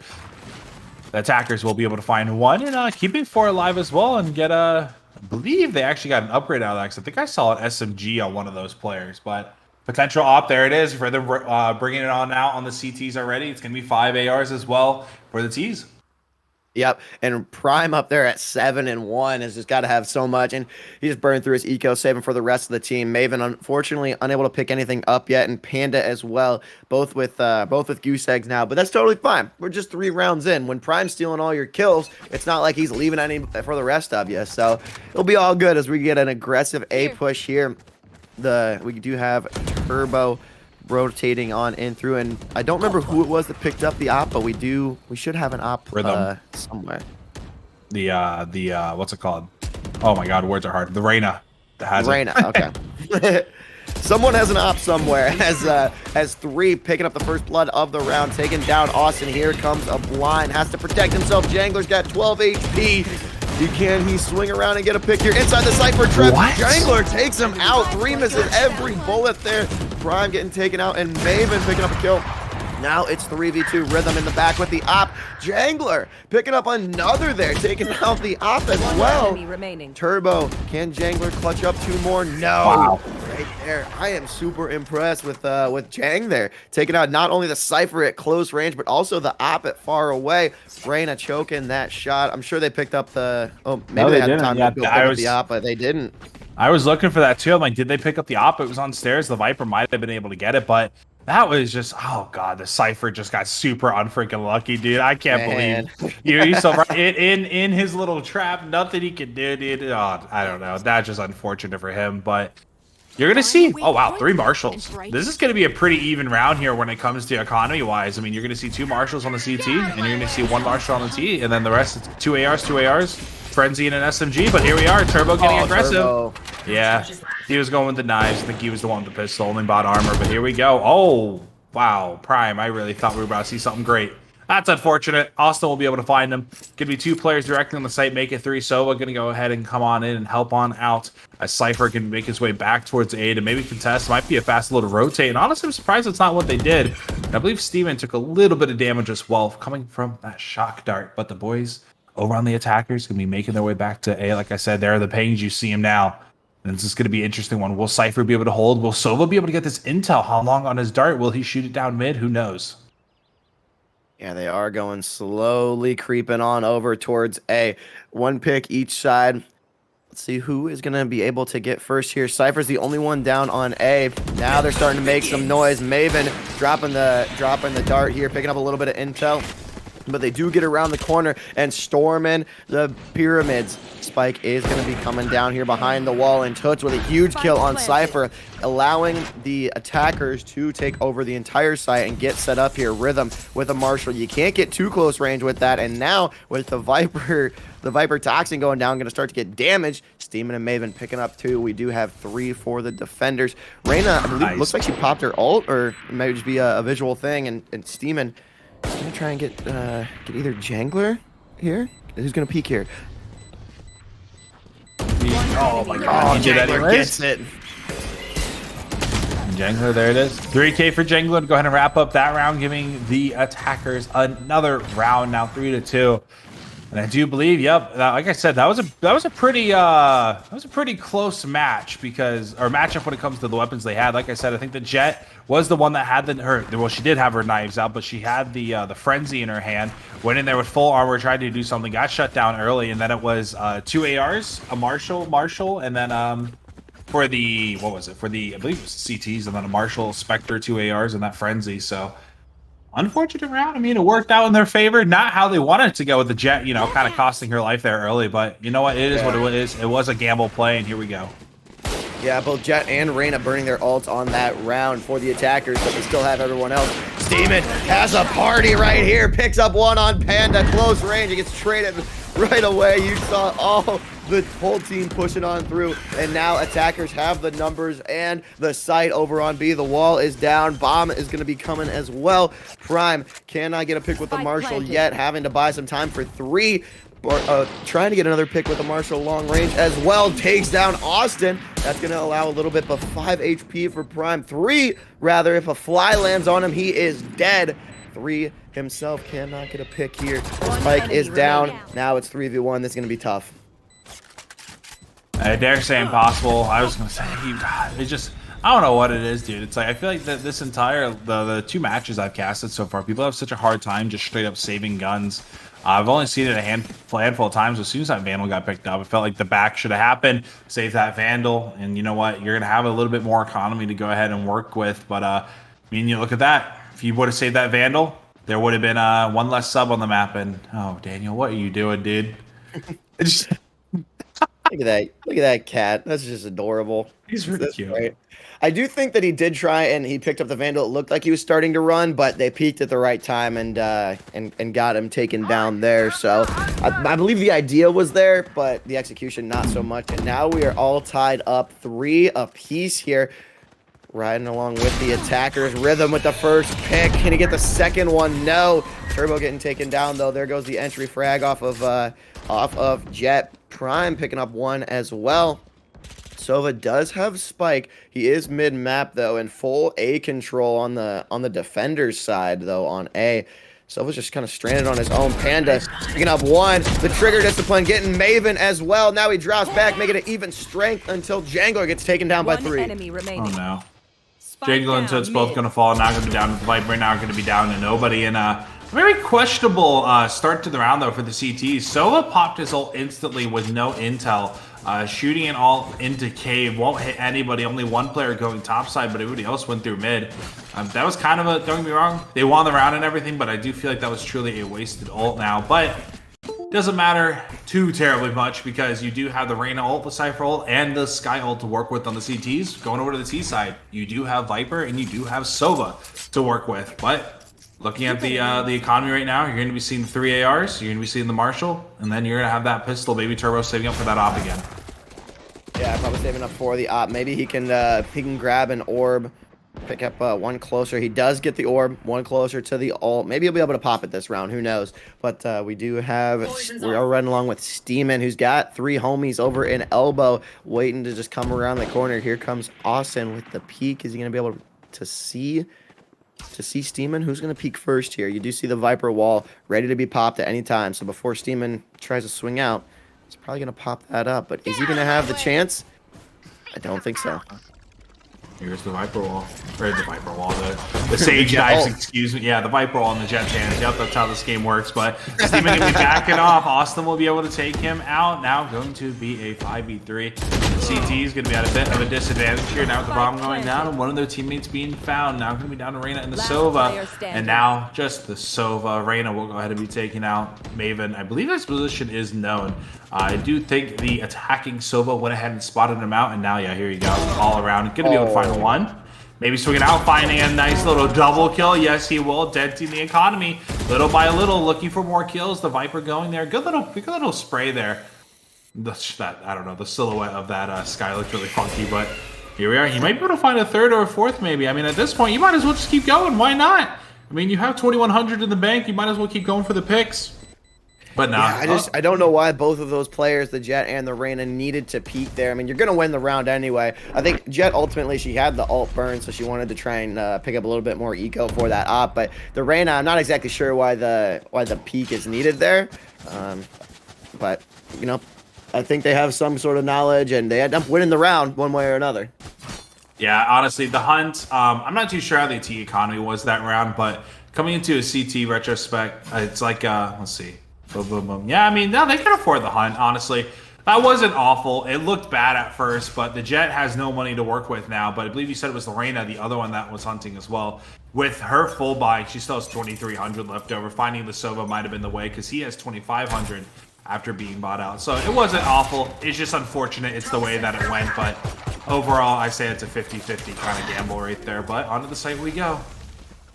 Yep, and here we are riding along with Maven. An aggressive A push. Plant is already coming down. I mentioned how important the Viper is going to be this round, and just look at that wall on top of the pyramid. Brilliantly placed. But Viper being able to site control, block off an entire half of A, allowing for the push. The wall is so much bigger than a Sage wall. You don't, because there's no Sages on this map. A wall is not going to do anything with how wide and how open the alleys are going to be. So crucial cutoff there, allowing them to get the spike down. And as I say that, Jangler picking up a silent little ace. Okay, man, he was quiet there for a couple of rounds, started off hot early and picking up 5 as I'm talking about who knows what over here. Look at Jangler, 15-4, and then Prime, the other Sky, at 10-6, both slaying out for their teams. Yeah, that was huge, and we kind of took that round for granted, and I think it was his ult that also went off as well. So now, yeah, his ult 100% went off. If he pulled the ace, got 2 kills, popped the ult, got another 3. So a very good round coming from him, and I felt bad we weren't hyping that up a little bit more. Now, granted, it was going up a mixed buy between pistols and 1 AR on the defenders, but hindsight, an ace is an ace, and it was a very good one. He's the one that took out, you know, that one person with the rifle, that one person with the Spectre. So now back onto the site. Here we go, back to another 5v5. It might be a decently fast hit because down goes the Jet Smokes and the Sova Dart. Won't be able to get any intel off of that. The Shock Dart will get some free damage though onto the Sky, only 15 little ones, but now the Viper trying to find somebody, won't be able to, and almost choking that kill. Prime, here's Rhythm coming up from behind. Oh my god, this is huge. He'll find one. He has the intel on 2 others thanks to that healing. And now the Sova chilling here in the close corner. But it will be a 2v3. It's going to be a tough one. The Viper needs to get here to help out right now. And this Reyna probably shouldn't be peeking until he gets here. It's going to be a tough one. He'll come from mid. As now it's a 2v3. Bomb taken away. Yeah, he's going to get a little bit of help here from the Viper. Swinging up a little bit too early now. Never mind. Here comes the 1 on Turbo. Now it's even strength. Puts in the corner. Jangler's going to try and get the blind here. No, puts it away. Here comes Steeman. Is he going to get an angle on Toots first before Rhythm tries to swing out? Toots, no, picking up, or Jangler actually got both of the kills there. I thought Toots ended up taking down Steeman, but Jangler picking up 2 more after his 5 last round. And the Viper was in a really good position to try and swing out on Toots, but just unaware, didn't end up even checking that corner. And the Viper, Mr. Jangler, he already has his ult once again, dude. He went 1 round without an ult. That's insane. Well, in the last 3, I guess you can go ahead and say it like that. But here we are, 18-4 for Mr. Jangler, 6,600 left over. He's going to be capping out every round until they lose 2 in a row. 6-4. The T side looking very, very good from these guys. But here we go. Sova going on in with his drone. How much intel will he get? They obviously know the Viper is here. And now they kind of have the intel saying, hey, this Viper has a frenzy. She's not equipped at all. That probably means the entire team isn't equipped. As the first kill will go ahead and go on through. And all 5 players on the site. The Reyna on the opposite side of the wall. Rhythm, what are you going to be able to do with this thing? Nothing. Not much. Turbo getting the pick there. 3 able to take down 1. Can he get the second one? Ooh. And that does peek, shoulder peek. And Spike is down, but now we're at even strength because of 3's double kill with the Marshall. Is anyone else going to try and challenge this guy? Here. Not too sure. We all see Maven, and I believe that's the Sky. Gonna try for the site retake there. A small blind onto Toots. That's just enough to swing on him. Now it's 2v2. Jangler and Austin taking out a pick, and now Maven. Can he end up clutching this eco round for the defenders? No, time is gonna run out. But you're gonna have to take down. No, can't get Jangler down either. I was hoping maybe he would be able to distract him for long enough to gets taken down to the bomb anyway. Never mind. He maxed out anyways. It doesn't matter. Yeah. He just ruined his stats a little bit. Oh my god, dude! What a just 20 and 4. What a dominant performance. It didn't even count. The bomb going off didn't even count towards his death because he was 18 and 4 going, or 17 and 4, 18 and 4, something like that, going into that last round. So hey, man, I won't complain. It won't kill his stats. Anytime you're 5x positive, I'd say that's pretty good for a Valorant game. I mean, mine's typically at least like 8 or 9 times positive, but that's I'm GA'd from these kind of events because I'm too good. Honestly, I felt that one. That's what, like you said, that's why you're in the booth. I'm in the booth because I suck. You're in the booth because you're too good, bro. I swear. But 03 going to be a big double kill for him. The counter Sova ult, both of them getting used this round because it is the last round of the half.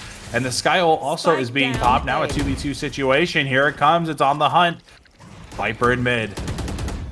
Oh god, look at this. This is such a scary setup right now. As all 3 players now making their way onto the site, but I don't think Sky had that much help there. Maven in the back. Viper gonna be in connector. And you're gonna have the Sky on site. But with, Sova and Jet, this is very... Oh, wow. Okay, never mind. Steven gonna be able to find one. And now it's gonna be a 1v3. The shock dart going on out. Well, I believe that's where he wanted it to go. Not too sure.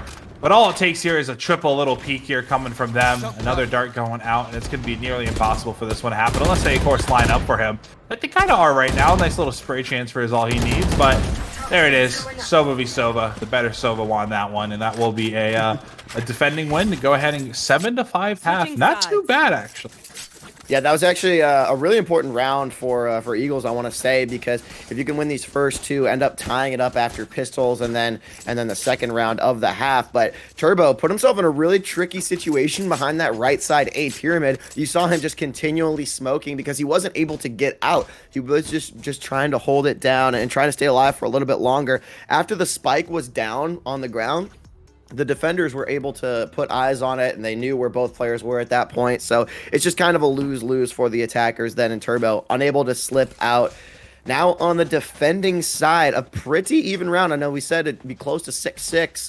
7-5 is about as even as you can get going into the second half. Yeah, and honestly, I think it was a very, very good first half coming from both teams. There's only a few one-sided rounds, but here we are. It's going to be a fast hit onto the A site as Jangler will go ahead and be able to open up with a double kill. He is not sleeping as Turbo and Toots will be able to find one each. Now going to be down to the Sova on the attacking side. And dude, he is, he's practicing his 360s real quick. He's just going to go ahead and run out here, dude. Cams. Bro, he is, dude. Ilcam's number like 300 or whatever the heck. I don't even know how far they went in that series. I don't know. They needed to keep going, though. I don't know why they ever stopped. I mean, that was one of their money makers, I do dare say. One of they their more got enough money makers now, I'd say. Oh yeah, they're collabing with everyone nowadays. I think Batman's the next collab. But, yeah, the optic one was so cool. Oh man, I want to get the lava lamp. That's all I wanted. But this dude, I saw that. I was like, what the hell? I don't even need a lava lamp. Why do I want it? But who else but Jangler to close out that round there, picking up another 3 because why not, man? I mean, you're already at what 24 and 5 now. God. Let's see if he can drop a 40 bomb. Let's shoot for 40, Jangler. Why not? I would say we had our. I was saying the map 1 of the last series that I casted, the Frost versus the Turbo guys. It was who was it? I think it was on Frosty. He dropped the 30 bomb though in double OT and with everybody with I believe 15 plus kills on his team as well, and another player with 24 kills.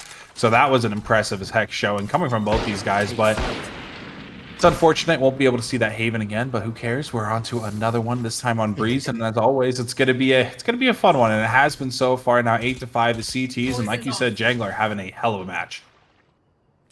Yeah, Jangler could be going for a kill record. I have no idea what a kill record in an AGN Valorant is, but would not be impressive if we saw it here in the losers final.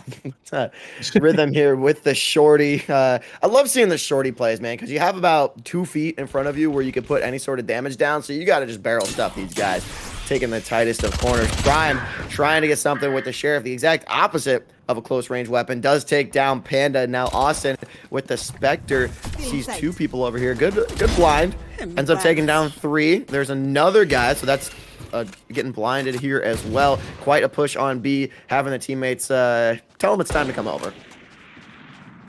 And now here they come, as Maven will go ahead and fall. Prime going to be here in the back and to be able to shoot away that Silva dart. And now Reyna getting aggressive, going to be able to take out 1, going to be able to take out 2. And now Austin looking for his ace as Rhythm is coming up from behind. And there it is. There it is.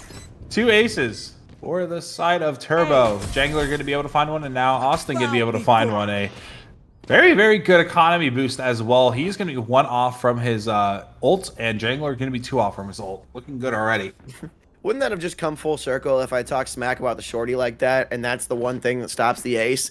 I mean, Rhythm was running up with a double barrel and couldn't get close enough. That's what it was. He was 4 feet away, not 3 feet or not 2 feet. So Austin able to pick up that ace there with the Spectre. Absolutely beautiful after getting blinded however many times. And you see. Let's see how they're going to push on over into A, hopefully. I want to see a super aggressive push out of these guys. Just storm A. And you do see the Cypher over there in elbow towards B site. Let's see if they can put up a little bit of a distraction, but enough noise is being made to where they don't even care. And Cypher getting taken down right away. Here goes the shock dart going through 1, going through 2. I do believe the second one connected quite a bit. Yep, Steaming going to be able to get that bomb down. And not without taking plenty of damage. 44 HP left for him. And now the Sova getting aggressive will be able to go ahead and clean up what he started. Now going to be a 5v3 as the T's going to be playing very, very passive around in cave. Nobody coming in on flank. And this is just going to be a full on like, hey, everybody run. Let's do it. The bomb's being defused. Nothing they can do. Toots is going to be able to do it. Down to a 1v1 though. As Maven, I believe, found 2. And Toots will take him out with a Spectre. And going to be able to get the Phantom. That's a nice round coming from CTs. Yeah, that's a classic example of having the numbers in that situation. If it's a 3v1, just throw 1 guy on the spike, and then if the other 2 get taken down, you're going to get the defuse anyway. Unfortunately, Maven didn't have his ult there. It would have been a perfect time for a Sova ult. Here. Yeah, I mean, did Sky get the ult that round? I don't even know. No, I don't even know what just happened that round. Viper is going to be the only one with an ult. That went by just so fast. It was a 4v3 and everybody just kind of stacked the site, brought it down to a 1v1. Bob got defused, so it didn't matter. That I know happened. But here we are, Turbo with the nothing. SLB taken out as he's currently in the ground, 6 feet. Rest in peace. 5v4 now, and it's 10-5. Lead now, and this is growing bigger and bigger. I dare say this is going to be a turning point in the rounds of the T's. I think this is going to be one of those rounds that you kind of just have to find some way, somehow. You're going to have the ARs to do it, and you know what? You also have the ults to do it. 3 ults now. There goes Sky. Speaking of it, Reyna can probably go ahead and entry into the site, but nothing just yet. Couldn't probably be able to use it for the post plant. They have the intel on the Viper. They know that she is here at least, and everybody else can be making their way on over as Viper pops her ult, and now Austin finding Rhythm. Now 1 less ult to worry about. Yeah, good pop there on the B side. Manda picking up 1 and the trade on Prime. Now Maven in the back, and this is going to be a tough kind of counter push in here. Whoever's going to get the first pick, I think, is going to end up winning this retake. Everyone out of the smoke now. Panda taking down 1, getting traded wide away. Jangler with the op that drops the ult here. Can he pick up the last one? He does indeed, and that's exactly what happens. CT, the defenders, getting that first pick, pushing on in for the defuse. Who else but Jangler to put the team on his back, take 2 op kills, and get this retake? I would say, what can't Jangler do? He can rifle, he can sub, he can pistol, he can op. What can't he do? He's also utilizing his ult pretty well, and honestly, dude, look at that, 26. We're not even going into OT. This is probably going to be a relatively, I mean, they need 2 more rounds, granted, and this possibility of making a comeback is still there, but this will be a force. I don't know if I like this if I'm on the attackers right now. I kind of would have saved this round, maybe by light with pistols, because now you're not going to have any money if you lose this round. This is going to be a crucial. This is probably the crucial turning point that I said should have been last round. No, that is now this round. If they lose this round, I dare say they lose the game. Austin will get the opening kill as well. Good to be one of the Vandals and the nice little. I love this too, dude. These Viper walls, they're so thin, dude. They're like paper. It's just enough, though. Just enough to make something happen. Does drop the Toxin. Turbo taking 1. And now it's a 3v5 with Viper having very little HP. Jangler with mid and the op. No one's going to cross through that. That's more secure than anything. Panda cannot get this here after getting flashed. Prime doesn't end up pushing. And Austin coming down and around the corner, taking down Prime. Now it's a 4v2. Toots is going to try and get some intel here with the Sova drone. And there we go. There is the defender victory for you. And you mentioned that they either had to buy last round or this round. So they tried that round, and I guess you're gonna have a save-ish, a last-ditch effort right here, trying to buy as much as you can. Poor thing. Yep. Yeah, and they're gonna have to make it work, because you can either save that round and push it to last-ditch effort, or try and buy, and then it's still a last-ditch effort. So I'm not too upset with the forced buy there last round, but either way, Jangler and Austin are just slaying out too much. I mean, 26-20. Look at that. 46 kills combined between the top 2 fraggers on your team. And honestly, the weapons will be there. They just won't have the armor. I believe both people with the Vandal on the T side are going to be without armor, but guess what? They have, the top ARs. As Totes is going to be marked for, I dare say, his death. And there it is. But Jangler and Turbo both going to be able to find one. Yep, they got Toots there, but that's not going to be enough. There's 4 other guys on the map that you have to take care of. And here, I thought Turbo was going to get the last one there with the nice, but now Rhythm with the Guardian tries to get one. Wow. It's not enough.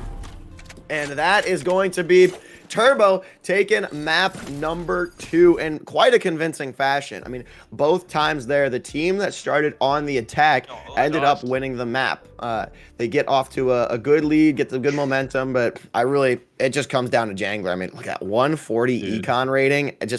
You get an incredible econ rating where you don't have to buy anything because you don't die. Yeah, 8 out of 18 rounds of Valorant. My boy got 28 kills. That is insane. Like you said, the econ rating of 140, extremely high as well. Only 1 first blood. That's actually interesting statistic. I thought he would have got a bit more. But it will be Austin, his buddy, with the most first bloods in that lobby with 3. 2011 for Austin, having a beautiful game as well. And honestly, both Skies, you see Prime as well. Prime with 16 and 14. He had a decent game in comparison to the rest of his squad that didn't have too hot of a game. Steeman and Rhythm both slowing down quite a bit. I know 0327, he had a few good moments, but he slowed down quite a bit. And the whole team just slowed down. They only got 5 rounds on Breeze. And now we're going to be heading into Bind.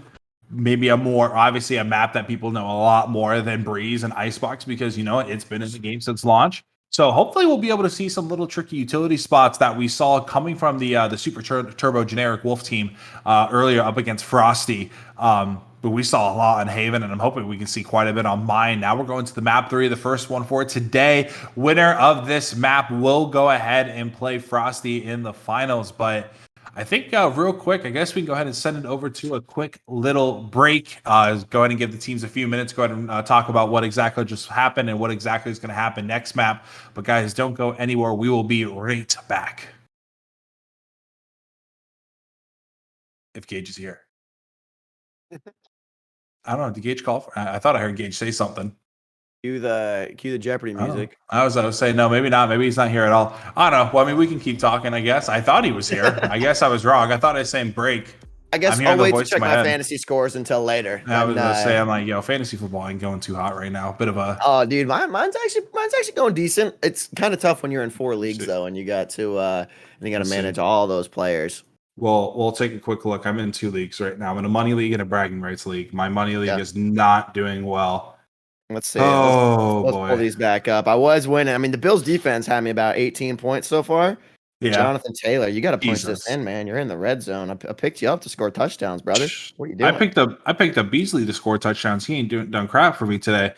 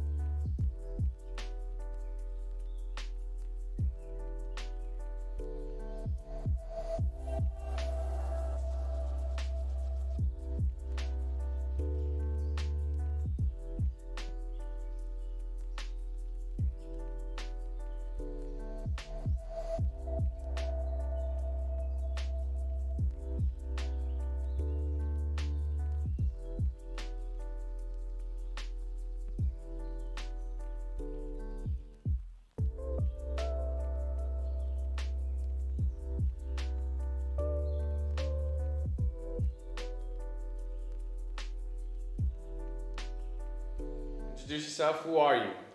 My name is Gage Cash, the owner of AGN. Owner of AGN, Mr. AGN himself, my boss, by the way. So Gage, with everything that happened for this year and the rise of the return to LAN, some would say you're more of a spearhead for this effort. What would you have to say about that? Probably. We were one of the first ones to announce a return to LAN. There were a couple people that had LANs before ours, but in terms of getting the ball rolling and making things happen, I'd say we were probably one of the first ones. And there's been a lot of great reviews. You go on the timeline on Twitter, especially after Missouri, there were great reviews. People saying it ran very well. I know we had a bit of PC issues, but I mean, it's Call of Duty. There's always going to be something going on. And what goes into the preparation behind these LANs? Well, the first thing is you got to find the location. But working with Contender, that's kind of something I don't have to worry about anymore. They've got over 10 locations. We'll have over 20 by the end of next year, so I can kind of pick and choose where I want to go, when, and what game.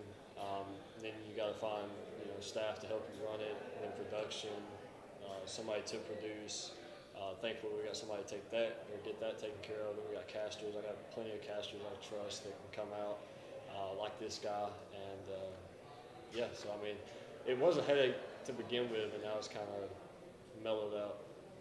That's good to hear. We're glad that we have someone like you to spearhead these efforts and help the Call of Duty community, especially the AM scene, where some would say even the Call of Duty League has kind of put into the back corner and has put in the back burner, if you will.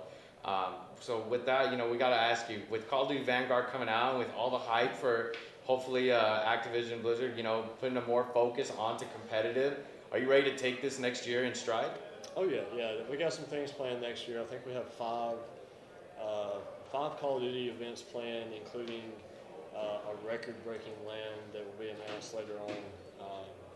So yeah, I'm ready for it. Okay, and one last question.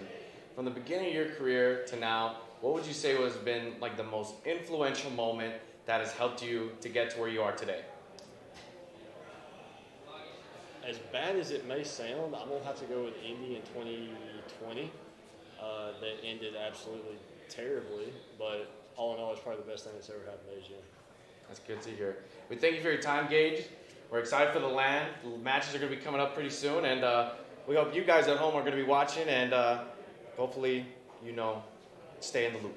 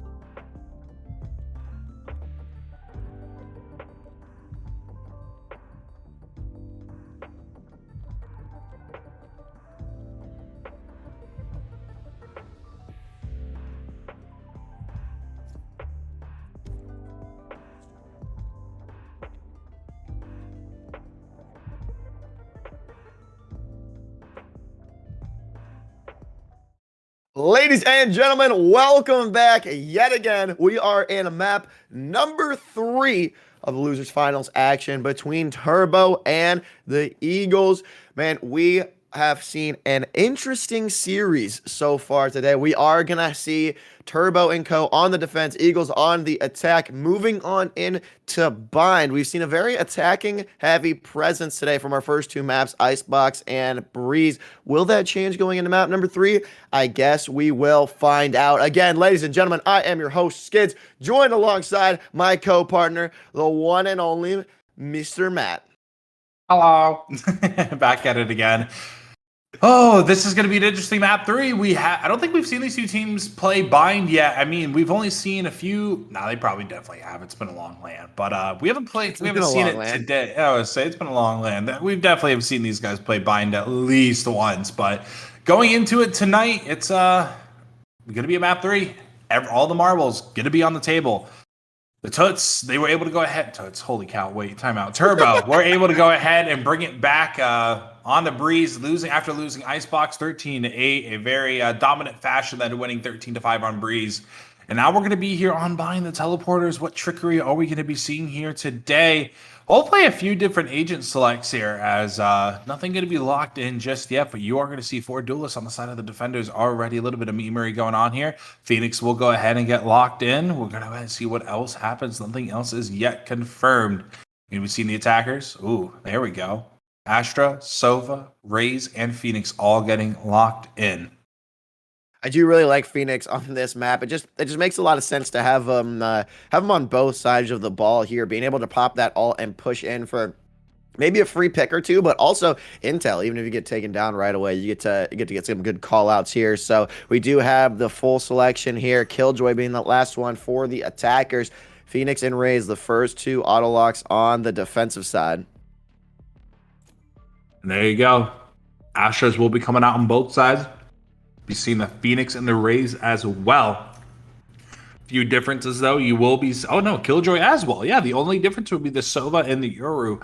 Toot's going to be pulling out the Yoru for the first time I've seen today between the 3 teams I have casted, 3 teams I've casted so far. So that is going to be a full one. We saw plenty of Astra action earlier in that first series. So hopefully we'll be seeing plenty more of the big brain plays, the pulls, the concuss, the walls as well coming from them. And the Astra, we saw it on the on Turbo's side. We saw the Astra and KJ combo was very, very strong up against Frosty. Now I'm wondering, are they going to be able to replicate it here on Bind up against the Eagles guys? Yeah, I do like this this Yoru play over on the defense. Actually, it's funny. I was casting with Nate for a couple of games last night, and literally every time we went into Agent Slack, he was crossing his fingers, knocking on wood, trying to get Yoru in the selection. And then first series I'm on today, we get a pick. So if you're watching out there, brother, I'm still thinking about you. We finally got you, Yoru. It's a little bit of success here. But I did mention earlier that we did have quite an attacking heavy presence in these first 2 rounds. First 2 maps, rather, and now Eagles on the attacking side. Bind, though, playing a little bit differently with these teleporters. Do you think that we're going to have an even round or maybe another attacking heavy round for Bind? Honestly, looking at it right now, the agent selects, I dare say both teams want it. I will say this is going to be a very even matchup. Obviously, the only difference, being that Sova and the Yoru, you are going to be seeing. I mean, you're going to, I don't know. It's going to be an interesting one because you have 3 attackers right now, or three duelists on the side of Turbo, the Phoenix, the Raze, and the Yoru, where the boys over on Eagle will go ahead and, they won't go the triple duelist. They'll go ahead and bring out the Sova instead. But it's going to be interesting. The trickery for Toots. I do truly believe if he's going to be picking Yoru, that probably means he's going to be a somewhat decent, somewhat decent of a player when it comes down to these situations, because Yoru doesn't get picked too terribly much. So I'm hoping to see something cool come from him. If not, it's whatever. But let's go ahead and go to get things started here. Here we go. We are rolling on into it, hopping on with Toots himself. We do love to see that Yoru play. Time to get established. Who's Raze isn't connecting. We're waiting on the I raise. accidentally refreshed the stream on my display, and I heard you talking, and I was like, "Wait a second, that's your delayed voice." But now we're good. Now I was so confused. We're all squared away now. We are in the buy phase here. I love seeing a little calms down. How we see what Envy lost 3-0. Is that the VCT results we're getting? Thank God. Oh, you didn't want that NA? You didn't want NA to win Berlin? Not after what Hastro said on Twitter. Now I want MB to lose in every freaking game they're in now for the rest of Hastro's existence on that team. I don't care. Yeah, I don't care who if it's on whatever team Hastro's on. I don't like anymore. Sorry, I don't care how decorated MB is. He lost all my respect. Simple as that. Fair enough. But we do have. Luckily, we don't have either of those teams here. We got Eagles and we got Turbo, and it looks like we may be in a little bit of a intermission here as I think I saw someone disconnected down in the bottom. Yeah, so maybe a little bit of technical difficulties here as we stop by this market. We can either get looks like cornbread or some powder, maybe some starches. Some spices. What grabs your eye here? I'm looking at the green spices on the right. Me too, bro. Green's the best color in the world. You can't change my mind. That's the only reason why I was going to say that. Really? I'm more of a purple guy myself, but purple guy. I really hope that the camera's actually on in game right now and not currently on us, because that'd be pretty. Okay, it is. Mr. Producer voice on my head. We're just talking about all this stuff and just looking. Oh yes. Now some soup, which reminds me, I actually should probably eat at some point today. Eating would be good. I mean, I forgot to eat before the first map. That was very, very big mistake. I didn't feel too good at the end of it.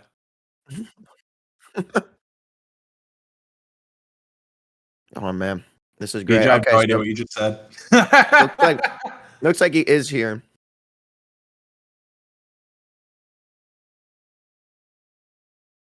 All right, guys. If you are in the market for buying a brand new freaking computer, check out the Seattle Built PC guys. They're one of the bigger sponsors over here at AGN, helping out Mr. Gage with all his events. Whether obviously, supporting the community, getting new computers, helping them on out. We all know where to go. Seattle Built PCs. Gage, do we have a code? 10% off with code AGN or something like that? Yeah, just tell them AGN sent you. They'll give you, maybe they'll give you a little hookup. That's all they care about. All right. So after all of these guys have their top performing PCs from Seattle Built PCs, they're gonna not miss any shots. I'm feeling it right now. We are pushing on, and Toots does pop through the TP, and he's got a couple homies there on his side, ready with the angles. Maven down mid. We are gonna see a pretty aggressive A push here through showers. Yeah, here we go. And I don't know if you caught that, but Toots said, "Watch this," and he whispered it to the producer in Valorant. So you might have been catching that in the bottom left there a few seconds ago. But Rhythm going to be taking a few little bits of damage there. We'll go ahead and get healed. Toots now back onto the site thanks to his E, and now here we are. Chilling. Kills are going all around. Going to be a 4v3. More shots going through. Rhythm caught off guard. Austin will be able to finish him up. Austin going to be able to finish another one off. And now Panda taking out the last. A very quick round. As soon as they started moving, it was back-to-back kills, no slowing down. And I don't know, Yoru's getting, Mr. Toots is already getting a bit cocky, and it's already round number 1. He said, "Watch this," and I'm intrigued now. I said that's what I wanted to see from him. I mean, Toots does have that ability to pop a little beacon, go through the teleporter, and then swing right back through the other way, come right back on into A. So I expect to see that most of these rounds, actually. But now that there's going to be a pretty aggressive push here, possibly through Hookah, let's see what Prime can do here to try and get a kill with a Frenzy. He's going to swing on through. You do hear the TP, and here come the footprints. Toots is still in there, but no, man, Panda taking down Rhythm, and there's the second one here they do know about. Panda taking out 3 as well, so now up 5-2. Maven on its own has to TP all the way back around. I don't know if they heard it or not, but they do have eyes on the other one here. Now there goes Steeman, almost down. Steve, he's still alive now. Steeman gets taken out there, and now it's just Maven on the other side of the TP. Gonna wait for someone to possibly come through and chase him, but I don't think they're going to. Do a little bit of a celebratory dance right now, waiting, gotta wait for it. There goes the raise. Oh, wow. That HP, as soon as that door opened, I'm like, he's doomed. There it is. Turbo's gonna be able to finish him off. And this Yoru, he's already becoming a problem. You know, I mean, I'm seeing exactly what he's doing. That TP player was beautiful going through it, able to go ahead and bait out one kill, cleaning up one, Panda finding the other, and then teleporting right back to the site to go ahead and support the Astra. I think we're going to be seeing a lot of that. My only hope is that I'm perfectly okay with him doing little tricks like this. However, he's going to have to change it up every once in a while with where he's going to be placing these TPs and how he's going to be going about it. Yeah, you can't do the same exact thing every round, otherwise someone's going to catch on. But it's at least it's won you that round. So if you can use it one at a time to just pick one up. Now let's see if with Spectres in their hands they can take down these Phantoms. We do have a team full of Phantoms here on the attacking side for Eagles. Turbo trying to get some shots down in shower. This is a close range fight that you gotta win, but ends up backing up a little bit lower, and he's gonna rearrange some of his blinds here. Toots up top and having just putting down some shots through the blinds here. Unable to connect though. Ooh, caught off guard. Austin, excuse me, Turbo will be the fall there. Austin, was he? I don't even know what just happened. There you go. Someone dying. Kobe coming from Jangler. We're going to hit Steeman.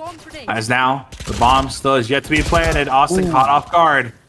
Prime going to be able to take him out. And now Jangler going to start getting aggressive here with that Spectre. He'll be able to find one and a bit of a bonus. Nade back in his hands. Going to be throwing that one out. Won't connect, but it's going to make plenty of commotion.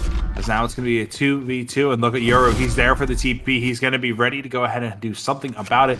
But only a Spectre in his hands. He'll be playing decently close. Able to do plenty of damage, but no, I don't know why. Oh, God, he really just should have ran the sight on that one. Yeah, like that you can't take that fight up in hookah.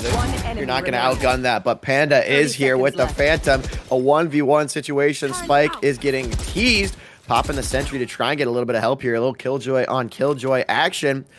3 doesn't end up reloading here. He's got no bullets left, and Panda punishes him for it. Popping that heady through hookah. And like you were talking about, that challenge from the Spectre long range into hookah, that just doesn't really seem like it's gonna work for you. Hey, man, but when you got teammates like Panda, 7-0 start for him. He's got the ult in his hands. And that was a bonus round as well coming from the boys on the defender side, Turbo. And honestly, I mean, don't get me wrong, everybody died, but the Panda no longer has to buy this round. He probably bought armor and his abilities, but he had a Phantom coming in from the last round, so that's a positive in my book on top of him getting his ult. So a bonus round definitely went positive for the boys over at Turbo. Yeah, 7-0. My man is creeping his way on over into a Harrier strike if this was Call of Duty, but no kill streaks in Valorant, unfortunately. Would add a little spice to it. Here we got Austin over in U-Haul. There goes a little best friend sentry turret here. See if he can walk right around there, pick up a 3-piece, maybe grab the 4th here with the spike down. He does. Can he pick up the ace? He swings it. That is 5 for Austin in the quickest fashion I have seen in a long time. Such a clean little ace there, popping 3 headies, grabbing that Sova, and then the last one to clean it up. Give this man the defuse. He earned it as well. That's his 2nd ace of the series now. He got one as Reyna last time? Yes, last map he got one as Reyna, and what's his face on Sky got one as well, who almost dropped the 30 bomb, Jangler. Now you have two ults to work with, but Maven, he currently has the ult of his own as well. So if this bomb can get planted, maybe the whole back site kind of like, all right, we're gonna get it off site. We're gonna contest it for as long as possible and see what happens. But a 4-0 start for the CTs on this map is very, very good. Yeah, you just absolutely love to see that. And we do have 2 ults that are available for play on the defender side. Jangler up top, letting the Boombot do the work to the right side. Doesn't see anything. Showers, waiting for a peek on either side. Asterisk Blind gives him a little bit of help now. Oh, you do hear the Raze ult on the attacking side. Can she pick up here with the Boombot, bringing it in? Nope. Doesn't get the trade, just misses. Doesn't matter because Austin is in his ult anyway. Picks up 1. And can he get back onto site? Spike is going down. Here comes Panda swinging on down. Spike is planted. Here comes the defender Killjoy ult to get them out of sight on A. Rhythm going to be picking up a double kill now. Austin going to be able to answer right back, but here comes the Phoenix ult to try and do something. It's going to be a 1v2 situation. It's going to be a tough one. A very, very hard round to win as soon as that ult was popped there coming from the Phoenix, and just the situational awareness, just everything that happened there. The T's, I felt like were in control the entire time, getting the trades, getting double kills when the trade was missed. It was just very, very good. Yeah, and that's what I wanted to see out of these Phoenix ult. I mentioned it at the top of the game, but being able to swing in, and if you can trade off a pick for an extra life, you're already at an advantage, and then knowing where the other one comes from. Unfortunately, that attacker raise wasn't able to connect, but they still ended up pulling out the round nonetheless. Now it's going to be a matter of will they be able to do it again? As now they're going to be making their way towards hookah. Very patiently. 3 players going to be here on the B site. Go ahead and help them on out. Yoru will be one of them. Killjoy and Raze. Big nade going off. Look at that play, dude. That's a big brain play, dude. I was wondering if he was going to do it too, and I'm like, as soon as that nade got thrown, I'm like, oh, that's not going to land anywhere he wants to be. He did a good job by not trying to move as well. Going straight up, that's the way you want to do it, and I love that play. You see it every once in a while. But good on the Raze for dodging the Raze. As now we make our way over towards A. Nobody knows how to get around to Raze better than Raze herself, as now Maven is looking for any sort of intel he can get on this A site. Cannot find anybody until the very last second. Doesn't end up connecting the dart, but does see him coming in through backside on A. Toots picking up one on Prime. Now he's going to try and chow through, see if there's anything else. Rhythm, no connections on that blind. Tries to put down some shots, doesn't see anything. Astra says, nope, you're not going to peek that. You're going to come right back on here. Let us establish site on B, which they do exactly. And looking like a long rotate all the way back towards A. Weird, I don't know. I dare say they should have committed to one of these sites. Sova's still going to be there in hookah to go ahead and poke around at some fun. But it is going to be a 3v2 here. The Phoenix and the Astra are going to be here doing their best to go ahead and defend. As Jangler goes and finds one. Turbo will find a rhythm. The bomb needs to go ahead and get planted. No, he won't stick it. And there it is. And a flawless win for the defenders to go ahead and give them the economy they want going forward. 5-1 lead right now. The boys on Turbo are looking very, very good. Yeah, this is a great defensive presence. The map control is just astounding. Being able to keep that composure, whether it be on the B side or the counter rotation back on over to A. And when you got Austin and Panda on your side winning all of your gunnies, I mean, Austin's got as many kills as the entire attacking team combined, basically. So that's a great kind of ratio to have on your team. And even with full buys here, they do have plenty of credits to spare. You are going to see a save coming in from the attacker's side. So possibly some thrifty action here with picking up 1 or 2 kills with the Sheriff would be super nice if this Phoenix can do that. But no. Oh, wow. Down goes the KJ. Very, very fast first kill. Turbo will be able to find one there, but he's looking to maybe pick up another one as, yep, there it is. Turbo going to be take out Rhythm as well. Not going to be a 5v3 situation. 2 ults to work with on CT, the Astra and the Yoru, and now Sova, only one on the T side that will be able to go ahead, maybe do something about it. And now here we are. Panda going to be able to find Prime. It's going to be a very tough round for the Astra. Look at that dart. There it goes. I didn't even land. I didn't even land where he wanted it to go. It didn't get anything at all. This has just been a very, I don't know, bro. 4 HP in a dream. Let's see what he can do. Headshots, give it to him. Come on, Mets. Let's go, Mets. 4K for Turbo. He got one. The Mets almost hit a home run there, but it's all about the Mets, baby. And Panda able to win the round alongside the boys. And man, 6-1. Let's see now that we got some even econ. Well, not really even, but we do get full buys on the attacking side now. Bunch of Phantoms and Vandals. I'm hoping that someone can pick it up. Steeman's been doing some good job of map control with this Astra, but I'm unable to connect on any of these shots here. 0 kills so far. A big old goose egg on the bottom of the board. I'm looking for him to pick it up, and then we just need someone on the attacking side to just turn on the jets and put the team on your back here, win a couple rounds for you guys. Here the economy for the defenders is extremely high as well. Toots is, I don't even know how he was alive for that long. He'll go be able to find one, but that second kill, he almost was able to get that second kill. I'm not even too sure what happened, but there goes the Sova ult. Won't be able to tag anybody. It's going to be a wasted ult. Astra wall will still be available for both teams to go in and work with, as the bomb will now go to get planted. There goes the defending Astra wall is now. Here goes all the utility, everything getting popped. Austin looking for a kill here, checking all the corners. He might have saw the gun. Nope. He did not see the gun. Here we go. Austin onto the site. We'll find one. Brace will be able to get the trade. Now going to be a 3v2 situation. I don't know who the heck that was, but bouncing on out of there. Jangler will be down. Turbo going to be down all by himself. Going to be the 1v3 now, a 1v2. Bomb is planted kind of for him. Going to go ahead and waste the suck. And now bomb is gonna be taken away. That was actually, he could have stuck that. And now he's just gonna do it. I don't know if he'll get the wall bang off it. No shot. No shot. No, why'd you get off of it? You still had that? I think he still has it. No way, he actually gets it. No! 0.2 of a second off. He almost had that, man. I don't think he would have gotten it if he stuck, though. I think he might have gotten around the corner in time, but either way, you just can't know, man. That was about as close as you can get on both sides of the ball. Attacker Steeman able to pick up his first elim, and now another round for the attackers accordingly. But man, that was some close action. That's so had little to no bullets in his Phantom. I really think he probably could have got that because it still looks like he was going for the wall bang. I don't know, dude. Nonetheless, the T's, that was a needed round. They need to go ahead and start doing something about this run that the CTs have been putting on so far. But here we are. Toot's going to be doing a bit of a trick play. He has his ult to work with if need be. And now I mean, dude, just open the door right now. Just do it right now. Oh, God. He misses. Maybe not. He misses. Jangler will be able to find one. Here goes the flash. No. You should run. Tried to get that to work. He kind of pushed with this flash. I don't know, 50-50 shot. Won't be able to do it.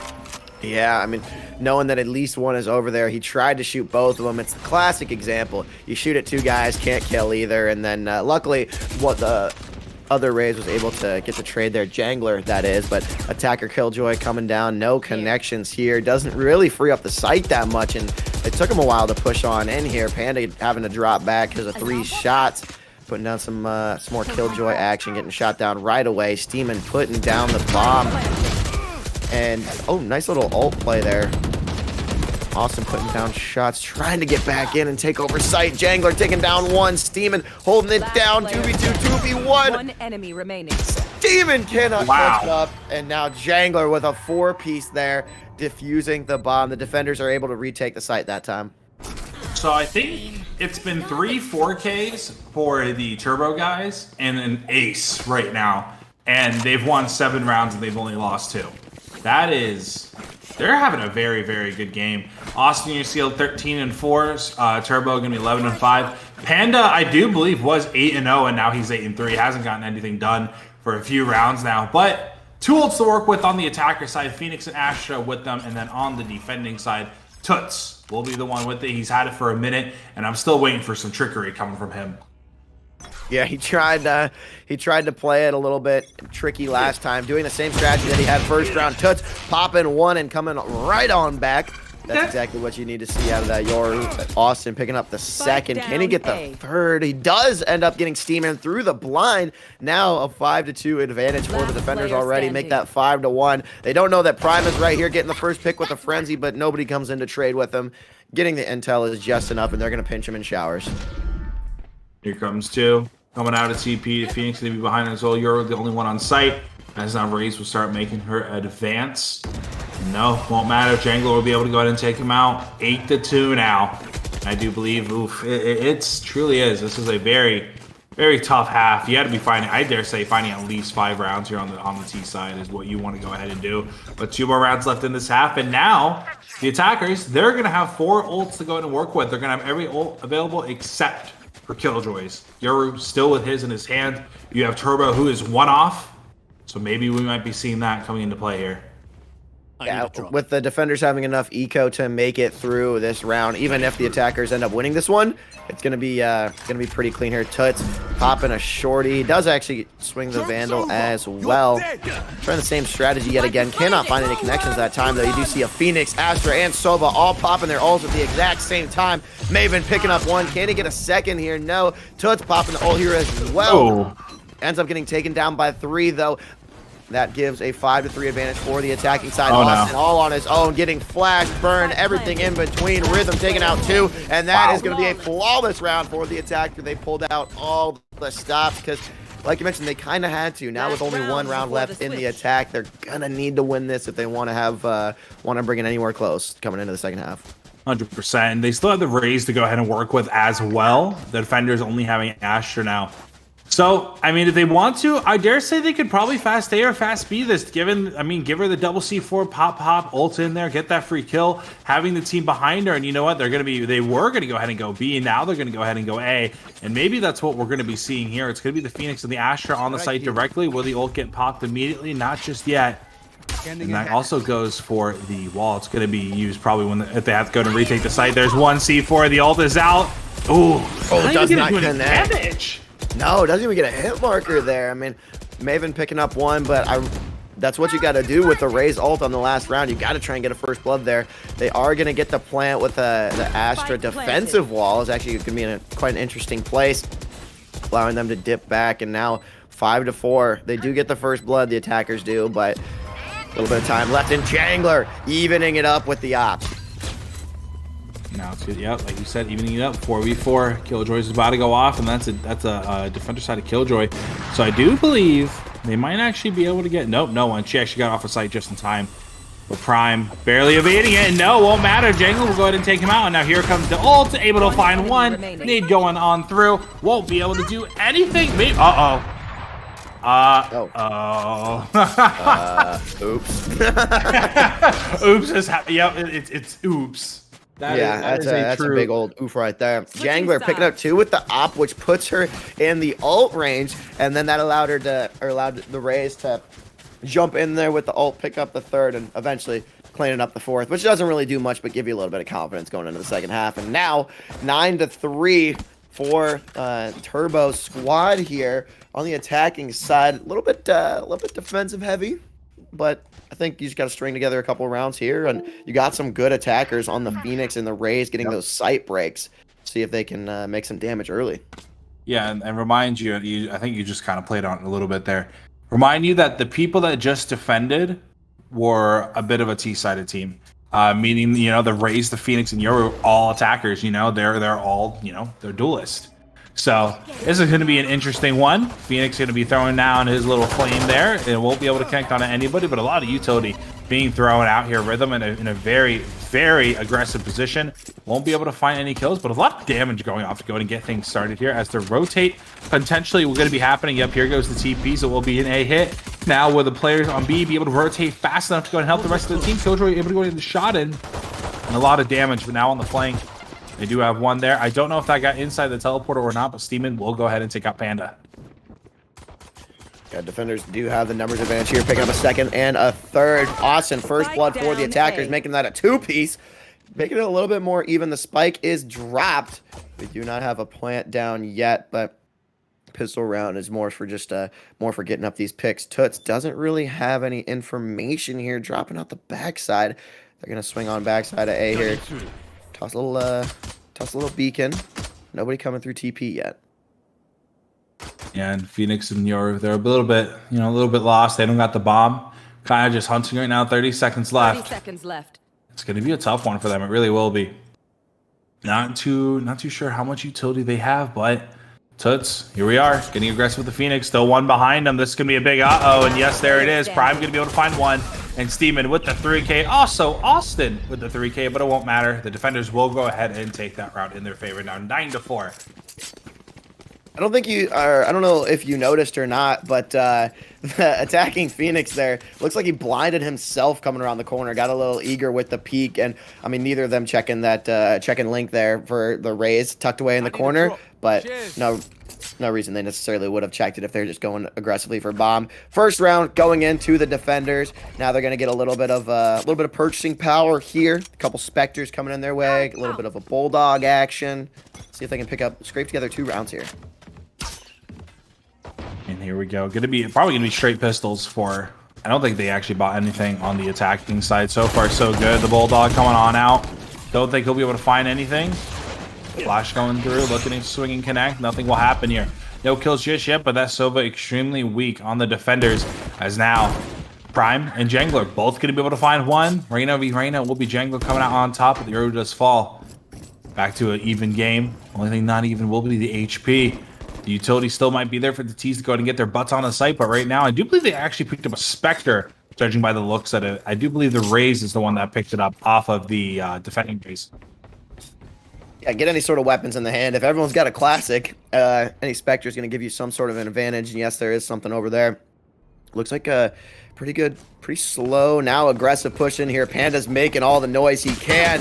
Gets up, ends up getting punished for it. 3 players getting wiped right away, make it 4. And, you know, making noise with pistols. Everyone's posted up in the corners with their Spectres. You expect that to happen for the defenders winning that round, but ultimately now attacking side able to get some weapons in their hands, and now they can start to officially make some noise. Yeah, I don't know. The jumping around, I don't think I agreed on, because as soon as he did that, the peak happened from the Astra, and I do believe the other one was the Phoenix there. I don't know, bro. It was not the smartest idea, but, you know, here we are. On to the next one. Now we do see, looking like Steeman's holding it down on his own. Just trying to gather intel. Trying to see. Now we do see a Phoenix ult popped in. Trying to get a first blood out of it. Austin able to grab one inside of the ult. Gets about to flash inside the corner. Connects with a flash but doesn't realize it. Cannot get the raise located behind the crates, and Prime is just, he's sitting there. He's focused, ready to go with that ghost. And Spike is down, up 5-4.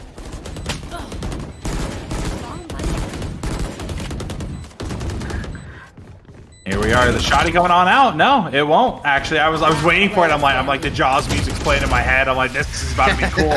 Nope, nothing happened. No, I was waiting for it. The thought was there, but no connection. 100%. But yeah, another fast round. 10-5. Oh boy. I don't know. I don't know how I'm feeling right now. That was a good win there, but overall, I mean, how many ults do we have to work with? None? None. Everyone used them all. We saw a Phoenix, and I think there was another ult that got popped. I'm not exactly sure, but yeah, the defender side with nothing right now. Oof. I don't know, it's bro. not good when you're down 5 rounds. Oh, 100%, dude, especially since you're 3 rounds away from losing it all. But you know what? Anything is possible, and I will always say that to the end. We saw 100 Thieves make a nice little comeback earlier this week or this month, or I forget when. It was a couple days ago. At some point, they made a comeback. 100%. Yeah, it was the Valorant guys, too. I totally forgot who played who that match besides 100 Thieves. But anyways, back to this. Jangler looking for the opening kill here. Is that Smoke can go ahead and go away anytime soon. KJ will be there in his line of sight. Doing a bit of a pre-fire there. Nobody will be there, though. It will be 2 people in the back of sight now. So we're going to be on the side of the site as Toots is now going to get aggressive.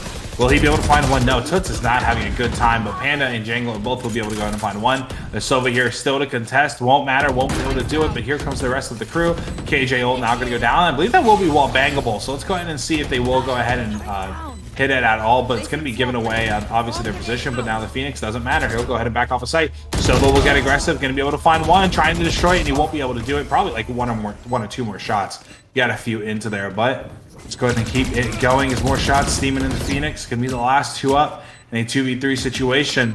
Phoenix, I mean, they're pretty weak. The Phoenix is decently weak, and same with the Rays, but there goes the Rays, there goes the KJ, and now it's just down to the Phoenix, and they want this round. It's not planned for them, but it's going to force them out, and that was a beautiful retake. That was actually incredible. So did Astra pop her ult there? It looks like they just got the defuse there. I honestly thought that was just going to be the attackers round, the Killjoy ult there, being able to swing them off, but the absolute patience from the defenders to come in and retake, not even having to use a Phoenix ult there. Just the Astras there picking up the last player. Now, that could have easily slipped away from him, but now only down by 4 rounds and getting a clean eco wipe on the attacker side. And now they're back in it. Yeah, I know. Like you said, the eco wipe will be there. I mean, they're going to see a few ARs on the other team. You're going to see that Marshall on the hands of KJ.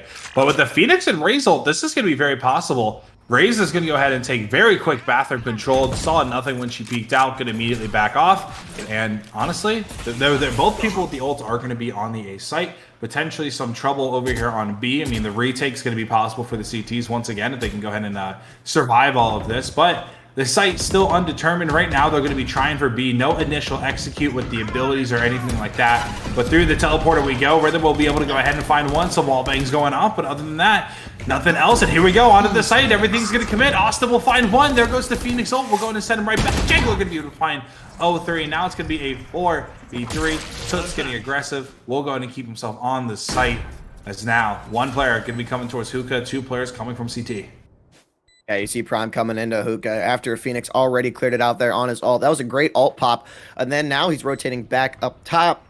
Let's see, waiting for the push here. Can Prime find any picks? There's nobody in Nook, or in the little nook there. Cannot connect with anything. Rhythm taking down one with Turbo, revealing the position on the push. Taking down Prime is Jangler.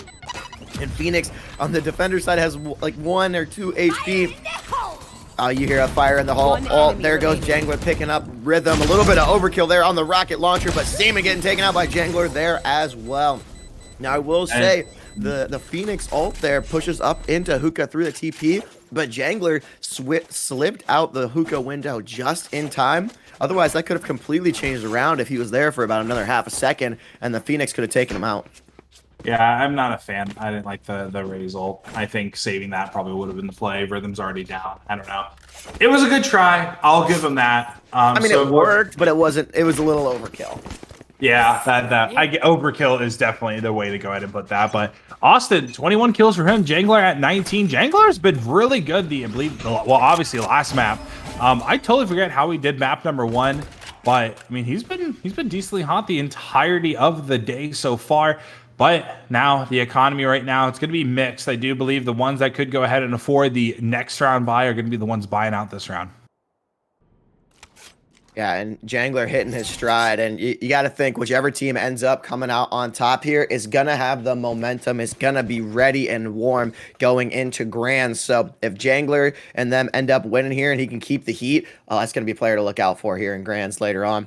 But now 3 popping down, hanging out in Hookah. Everyone on the attacking side pushing up onto B site. 3 able to at least trade one of them out. That slows down the push. There they are. As Maven comes in through backside with the Raze as well. And Maven, a beautiful Sheriff pick up in Hookah. That's exactly what you need to push that. Now it's a 3v4 situation. It looks like Prime popping his ult here. That's a good use of the ult, taking down Panda. That's what we love to see out of a Raze, taking the site control. And now Austin blinded. They don't end up pushing the blind. 30 seconds left. So now it's a 2v4. Toots, can he get this pick? There goes the flash. Give me a 1v3. Trying to retreat off a site. Has to go ahead and pick up the bomb. Bomb will now be picked up. Gonna rotate on over to A. That ult coming from Raze. That was a good little closure. 12 seconds left. It's going to be very close. I mean, if he can get the bomb down, he's going to be able to contest it. Yeah, he'll have some time to go ahead and work with. Probably like a solid 1 second. Yep. 3 seconds to go ahead and put down this bomb. He'll have at least 0.8 seconds left to go ahead. Plenty of breathing room, if you ask me. Yes, now it will be a 3v1. The Yoru with no utility to work with besides his teleport, which is currently down. Yeah, that was actually really good for Toots to go and grab that spike. If you end up losing the spike, that's about where you want it to be. Here we're going to see the first peek. Just kidding. Maven comes in from behind and takes out Toots. Great little pinch there. But as I was saying, the defenders couldn't have eyes on the spike, and losing it down in Hookah up there is really the perfect situation because you can pick it up, grab it, and run. Toots had just enough time. But unfortunately, just too little, too late. Cannot clutch up that round for the boys, but does get another point towards his ult, and now you do see an Aster and Phoenix have their ults ready. We are going to get a defender timeout. Try and get a little bit of strategy going on here. Need to string 6 more rounds here, Matt. How do you think defenders are going to be able to pull it out? Keep doing what they've been doing. That was a great ult. I really enjoyed it a lot. You have the KJ ult and the Silva ult to go ahead and work with. As soon as you hear that bomb go down, you can use either of those ults. If you get the intel that they're pushing up long, you better hope to beat Mr. Silva's on B. But you can see the pings kind of going on now on the radar over towards A for the T side. I guess that's what they're going to be going for as they go ahead and disappear. But we also got to remember, we have a Phoenix ult and we have an Astral on the T side.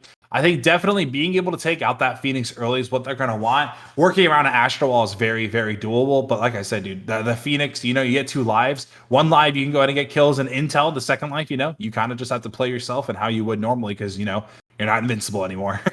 That is very true. Now, with that Phoenix ult, do you think they're going to pop it this round after having to do a full clean buy here? Or you think they're going to try and string together one and then use it maybe next round or the round after that? I think they're going to save it for sight. I think what's going to happen, if they can go in and get the bomb down, I think he's going to go ahead and pop it. Like if they're going towards the A site like they want to, it is going to be a mixed spy on the T. So he's going to be with the sheriff right now. I'll say this. If he can get a kill, get an AR in his hands, pop the ult 100%. If he can't get an AR in his hand, there's no point in popping it in my book. Yep, it would seem like a little bit of a waste here. A reminder for some of us that a little unfamiliar with terminology, T referring to the attacker, CT referring to the defenders, the green on the screen, the red being the attack. Jangler trying to pop one here, and here comes the Sova ult, trying to connect, gets a little bit of damage out, cannot finish it, and look at the defensive just wiping everyone out. Turbo getting the first pick there for the attackers, cannot get another one. Austin getting taken down, and Turbo's just got to run out, maybe try and make something happen here on the B side, but a classic and a dream. At this point, you just got to try and hope to get some rifles out of the hands. Yeah, they were able to take down the Phoenix, but honestly, it's not going to be worth it at all. It's going to be a vibe, and that's what they're going to have to go ahead and do. They can buy here. I mean, like I said, they're still going to have 2 more ults to work with, but Sova will be able to take him out. Sova's ult as well. That was actually really big one, actually. Being able to go ahead and mark 2 of the players and doing damage. No kills for him, but he got 2 big assists. So that definitely got the intel that the boys on the defenders that they went ahead and they got. 1 on the site, 1 in bathroom, and honestly, I kind of think that sealed the deal because they knew that there was 2 more coming from the A main there.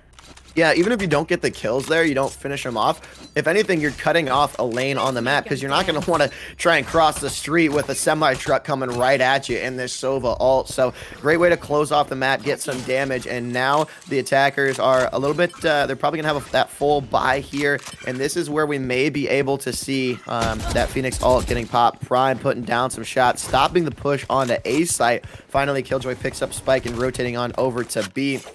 Jangler gonna try for this break and a hookah. He knows that there's gonna be somebody looking up in the window.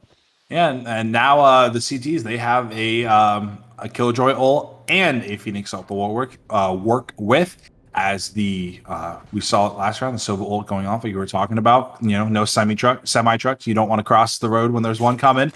But now, here goes one of the ults. It will be the attacking Phoenix. Now going in, all the intel. A lot of space to go ahead and call clear. And you know what? It's technically going to be an open site here as well. He hears the Killjoy in the back. 100% he heard that. And if that call is going there. But down goes the KJ ult, as now they know 100% she is there. Thanks to Activision. Will they be able to destroy it? Yes, they will. With only a second left on the clock. And now it's going to be a 5v3. Prime getting aggressive. C4 going out. This is not low. Prime is in a very, very tough spot. He'll be taken out. Bomb will start getting defused, but immediately taken off.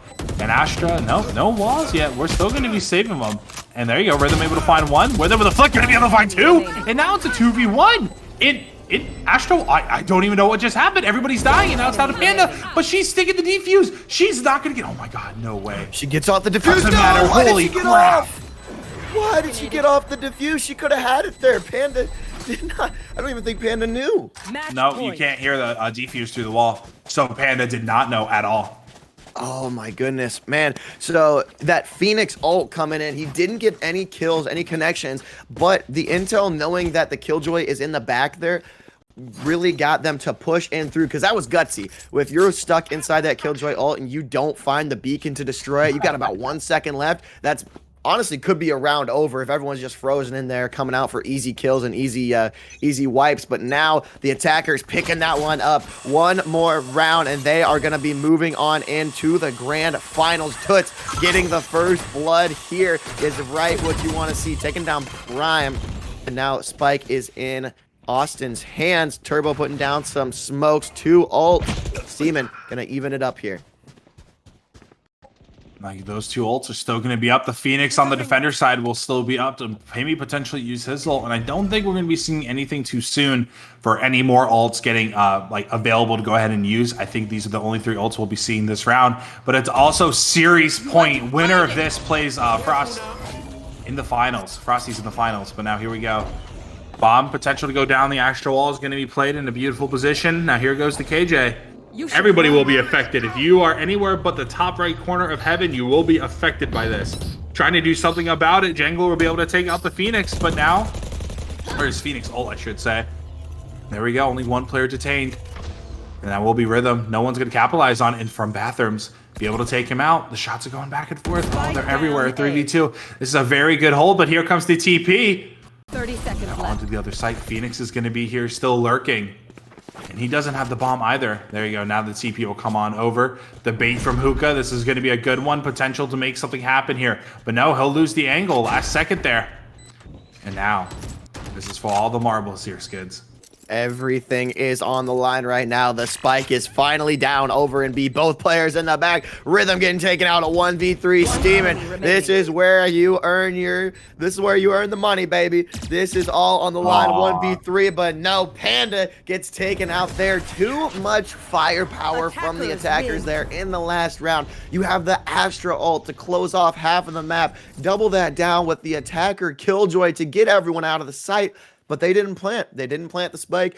Spike planter, spike carrier ends up getting wiped out, rotating back on over to the B site, putting it down, and that is gonna be it.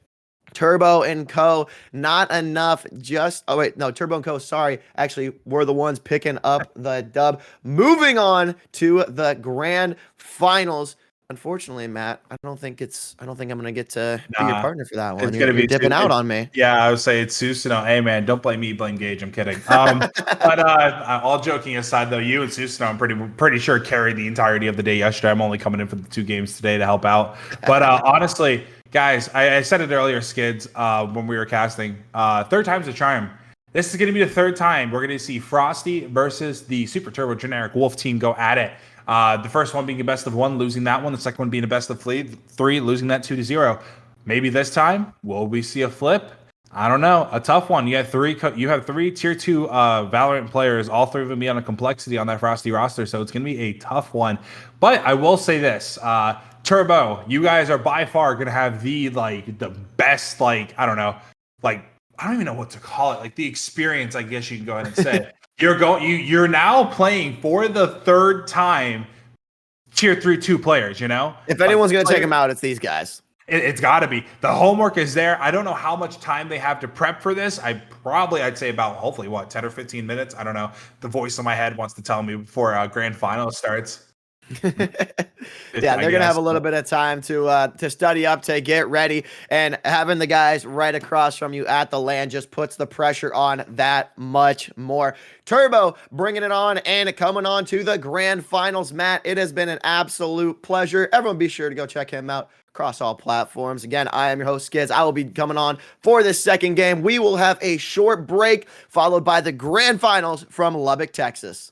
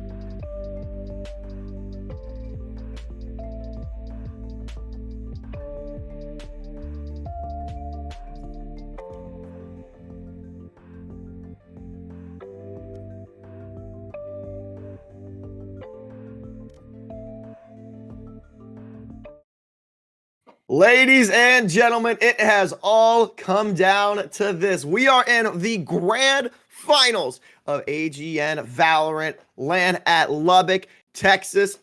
We have a phenomenal match up for you today. Super Turbo, coming out of the winner's bracket, is trying to take down the absolute beasts of Stay Frosty, featuring some players on Complexity's roster. But it is going to be a great matchup nonetheless. Turbo is hot and ready to roll. You may notice someone else in the booth with me this game, and it is none other than the man, Susano himself. I am your host, Skids, alongside the OG, Susano. Thank you, Skids. Love the introduction. I'm excited. Was casting a lot of the matches yesterday, and the Complexity boys have absolutely been having in this tournament. So I'm excited to see what they do here. Yes, sir. I expect everyone to be on their A game here. We are going to be starting off in Icebox yet again. The last series I did, we started off in Icebox, but we will not be moving on to Breeze this time. Instead, we'll be rotating on into Haven with a third map of Bind if necessary. I do see Icebox on the screen. We are going to be rolling off into the agent selection. And Susano, the last couple matches that I watched, it looked like it was a very attacking heavy force. Looks like about first team that won 7 rounds on attacking, and then next round was 8. But you look in here, we do see Frosty on the defense, Turbo on the attacking. What are you expecting from this first half of play here? I'm expecting definitely some great movement and some great util use, because the last time that I saw Valen under the Viper pick, I saw some great sight denial, and I loved calling it like the no man's land, because whoever was the enemy's Viper would always have a separate lineup that would go against his, and it would create like this little vortex of a V where I was like, yo, this is no man's land, dude. I was like, if they go through here, this is gonna be a tough one. Yeah, nobody's peeking in there. I do like to see Duck on the Jet, and I fully expect Panda to lock in either Jet or Killjoy here, looking like Turbo's leaning more towards the sky. But Duck yesterday was absolutely frying on Jet. It was actually really funny. There were a couple instances he would dash on in and just be sitting there with 5 of the other team just ready to have their way, but able to slip out, and super evasive here. Only a matter of time before he gets a Marshall or even an op in his hands. Looking like Toots is locking in the Sage, and this is one of the few maps that in a comp rotation here we will actually see Sage be utilized. Yeah, that'll be an interesting one to see, definitely. I'm expecting a lot of entry. So when last time I saw Duck playing the Jet, he was definitely playing a lot of those entry kills. But if I'm expecting it to go the same, because they did play Icebox the last time I saw them, Duck didn't have a very good defense round. You expect him, like I said, as that entry fragger. So he might be a little bit late to turn up for his gaming sense, but I think definitely once they get to that attack half, he'll definitely be leading when it comes to the kills. Yeah, I did really like how Frosty was playing the defenses yesterday, but that may have just been because they were playing Monolithic, who was a very aggressive team both on the attack and the defense. So if they could just play a little bit patient, Frosty that is, while they just like they did yesterday, get that first pick, and then you can rotate off of that. Then you can figure out where they're going. But ladies and gentlemen, we are starting round number 1 here in the grand finals between Super Turbo and Stay Frosty. Turbo here on the attacking side. The spike is going to be in the hands of Viper, and it is an all-out attack. Walls up, guns are ablazing. Oh, you see right there, immediately 3 down for the side of Turbo's team, and now you've got Reyna and Sky left. This is not a bad duo to have. You've got that operational ability, but Duck's going to be moving in on the flank. Does see the Reyna. Gets in behind. Great shot right there, and the Sky goes down as well.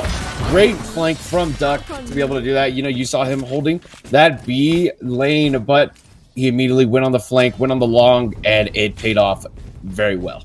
Yeah, Duck with a good flank there. Missed that first ghost shot, but we don't have to talk about that one. He had on the Reyna.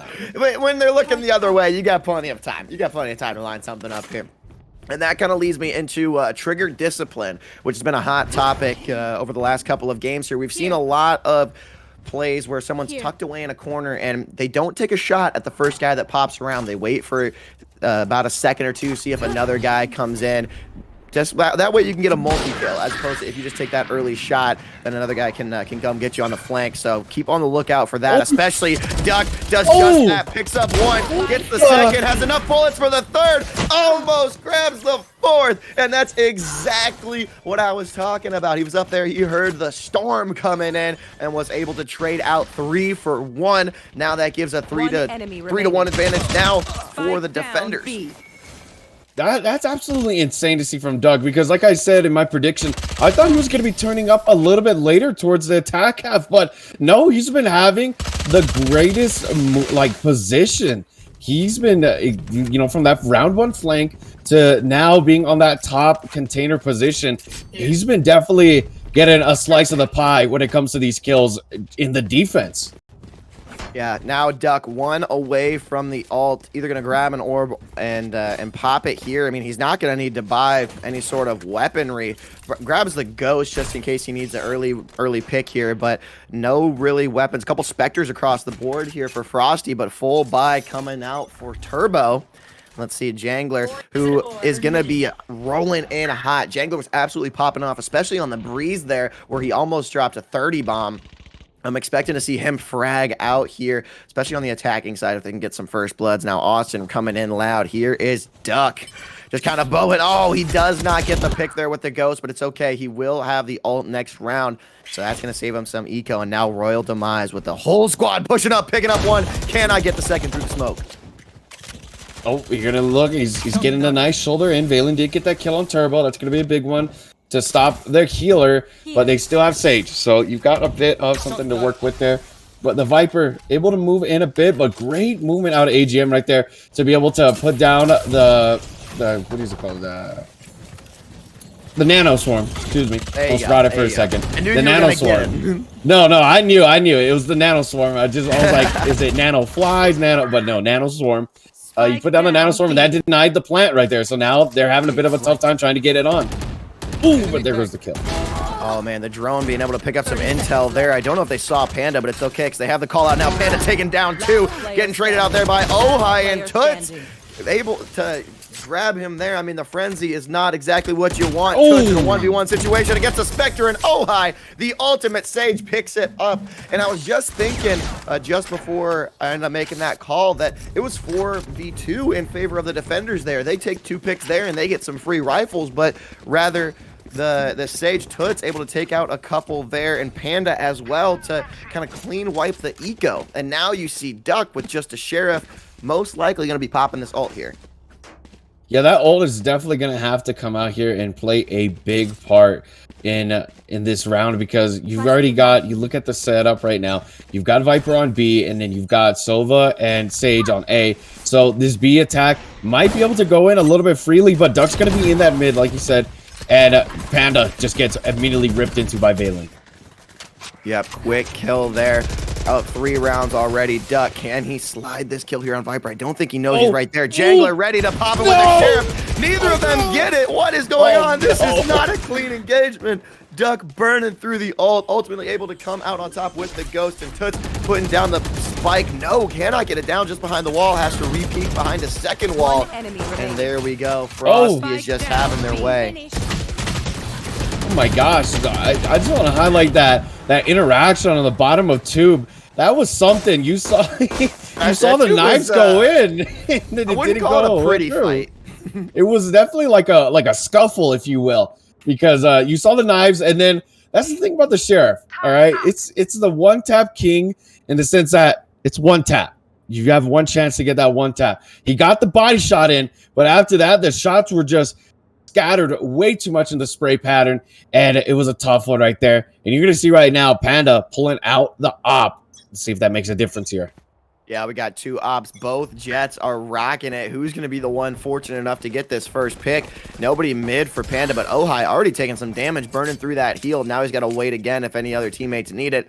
And as a guy who, when I do play Valorant, I play Sage, it doesn't really work out for me because I like to peek all the time. So I burn through my heal right away, and then my teammates are yelling at me asking for it, and I have to keep telling them no. So I should probably find a different agent to play.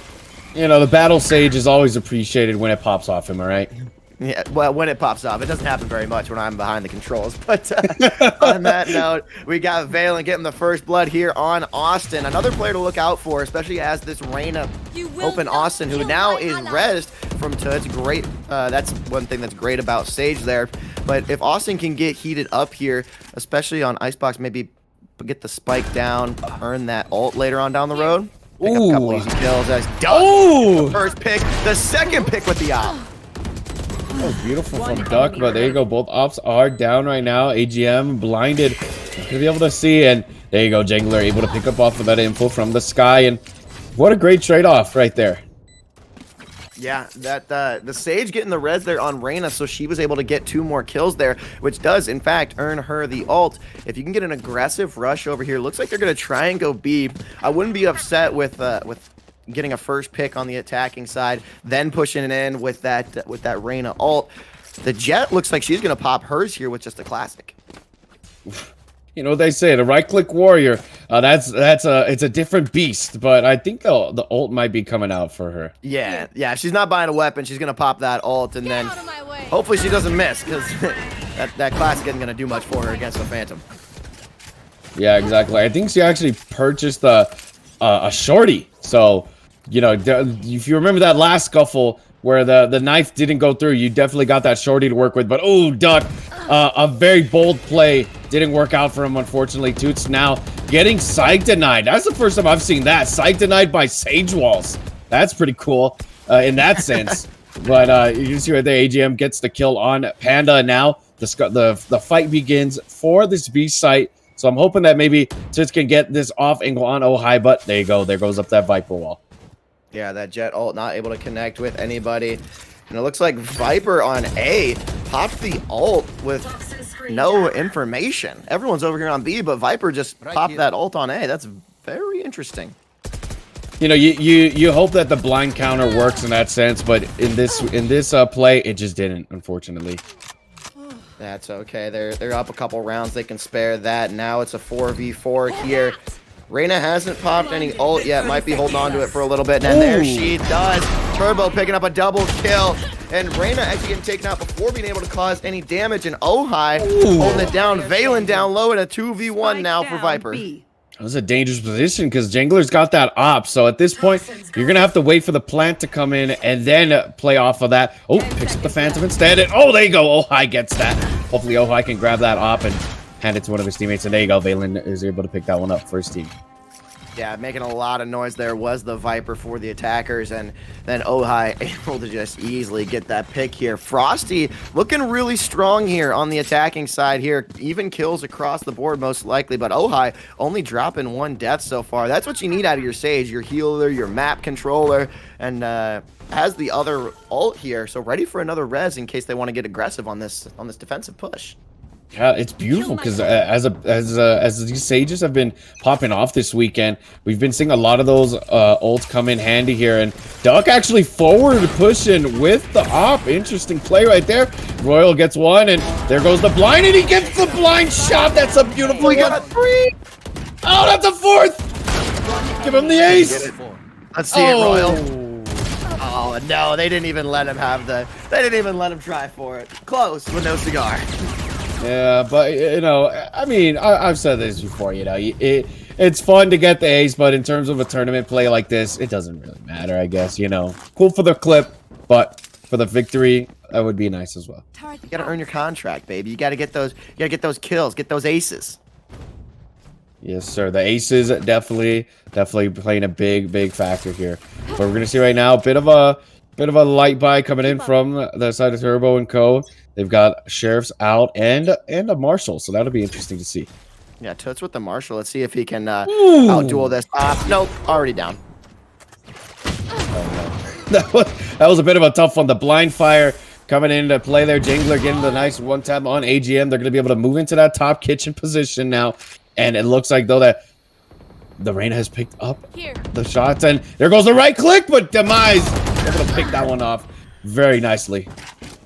Mize with a good pick now, swinging around. Can he get this one? A shot dart coming in. 1-2. Austin able to end that trade there, and Ohai in a 2v1 has eyes on the Marshall here. Is he going to block a wall here? I think he was looking to, but it doesn't matter. Duck able to get the kill with the op.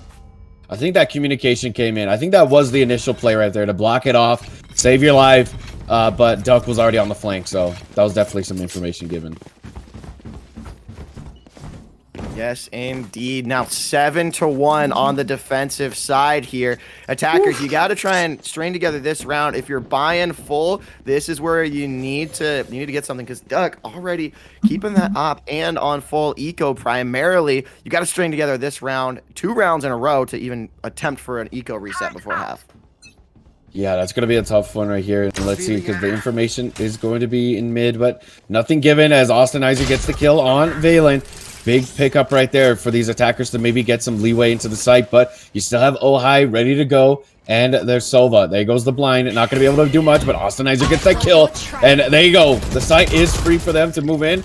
The Seekers are on their way, and Panda gets ducked, and it looks like this may be a good round for the attackers. Yeah, this is exactly what you needed here. But on the defender side, you do have full ult across the board. I believe Panda cannot pick that one up. Get out of there. Hold on to your op. No, the blind fire comes in. AGM is going to be able to get 1 there. Can he pick up the 2nd or the 3rd? He gets 2. And Jangler on the trade. Man, Jet dropping the op. That's going to be terrible for the eco.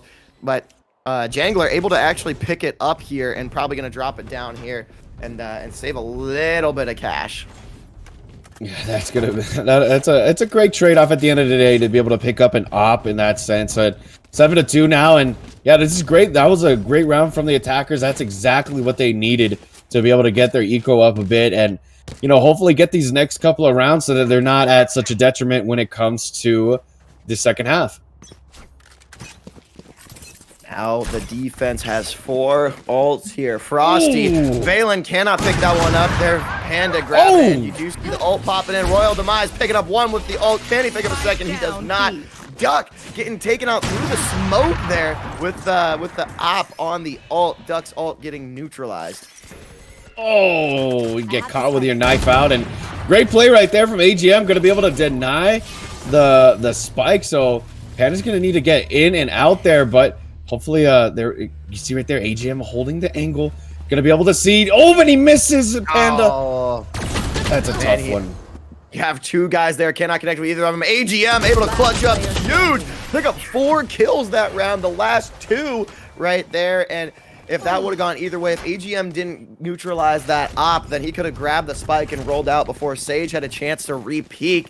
And now it's starting to get a little bit of a steeper hill here. Frosty is just climbing super aggressively. They could here end up double digit going into halftime.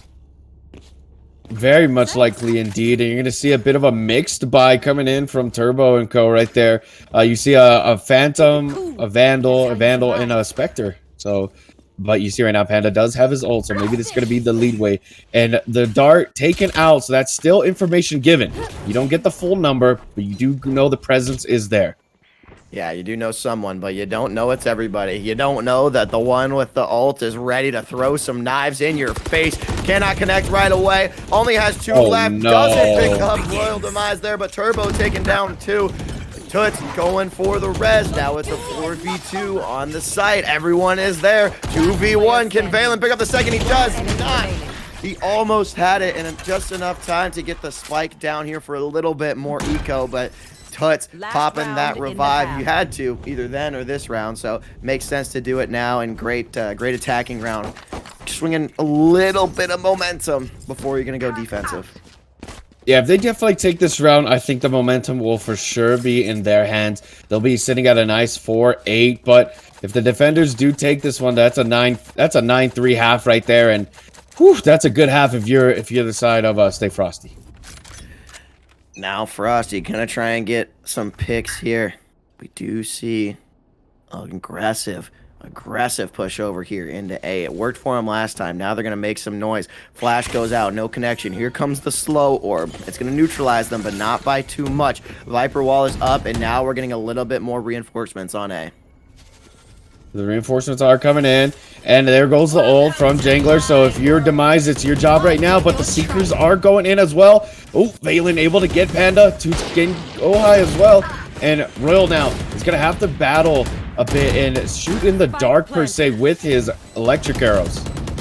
Yeah, Ohai, the Sage for Frosty, already getting taken out, which is unfortunate because she did have her ult available for a res. Not going to be able to use it here. Viper now on the defensive, the only one with the ult. Jangler, got to stay alive. Keep that bubble up. Picking up one on AGN, gets traded out. Now the wall will drop. 3v2, and that allows Valen to pop his, which gets a little bit of more time. Some pressure still on Toots, taking down one. You got to get this now. One enemy remaining. He's got one health. Now 1v1. Player standing. The may just be enough time. Going to have. Oh no! Getting the right click, but it's not going to be enough, I don't think. Oh, that's it. Yep, that was it. Oh, Valen, he didn't get it just in time. Great plays there from the Reyna to play. Ring around the Rosie, get the last two-round wins, and now 8-4. And Frosty, who has been looking good on the attacking side all of this weekend, is just ready to charge in and win these trades. That was a great play from their Reyna Austinizer. He had one health, literally one health, and was able to fight his way around and played that time beautifully. That was crucial, actually. So I think it was Duck that wasn't able to get one of the trades there. It was, and he ended up dropping to the Reyna. If he gets that pick, or if Viper even gets it to halfway, but not nearly enough time. So we do see Spike in hand with a full push going mid on pistol rounds. If you are Turbo, you need to win this first round and try and sneak 2 or 3 here. Toots putting down a slow orb. Yeah, the slow orb definitely able to deny 2 attackers right now, but you see the movement in, and Turbo gets one and Panda gets another, and now it's a 3v3. You do see right now that the movement is coming in very slowly from the side of Jangler and Co, but they're going to be moving into this mid now. And oh, there you go. Attackers not going to be able to make any big play. Oh, actually, Defenders not able to make their rotation in. Yeah, Valen with good picks there, holding that angle. Got a little sketchy there. It did, yeah. When Turbo was able to win those trades and come back through the backside, but ultimately attackers on Frosty ended up winning. And I mentioned that would have been a huge round for Turbo to win, get just a free round, and then maybe even the second one here. But now look at all these marshals coming out. You're going to buy these long-range weapons, the marshals, the bulldogs, and you're going to take them over into A and try and get a pick towards zip lines. Yeah, that pick is going to be essential here. And you see the Viper lineups are on B, but that's a bit of a fake out as the movement towards A begins. Duck moving in very fast. And oh, there you go. Some tags, but not enough. Actually doesn't get any tags, unfortunately, from Duck. Panda moving in now, and great kills from Ohai and AGM, because now they've got that site for free as the rotation needs to come in from Jangler. But it looks like though these attackers are going to fill out these slots.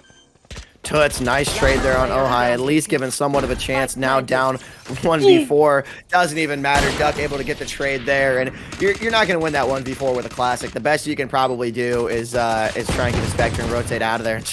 Look at that, shooting some bodies up, a 10-4 in the grand finals, man. It's getting a little heated out here. It's getting very heated, and you've got 3 more rounds if you're Stay Frosty, and yeah, you deserve the talking points, the bragging rights. But hey, you know, Nate Shot said it best. If you're gonna shoot bodies, you better close out the map. So let's hope there's not a reverse in order. That would be quite a reverse here, especially with how good Frosty is looking. Just absolutely controlling, and another aggressive push. That's one thing I love about these guys. They are not scared, not playing it slow. Duck ultimately does, though, get traded out, and Panda dashes back into safety. There you go. Ohai now moving in. Does have the res. Res is Duck. But you see Austin Niger's going to be reacting off of that. Gets a dismiss in. Great play from him. Gets one, but Ohai fixes that one off. And now it's a 2v2 as Jangler and Co. Jangler now being the last man alive. Going to have to make the play happen here. They do have the spike. They could rotate, but at this point, why would you? But Jangler gets the lineup. Oh my gosh. Wow. Jangler just got the easiest 2-piece of his life. That's just a little miscommunication there from Frosty. You cannot let that happen. Just stay at least a little bit spread out. Doesn't even get the chance to rotate like you were saying. Yeah, it was like, why would you rotate? You know, it's a 2v1, but in that sense, the lineup just does you in. So that does give the round to Turbo. Now we could see a push over to B. Last couple of rounds over on A is going to require a hard eco reset for Frosty, except for the Jet here, who doesn't appear to buy anything. Going to grab an orb and maybe even a pick for the ult. Yeah, hopefully that pick does come in, and you see right now they're moving in with the Sova drone. Not going to be able to get much info there. You do get the wall down, and now you're gonna try and plant, and oh, but there goes another Viper util moving in, and now you're gonna see more shots coming in. Oh, hi now with the Ares shooting into the dark. Not gonna be able to get anybody, but AGM does pick up Turbo, and AGM picks up Austinizer as well. Duck moves in with a fast kill on Toots, but Jangler able to end that spree. Yeah, calculated out there, picking up the orb and the plant to allow for that ult. A right click right into the face, but gets traded out. Panda now trying his best in a 2v4. He does not know there's a player right to his right. Jangler picks up one, and then Valen picking up the trade on Panda. That's not going to be enough. 11 points on the board for Stay Frosty. 2 more, and they close this out. And just for extra emphasis, if Frosty wins 2 maps here, that's game over for this LAN. That is game over indeed. So, you know, Turbo, they've had a great showing here, Skids. I know you got to see a little bit more of them. You think they maybe have it in them, the tenacity of the spirit of their comeback, maybe? I mean, they're good and all, but Frosty's just simply playing better right now. They're utilizing team comms and movements really well, but it's just aggressive, man. It's so hard to neutralize this aggressive play if you're not ready for it. But I guess they're doing the exact opposite. You're fighting fire with fire, pushing on in, get that first blood, and Duck eventually getting the trade here. An attacker Killjoy going down, forcing them out of A, giving the free plant. So now you have the bomb down, you have a numbers advantage. Everyone's back in your own spawn, and now it's 4-2. 3-2. Yeah, 3-2 in the life count. You do have Reyna ult and a Sky ult, so you could definitely play off of that info if need be. But at this point, the spike's been going on for quite a while now. Austinizer moving in. Turbo gonna try and get one. There you go. Austinizer gets one. The Seekers go out. It's a 2v2. You can activate this ult. And especially with 21 HP left, you need that fast shots coming in from the Empress. But Ohai gets Turbo. Austinizer gonna have to opt to not use his ult as Duck gets that kill. Yeah, an ult would have been nice there, but it would not have been enough. So that is going to be the round, and now we are on match point. Frosty only needing to pick up 1 more with the entire team at a positive KD. Almost everyone is 1.5 to double positive, and they are just simply out slaying. I know that Valorant is a lot more than just a kill-death ratio, but if you don't have a single player negative, then it's going to make map control, rotations, util usage, ults, all of that just so much easier for you. Keep up. Oh, yeah. When a team is centered on teamwork and keeping their kills up and their util, definitely a much easier game. But there you go. Turbo's going to be opening up with the blind. And there you go. You know, you see Duck moving in. Gonna blind a bit again. No more birds for her. And now you're gonna get some shots in. Duck moving in on the left, but oh, just run out of ammo at the wrong time. But there you go. Ohai moves in and gets that kill. Ohai now with the slow orb. Jangler's posted up in A with that ult. Spike is down. This could allow for the defenders to try and win something here. Toots does have the ult to revive, but you don't exactly need it right now. Yeah, especially at a 3v1. Valen gonna try and get a pick here. The patience to get that 1 tap. Now it's a 2v1. Spike is down in the middle of the map. Valen does not have it. I wonder if anyone on Turbo has eyes on. Never mind. No, they don't. I don't think so. Yeah, because you see right now they were kind of countering for maybe a rotation through mid, but that's not going to happen. And Valen does have his ult, so yeah, this is a tricky area now. Yeah, so the defender ult does drop, and now you do see Toots get the res. They must not have the confidence to try and push in with this ult. You're gonna need a 3rd player here, and who else but Turbo. Valen now in a 1v3 situation. It's do or die right here. The smoke about halfway through does get the first pick, and sneaking on in. Here comes a tease on the defuse, but not much. He does clear it off right in front of him. Gets no. Turn it around. She's also lowered down to 1 HP. Oh! Teases it, and that is it. Valen, the ultimate Viper, picking up and clutching the 1v3 with the plant. Great use of the ultimate there to really control the entire site, picking up that last kill. And man, Frosty was just absolutely slaying. Look at that. Top 3 players on the leaderboard are all those teammates. And next up, we have Haven, where Stay Frosty has a chance to clinch the title of LAN champions. Yeah, but it's going to be a bit of a fight for them, but we're going to go to a quick break as we get this one loaded up.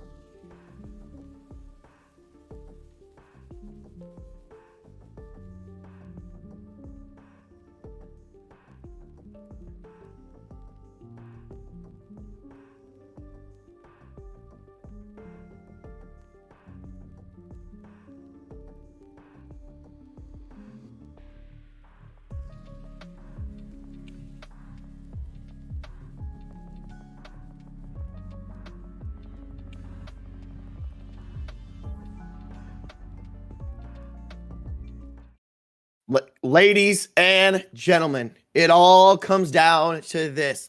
One more map, possibly, to decide who is our AGN Lubbock, Texas LAN champion.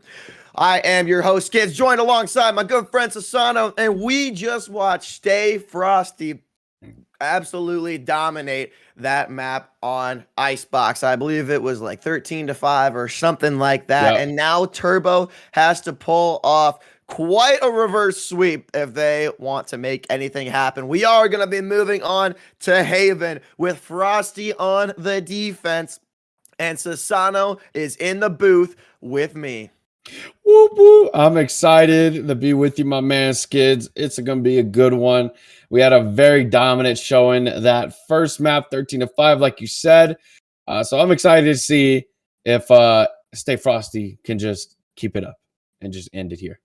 Yeah, I mean, on the defense, though, this time, they won most of their rounds on the attack over on Icebox. And now Haven with the 3 bomb sites that you're gonna have to defend. Let's see if they can lock it up here. I'm predicting that they could probably win 8 on the defensive side. We'll see right now. Yeah, but the agent select is in, and Austinizer now opting for Phoenix. It's gonna be an interesting one to see right there. Great pick as Super Turbo picks up Sky as well. 2 good flashes right there for your attacking side. And the defenders right now, you've got AGM back on his Killjoy, and Valen now picking Astra, and Demise with Sova, Sky for Ohio most likely, and Duck once again with the classic Jet. Yeah, if anyone's going to put the team on their back right now for Turbo and Squad, it's got to be Jangler. Man, we watched him pop off in the last series, and a little bit more quiet that last map over on Icebox, but he's going to have to turn on the Jets here. He's with that Astra, going to have to be getting some big frags here, or even Turbo now with the entries in with this Sky. One of those 2 guys is going to have to turn on the Jets here, get about a couple 4K rounds, maybe some 3K rounds to just really get these guys going on the attacking side. They're going to have to come out swinging. When they were aggressive, it seemed to be working out for them. And Haven, I think it could be a map to do that. It could indeed be the map for them, as indeed. I'm excited to see, because right now you've got Toots on the Sova right now, and that's going to be a very key point. When they're moving into these sites, I've seen it way too many times where if your Sova does not, pull through and give you that info that you need when you're moving into these long angles, for example, C long or A long, and it's going to be a bit of a tough one. So you need to stay alive during these rushes to give that info. And here we go. This could be the last map of a brilliant LAN weekend, but if Turbo has anything to say about it, we are going to be going to at least map number 3, the Complexity Crew and Frosty team. On the defensive side, we do see 2 over on A, 2 over in garages, and 1 RC. 3 seconds left on this buy phase. The walls are dropping, and a hard push on over into C as we loading in. You see right now, they're going to be pushing through this long, and there you go. Austinizer opening up with the flash, but it's Valen who does not get tagged by that, but Panda is going to be able to get AGM right there. Now Panda's going to be moving into this site aggressively. Astra's going to have to move back as Turbo and Austinizer are now on the site with their teammates, and Valen picks up Panda right there. Great pick right there as well. Royal moving in. Austinizer gets a 2-piece right there. That's huge. Duck picks off 1, and now it's the 1v1 between the skies. Ohio's going to be moving in, and he gets him. That's a big kill as they win that first round. Man, that was just so quick. I always love having that aerial cam over when everyone's on the same site. You saw the Viper wall that was blocking off Garage and CT, but it wasn't enough for the attacking side to rotate in safely. I mean, Sky was just sticking back just enough. Ohio was able to get that last kill with the Frenzy, and now upgrading to the Sheriff here. It looks like we're going to have another aggressive push on into A, and I mentioned it at the top of the game that I do want to see these attackers go ballistic, really just charge on into the sites, and it didn't work out for them that time, but I do still want to see the same thing as we do get a recon dart tagging up probably at least one of them. Yeah, and you see right now, Royal's going to be opting for that top heaven position, and there you go. It's now being tagged by the drone from Killjoy, and now you've got this info, so everybody's going to be rotating in now, but it's a bit of a harder on the rotation right now as the bomb is going to be going down, or spike per se, and now it's going to be Royal Demise who's going to be the one to make the move, and he does as he takes down Turbo. Austinizer does get AGM, so no more util from their Killjoy. Ooh, Austinizer gets hit by an electric arrow as Valen comes in to finish that. Ohai adding some heals now, and looks like there might be an aggressive push towards the back of this site, but oh my gosh, you see Ohai gets another kill, but Toots able to not get the kill, but Duck goes in from the back end. Now Duck able to get that defuse on the spike. I'm not really sure what the attackers were doing there. As soon as they planted the spike, everyone went on down into the hell cubby there, with the only one pushing out being the Phoenix, leaving him stranded. And that ended up not working out, because then you saw Duck rotating from the backside with the Marshall, causing some havoc, picking up the Spectre here now. That was a nice little toss there from Killjoy up in the balcony, but it didn't really end up working out for them. They got the spike down. They did exactly what they wanted, but the shock dart from the defensive Sova of Royal Demise probably was the deciding factor in stopping that little counter. Yeah, that was a very tough one right there, because you saw how they, you know, like you said, they were in that hell cubby, but they went to go contest into the site, and oh, look at that, Duck. Great blind counter. Immediately knew there was going to be a flash coming in, and it was a risky move, and it played off very well. And now Duck moving in aggressively to try and get this kill. And you see right now another blind coming in. Turbo not going to get to take out AGM. That's a rough one, because that was a Ghost versus a Vandal. Yeah, and whoever hits that first shot to the head, and it ended up being the Ghost of AGM. Now, the attackers at a 4v2 here. Royal Demise is going to try and sneak around. I don't think Viper's going to reveal herself, rather. Phoenix putting up a wall of safe rotation onto C, and now Panda able to get one, but Duck trading out here. He's got a Phantom. Spike is down. Now, are you going to push up and try and win the round, or run back and save the Phantom? I think you could opt for at least maybe one kill, but he's gonna get tagged now, so that's just unfortunate, because now they know where he is. So maybe, yeah, the save might be the better play in this position. As he pushes right into sight and does the exact opposite. Toots getting the kill there. That's not going to get him the bonus round, but we are going to have full even buys across the board now. 2 for the defenders of Stay Frosty, 1 for Turbo. Yeah, that's going to be a good start right here. Is 2-1 now, and the attackers did have a decent round there, but yeah, definitely, I think, honestly, Skids, that it should have been a save. But hey, you know, players have their own intuition at the time. So let's see right now, because it looks like Duck's actually going to be opting for the op in this round. So that's going to be an interesting one, as you do see that their Sova is going to be moving in. Yep, he does get tagged up by the recon bolt. Doesn't matter. Tries the re-peek anyway. And he's going to go for a second peek here through the smoke. Maybe he'll be able to tag something up here. Nope, nothing blind. And a pretty split attacking push here now. Oh, and there you go. Duck's going to be able to get that kill on to Toots. And now C lane has been denied. And looks like, though, that now we're just in this. It always happens every time I see it. Whenever the play to C does not go through, you have kind of this this pitter-patter towards A. So right there immediately, number 2 and 4, that's going to be your Astra and your Sky that are ready to go, and the dog moving in. And there goes the info, as now Phoenix does get a bit of some distress from the dog. Oh, hi. Hanging out around the smoke here. Phoenix does pop his ult. Is he able to get at least some intel? No, Ohai popping out for the kill. Does not get traded out by the Phoenix. A nice blind. Ohai pushes out. Gets Jangler. Gets sneak into the corner and picks up another one there. Royal Demise and Valen scraping up the last 2. And that's going to be 3 for Stay Frosty, who's just looking absolutely clean right now. Every time that you think that the guys on Turbo are making a push, it ends up not pushing. Yeah, that's a rough one right there, because you saw immediately how Ohai and Co were just making the moves and making great use of the blinds right there. That was a really quick blind onto the Astra on the side of Jangler, blinded up and immediately pieced him up.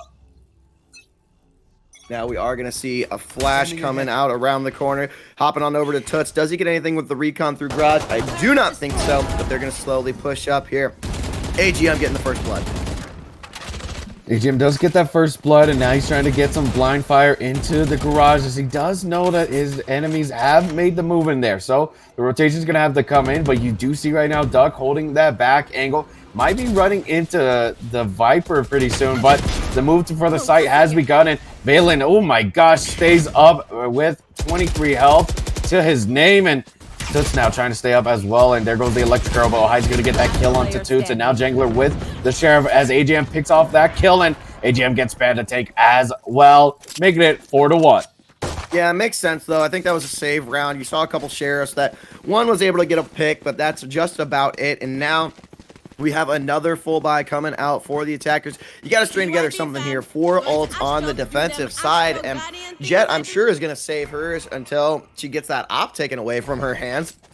No reason to pop it yet when you have that absolutely beautiful sniper. And on this KD board right here, Turbo at 1 and 5, that's the exact opposite of what I was talking about in the pregame. This guy needs to end up picking it up and popping some of these entry frags. Yeah, the need for slaying is definitely a big factor here as Duck now makes the move into Cubby with his ult. Now opts for this garage position with AGM. He's looking around. Does not see anybody, as nobody's taken the bait yet. Everybody from the side of Turbo is just staying behind right now, waiting for that aggression. But, oh, Jangler gives away too much, as now Duck is going to have to make that move, and he gets the first kill. There goes the second, but he gets taken down as he does not pick up the second, and now it's a 4v4. Yeah, nice little right click there as Astra decided to shoulder peek it. Doesn't end up working out. Panda, that slows their roll for the attackers. Got to pick up the spike here. Austin, is he going to try and go for the orb? No, just puts down some shots. Leaves the orb alone. Picked up the spike, and now we're going to get a rotation up through mid to B. But you see all the Killjoy traps that are just ready to pop. The Killjoy traps ready to go. There you go. Now Panda's now vulnerable, but he's going to activate his ult. And Toots now getting the spike down. You've got this 4v4, and you've got a bit of a situation with Panda's ult. So you're going to have to get him out very soon.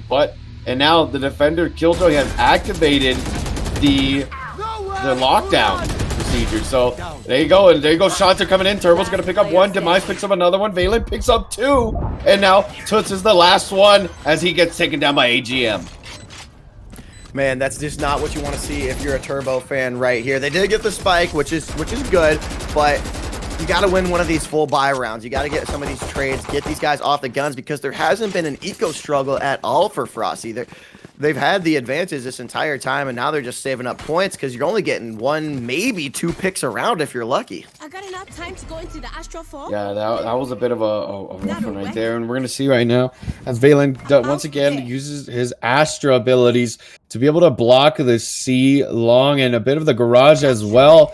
So that's going to be an interesting one to see when it comes to this push, because it looks like it is going to be a C rush with the spike not being kept. But there you go. Number 7's going to have to go pick that one up. That's going to be a bit of a delayed push now. Austin having to drop back, and a Marshall pick from Panda. That's going to give a nice little momentum here. Not an entire site break, as you're going to need a flash here. AGM is posted up inside, gets flashed, but doesn't matter. 2 bodies going down for the attackers. Both Turbo and Toots and Austin getting taken out as well. Wow, you get the number advantage, and you try and get that site break, but AGM was just ready. Even though you got the flash, Sova could not see her and gets bopped right in the head. I'd like to mention though that AGM was staggered, which means that he wasn't able to hit the auto fire. He was just tapping away and he got that first kill very close to himself. And that's really what created the dagger right there, because then the Viper wall had just that little pocket peek just for him, and he was able to peek out and immediately get the second one. Don't you love when the Viper wall that you place benefits the other team more than you?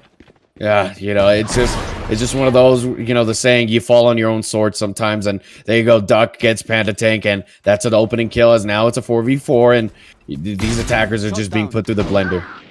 Man, this defense is just incredible. And I mean, a map like Haven, it makes sense, but you're expecting some of these guys from Turbo to at least string something together now with an op in hand. Let's see if Toots can make it happen. We just need something to turn the tide. Get some guns out of these guys' hands. Pick yourselves up around. That's not going to happen as Ohai takes down Jangler. Will Toots get this peek? He's waiting for the shoulder. He does indeed, and now it's a 1v2 situation with Sova coming back around the corner. Here's Demise putting the in the chamber. Gosh. I can't talk, but that doesn't matter because Demise ends up taking down Toots. You don't even get to save that up. Yeah, that was a very rough one. A great peek though from Demise there, because he jumped in, waited for that op shot, and immediately went for the chow. And in that point you pull out the classic, but sometimes you pray for the right click, but sometimes it just doesn't happen. bullet in the chamber. That's the phrase I was looking for. But There you go. I just got it. I figured it out. Hey, sometimes our brains shut off. You know, it's okay. Yeah, it's no worries. No worries at all. Oh, look at this Odin. No way. way. Let's see it right here, Panda. I want you to just mow down the A site. Come on, Sova. You know you want to peek it. I've You got see your now train. Jungler moving in. But there you go, that Odin now being a bit of a dagger. And but Oi activating the Seekers as the Seekers come for him as well. And now they know where they're at. And there goes the Nano Swarm as it blocks off both positions. And the dogs are going to be moving in. But wow, a bit of a fire. And now Oi's getting tagged up by the fire. 49 HP now. He's going to have to stay up a bit more. But Ostenizer with the run it back. Gets the kill. Doesn't get the second one. And there you go, Panda now making that move with the Odin. Man, using all of your util to take out that Sky, and it ended up working. Now it's up to Duck. See if he can get some picks with the operator. Great Astra ult wall there. Doesn't realize that the bomb is being planted. Gets pinged up with the beacon, and now Duck's going to have to wait for someone to aggro push him. There's a 2 ready to peek. Does he get one? He does. Dashes on out before the Phoenix has a chance to peek as well. Now you got to be smart about it, and Phoenix is ready. Duck does not get the shoulder, and thankfully Turbo is able to pick up a round, get the op in Toots' hands, and you got a couple more rounds where you can try and salvage this. You do have a couple of rounds indeed, and now you know Toots has your op, so you got to be careful. So this Astra play from Valen is going to have to be essential. We've been seeing him use a lot of the Astra smokes to be able to cover these angles, but you've also got your teammate Duck with an op as well, so it's going to be a showdown, Skids. A very good showdown that I'm excited to see. Now, Toots is wanting to... I want Toots to climb to his ult, hopefully to use it one more time before the half. And Royal Demise getting taken out there by Austin. That's great aggression. Now you got Ojai, who might be able to get a pick here, but it's going to be kind of close. Oh, gets Sky's toes. Takes out Turbo's toes, but let's see what Jangler can do here inside of the blind. You saw right there, that was the Astra Graviton Surge that pulled them in, but there you go, Jangler not going to be able to get that shot if Valen picks up another one, and now it's just up to Toots with the op, so who's going to peek him first? But Valen does, and has the faster reaction time, and gets that defender round dub. Man, I wanted Toots to at least pick up one or two, because like I was saying, if he could get his ult right here, that would be phenomenal to try and get the spike down. At whether you play it slow, get the spike down, or clear off the site with the ult and utilize it there, but didn't end up working out. It's still got a little bit left to go as we are about to close out this half here pretty soon. We got 2 more rounds, and Toots he will get the ult by the time it's halftime. I will say that.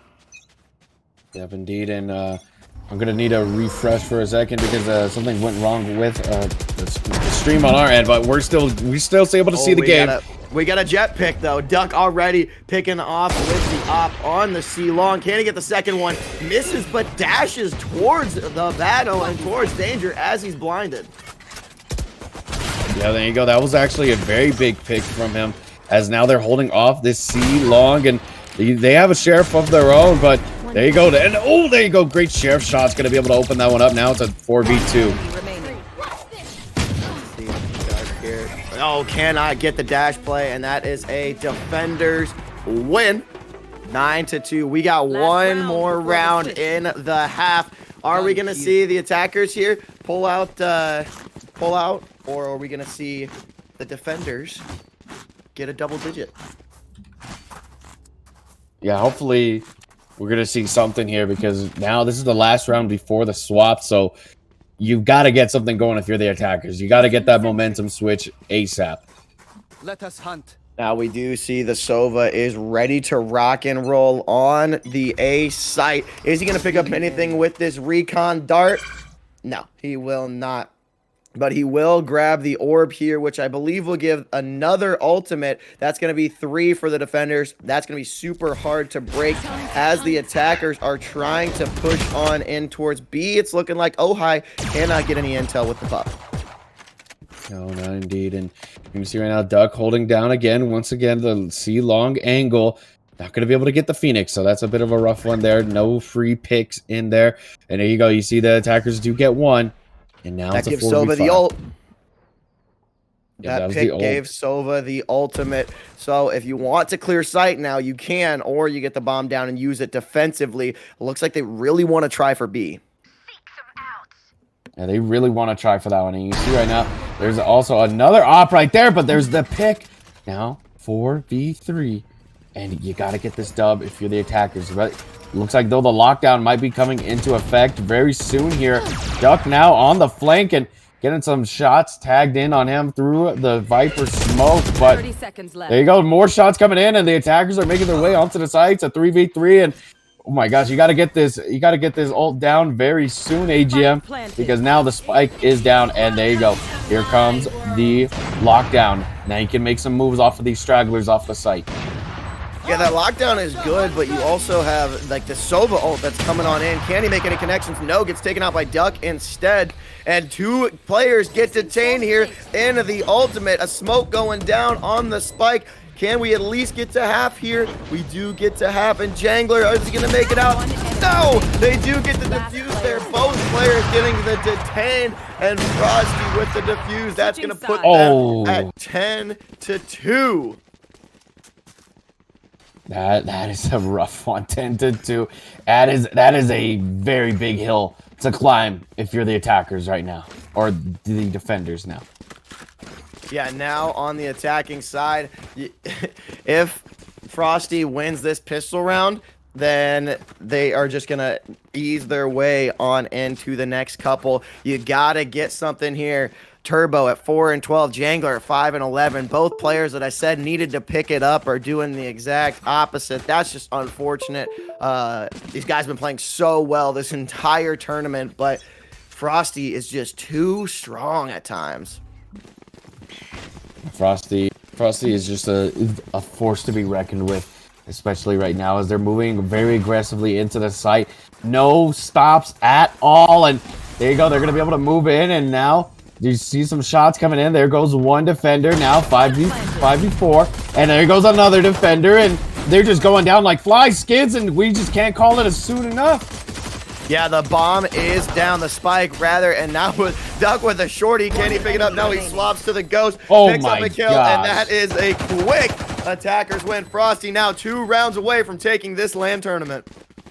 2 more rounds away from that prize, indeed. And you're feeling real good if you are Frosty right now, because you've been having a very phenomenal weekend, and it's been showing off very kindly. Yeah, Duck pushing his way in with that shorty and ghost. I just love when the shorty makes an appearance, man. But now, if you like, the attackers are buying 4 Spectres and a Judge, it looks like, and a couple Marshals coming out for the defenders. You got to try and get a pick here. Hopefully Turbo can at least get 1 pick with the Marshal, but they're going to be pushing up in towards garages. Yeah, that garage move is going to be a big one, and you see right there again, Doug now with the Judge. Base. Oof, my gosh, what a execution right there, but he's got to get stopped immediately, and now with the Sky with 9 health. So at this point, you know, I would have picked up that Judge and gone at it against somebody right there.